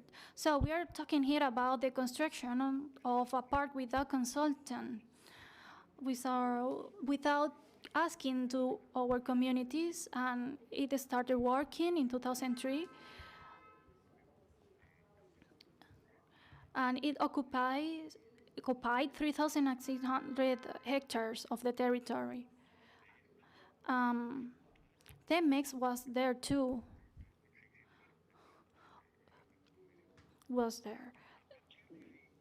From that moment on, in 2015, the Bimbo company announced that with Unión Hidalgo was going to invest more than $200 million to build a new park.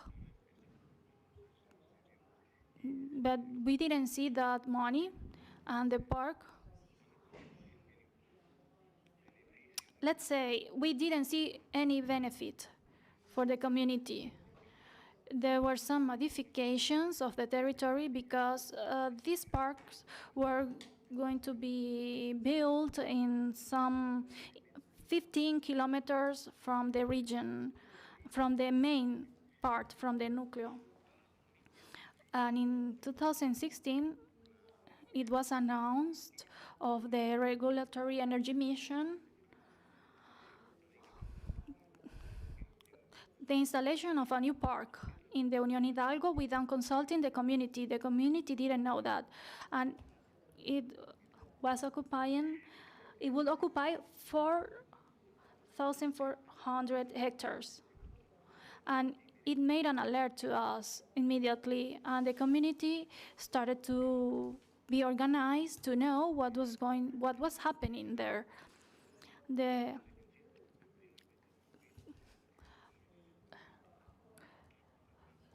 169 agreement was trying to establish that because we are an indigenous community, allow us to claim because our rights were violated, because we never knew about that. Those projects were coming openly, and they were installed there, changing the land because earth was changed to an agricultural use, to another industrial use, and we were not asked for that. And immediately, people were starting to organize themselves, and we're starting to turn on the lights. And the most important thing is the topic of biodiversity and livelihood, because they want to take us from our lands. And this quantity of hectares, a little bit bigger than San Marino, to give you an idea, with a total of 96 wind generators, just to give you an idea of what they want to do. And this situation in this land has made the community to fight and to claim for the conditions to be fair with the work organization. And the community, in that sense, looked for the support of some other organizations, because there were some other projects, similar projects, and they were acting in the same way, I mean, without asking to our communities. And so we made a consultancy process regulated by the OIT, labor organization, which is in Mexico, the Mexican government which have to implement it. These politics have been questioned because they are unfair from the beginning, because they don't have the consultancy protocol even. They should ask us, because it's not only a consultancy what we want. There is a difference. There is a difference between consultancy and consent. We didn't even ask if we agree with this protocol, with that protocol. Who is doing these protocols? Why? For who? For whom? Are they doing this to ask us, or is just something superficial? We're suffering, in this case, the consequences of policies of big industrial countries, and why the indigenous communities have to pay the cost of climate change. Why in this land? Why in our communities? So this is the thing that is worrying us. That is our concern. If we see the other map, then you can see the gold strip with two different colors. And the green point is the main area in which they want to install these units. Is in the most beautiful area, is in the best of the world, and they want to implant more than 6,000 wind turbines. There are some of there already, but the worst part is that this area has been devastated, and we have 28 wind parks already installed, and none of our communities works with this energy. I mean, we don't take advantage of that energy, because that energy goes to the center and the north of the country for the big companies that are in our country. Norberto, can you please end your presentation, because we have many people here waiting. So if you can finish, please. Yes, of course. If you see the last map, can we see the last map just for you to see, because our claims go in this same topic. We have this land, and this is the distribution of the intervention of these companies.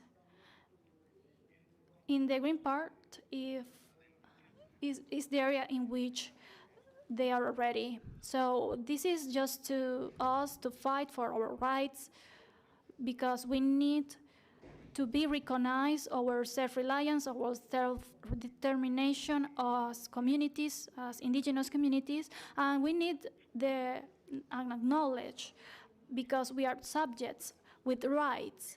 We cannot wait forever to be recognized, not from the industrial countries and those who have similar policies. So thank you very much to each of you, and thank you. Thank you. Thank you, Norberto. Si vous avez des questions, on va rester...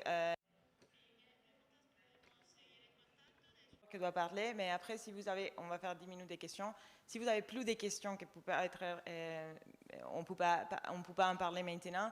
On peut quand même, vous pouvez poser les questions. Il y a les activistes. If you have any questions, then we just have time for 10 minutes or so of questions. So you can ask your questions, but don't hesitate to go directly to the people and ask the questions you have, because obviously we're very short of time and we still have 2 speakers to go yet. And we will very briefly talk to the director of the Tari Trust in India. And then we will hear from Guatemala.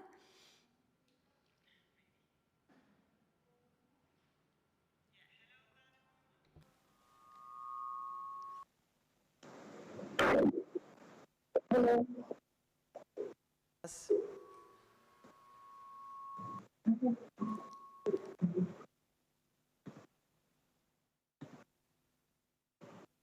Oh, hello.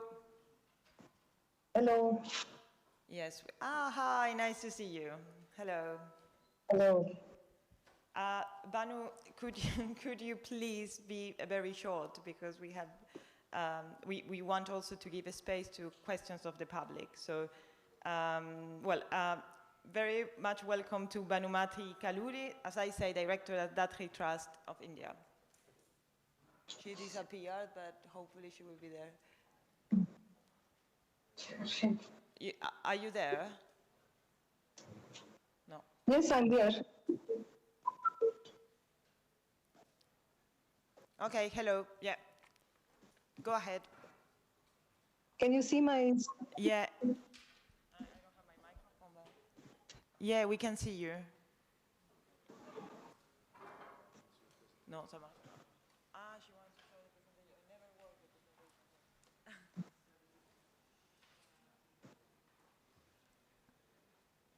But I think we have her presentation, right? Yeah. Okay.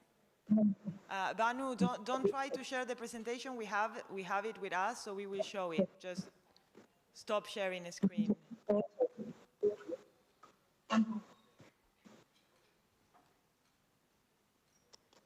Okay, we will show it in a second, and then I guess you can see it, so you tell us when we have to change a slide, okay?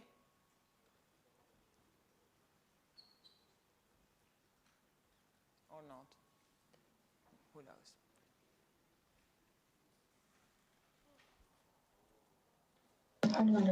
Yes, we have it. Can I share the screen?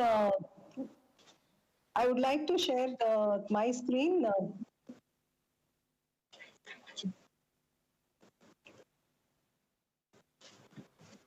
Yeah, but she's doing, what is this? Is ours or hers? Okay. But Banu, we can see your PowerPoint. We are showing it.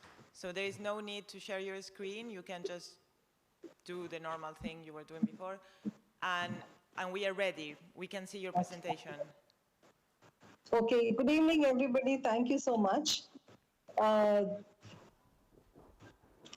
would like to speak on issues around women's rights because as an organization, we work with indigenous women in India, and we are also part of a regional network in Asia called WAMA, Women in Action on Mining in India. A lot of my friends from India have shared a few of the critical concerns that we also are facing, where we face a lot of conflicts related to the extractive industry and forest rights of indigenous people. So what we are finding is that the IUCN, we are just trying to look at the IUCN framework in India and the partnership, which is mainly focused on its partnership with the corporate sector and the projects that it is promoting are best practices related to ecosystems restoration, corporate environment responsibility, the RED Plus programs, and the mining restoration programs with a few industries. So what comes out very strongly is that forest lands and natural resources are being diverted in a very big way to industries, and business seems to be the center of focus, while conservation and protection, climate protection seems to be kind of an add-on to this. Can you go to the next slide, please? So what, if we look at the IUCN India, program, they are basically, I here picked up two mining companies, the Birlas and the Tatas, because those are the two groups that IUCN seems to be majorly partnering with. what we find is that companies are leveraging the partnership with IUCN and the toolkits that the IUCN is giving for going ahead with their violations. The projects that are being shown as success cases are on the ground facing a lot of conflicts where indigenous communities are saying that their forests and their lands are being grabbed by these companies, that the environmental contamination is not being addressed. There is no restoration of mining areas to any kind of a biodiversity or lighting restoration. So if you see in this picture, you will see that these are the kind of artificial, the parks and which are created in the cities and towns in lieu of forest being diverted for mining and mining related activities. So in the middle of this so-called practices, you will find more mining licenses being given. For example, the new license to the Hindalco, which is part of the IUCN partnership, where a large area of forest next to the protected area and the tiger reserve is going to be cleared for diamond mining. While these are happening, companies are using the IUCN toolkits as self-assessment models to showcase how they are successfully reducing carbon emissions and doing conservation and climate protection. Can you go to the next slide, please? So another example is also the Tatas.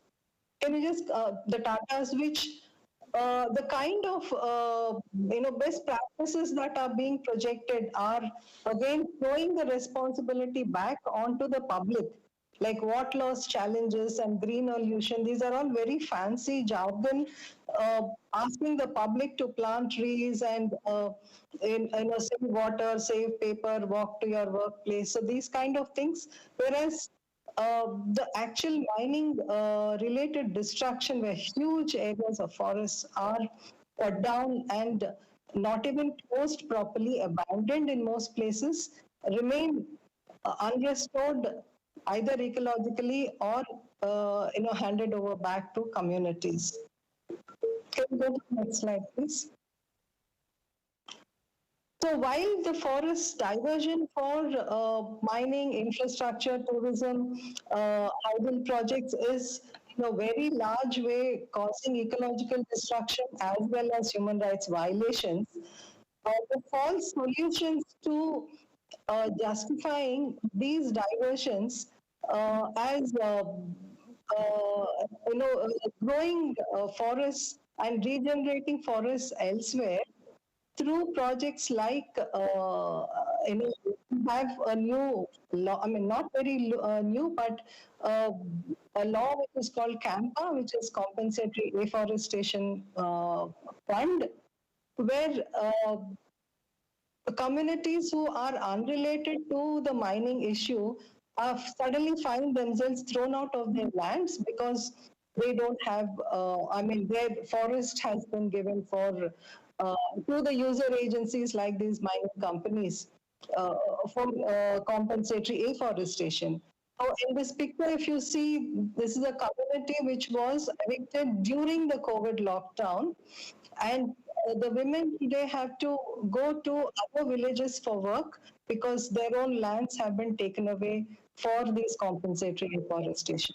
So one of the major things that we find is that these best practices are actually subverting the constitutional safeguards, the constitutional mechanisms, and the laws that are there to support Indigenous peoples' rights in these special areas demarcated for Indigenous communities, and the environmental laws. So since the lockdown, we have seen that the mining sector is one which has remained outside the lockdown restrictions and allowed to continue its operations. in very unsustainable way for workers and communities. The mineral laws have been diluted and amended, where coal auctions have been given, privatization of coal mining projects has started. Then also several other environmental public hearing clauses have been diluted. The end use of coal has been also relaxed. So there are several relaxations given to the mining industry, using COVID as a pretext for economic recovery.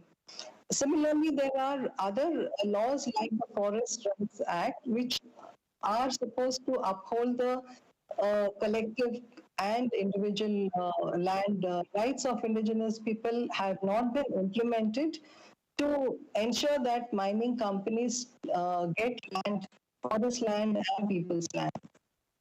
Can you just change to the next slide, please? Yeah.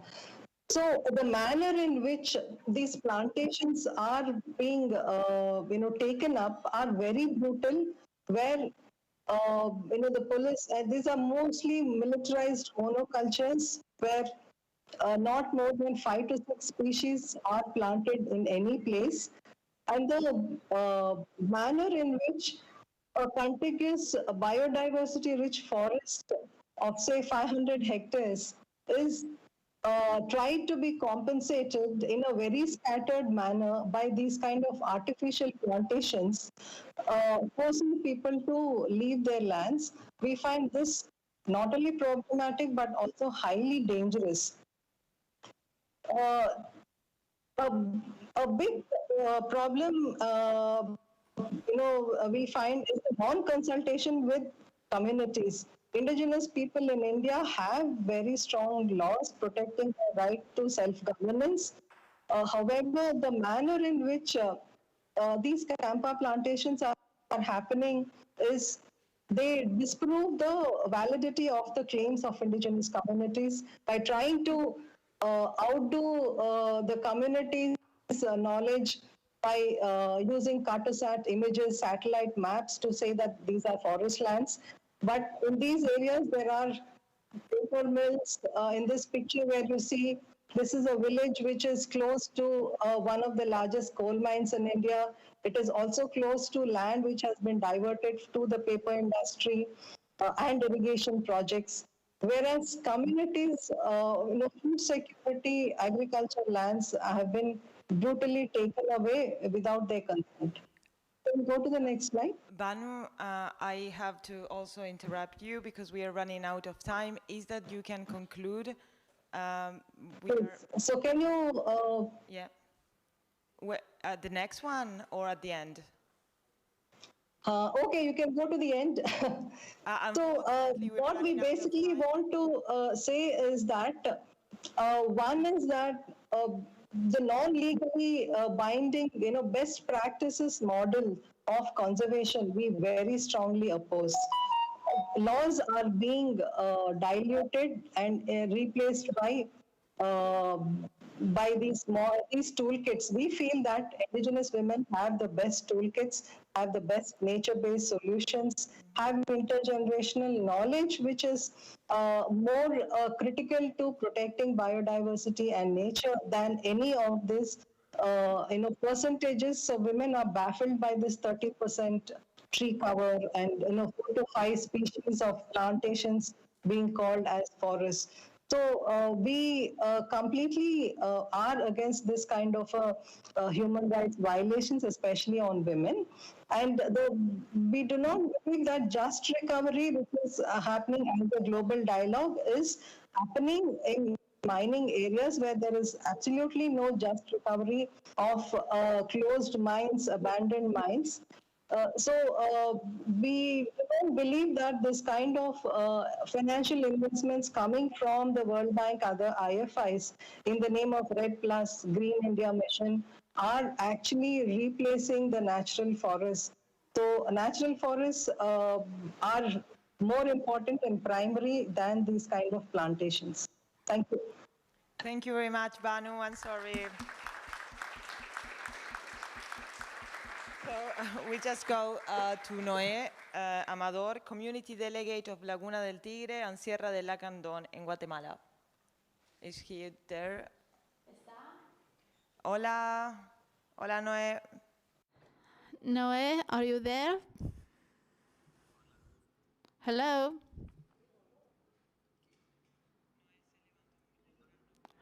Noé woke up very early to be with us today. Can you hear us?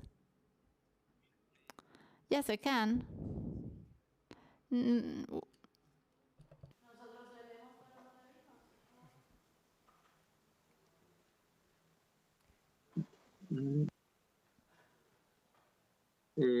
sé.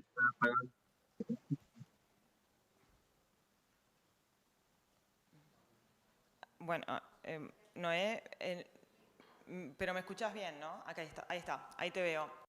I can see you and hear you now, but you have switched off your mic. Now? Yes. Now please, Noé, be very quick. Yes, sure. Thank you. I'm very happy to be with you and here from Guatemala. My name is Neema Amador. I am from Laguna del Tigre.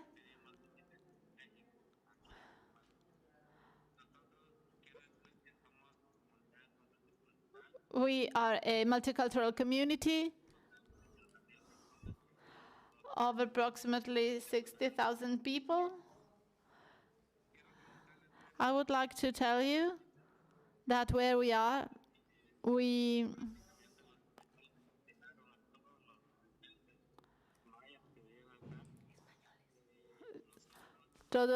all the Spanish people killed the local inhabitants. In the 1950s and 60s, there was a land offer policy, but now there's a growth. The government is giving land to the people. And there was an internal war that also meant 200,000 people dead. So we live in a situation of poverty. In 1985, the government gave a concession, a concession for an oil well. And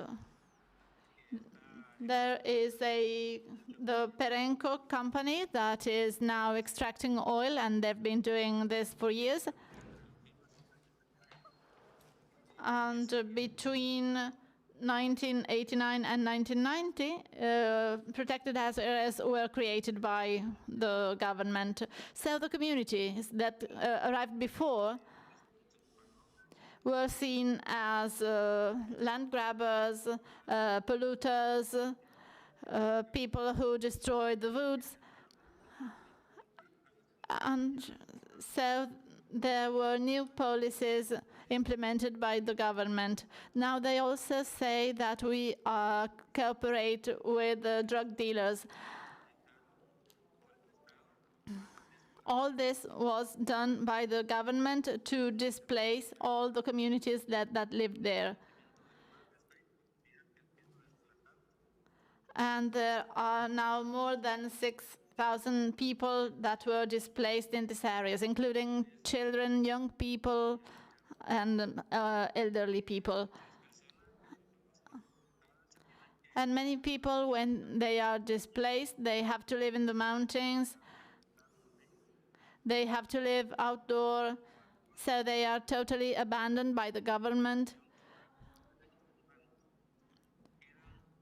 They cannot make normal living, and all their human rights are violated, are breached. So they don't have a house, they are homeless people now. And this is the situation in Laguna Larga. That is a breach of human rights that is unprecedented.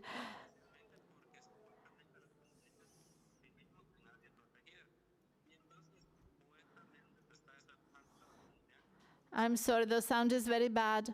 So they are actually sending people, pushing people out to protect nature. But in 2010, we realized why that was happening. Because they are creating a natural park with the International Union for the Conservation of Nature. And there is also an alliance in Guatemala. They had been working with the Ministry of the Environment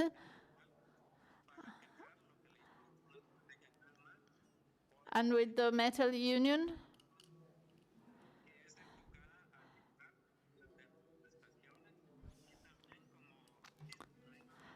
And so they are trying to implement policies that mean to reduce greenhouse gases. But this is exactly in the areas where they are displacing people and families. So we think this is rather an intention to capitalize nature with the well-known carbon credits, and they want to sell that to foreign companies. Instead, the local people are accused, are stigmatized, and are chased, so they have to leave the country.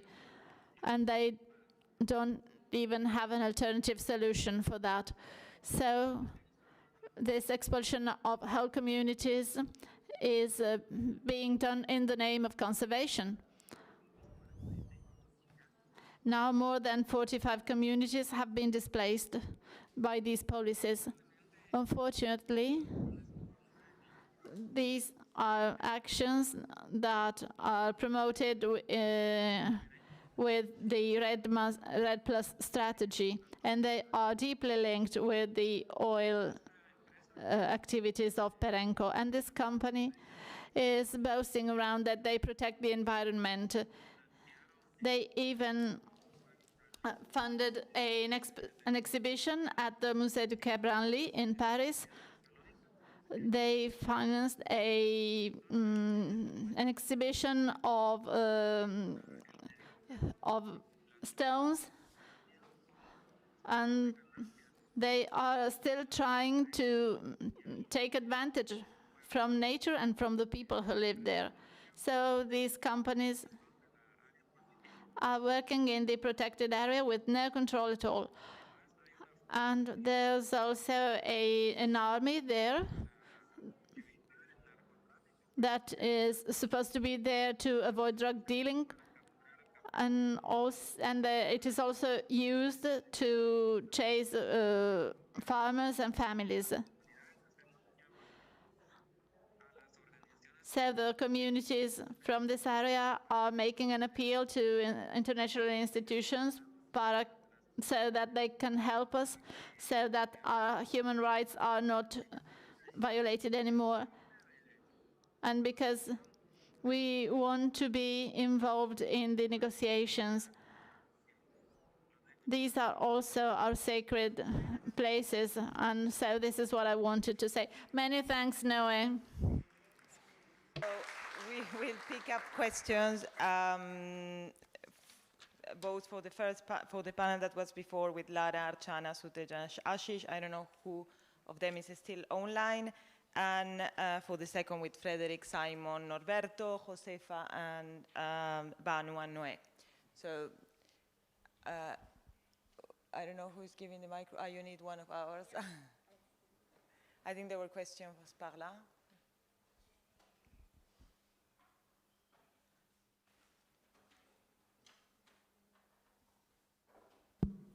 Hi, thank you so much for all the presentations. It's been great so far. I'm Grace Yara. I'm Brazilian, based in London, and I'm a researcher and activist.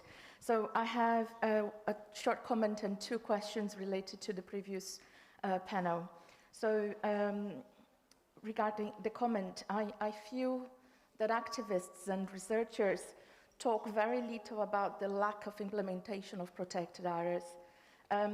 Often we talk about the creation But we put little pressure on the implementation beyond the physical and economic displacement of rainforest dwellers, rainforest peoples in general, and maybe that is something we need to focus a little bit. And I'm the same, so I'm just acknowledging it. And regarding bottom-up approaches to conservation, I'm just thinking, since it hasn't been mentioned here, COICA, the Coordination of Indigenous Organizations in the Brazilian Amazon, they are putting together a motion before the IUCN for the protection of 80% of the Amazonian basin by 2025. And I'm wondering whether, the organizers of the event and other people here are behind this request, and whether we see this as a precedent for a bottom-up approach, for indigenous-led approach. And yeah, that is one of the questions.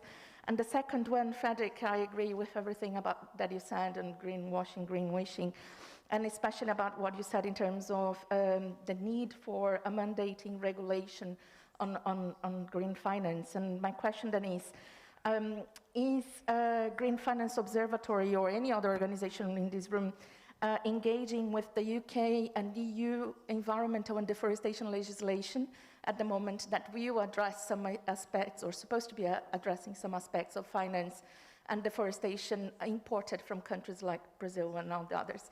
And if you are, please let us know. I would love to get involved. Thank you. Do any one of you want to reply to the question of financialization, or I just go? Sure. Just to say, I agree that a bottom-up approach is needed, and also the recognition that we often focus on creation of protected areas rather than or at least the presentations that we talked about.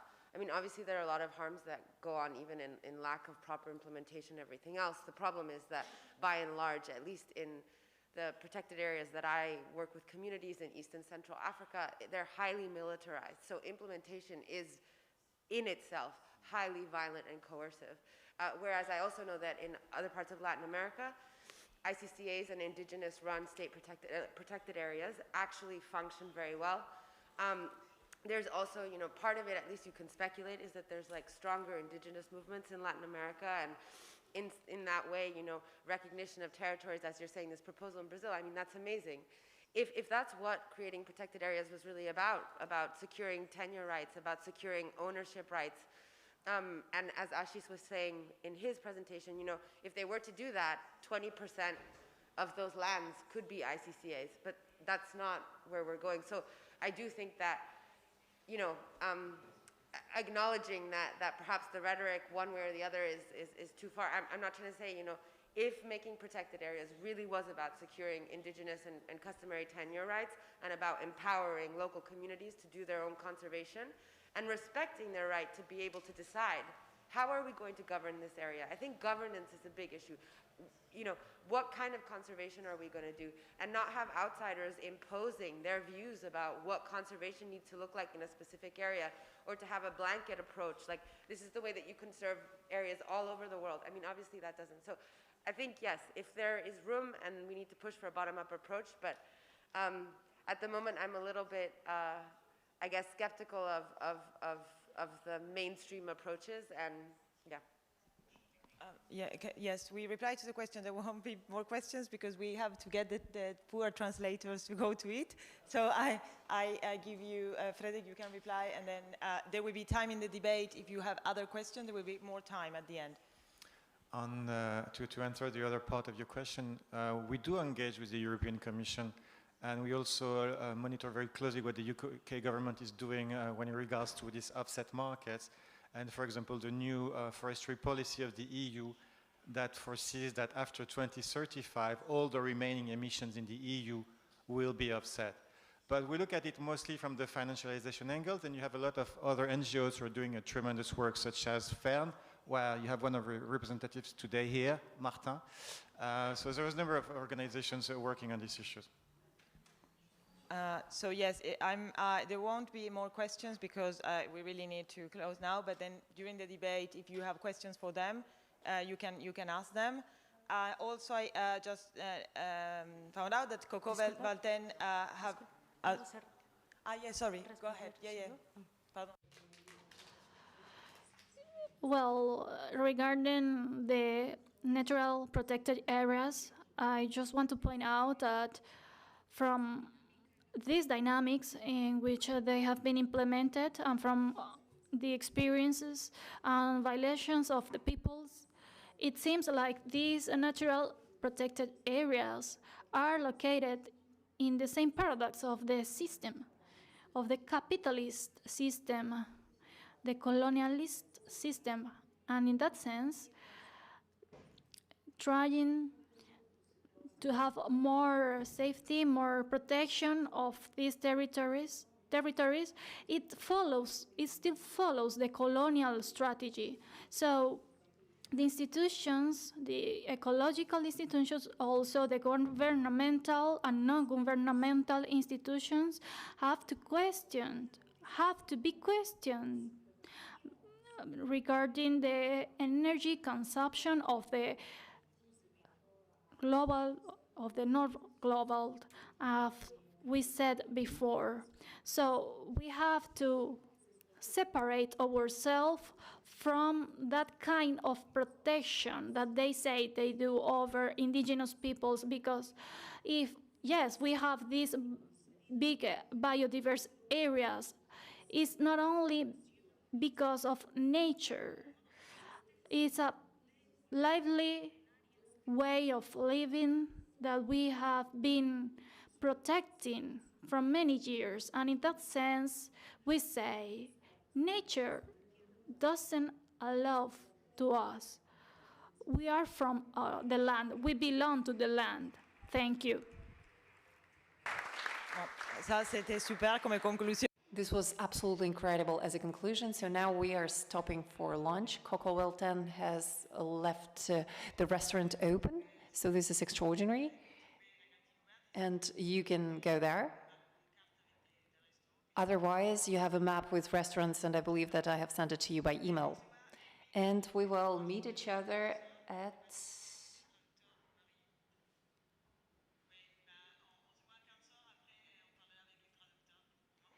So we will talk to the interpreters and we will negotiate with them.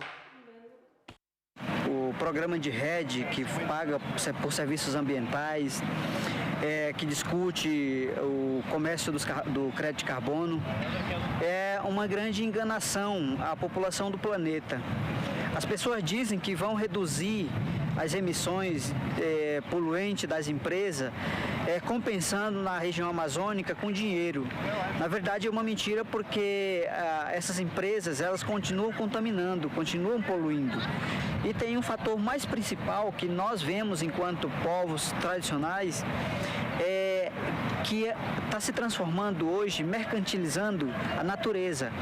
Hoje se vende a água, se vende a floresta, se vende o ar, se vende a terra, e há um conflito, um grande conflito de entendimento e um conflito armado, um conflito de perseguição, de ideologia.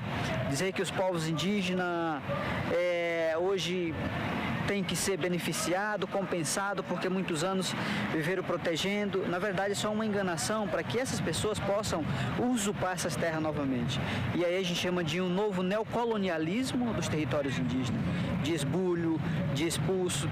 Então eu faço um apelo a esses governos, a essas fundações internacionais que discutem esse projeto, que parem com isso, porque isso está fazendo um mal ao nosso espírito, do nosso povo, quando divide nossos irmãos. Isso está vai causar um prejuízo irreparável para as futuras gerações, né? Então, não enganem as pessoas, sejamos honestos, sejamos reais, né? Então, essa é a minha visão, não é só uma visão, porque eu sou contra o projeto de rede exatamente por conta dos testemunhos que eu tenho andado em várias partes do mundo, vendo o que esse projeto tem feito com as comunidades.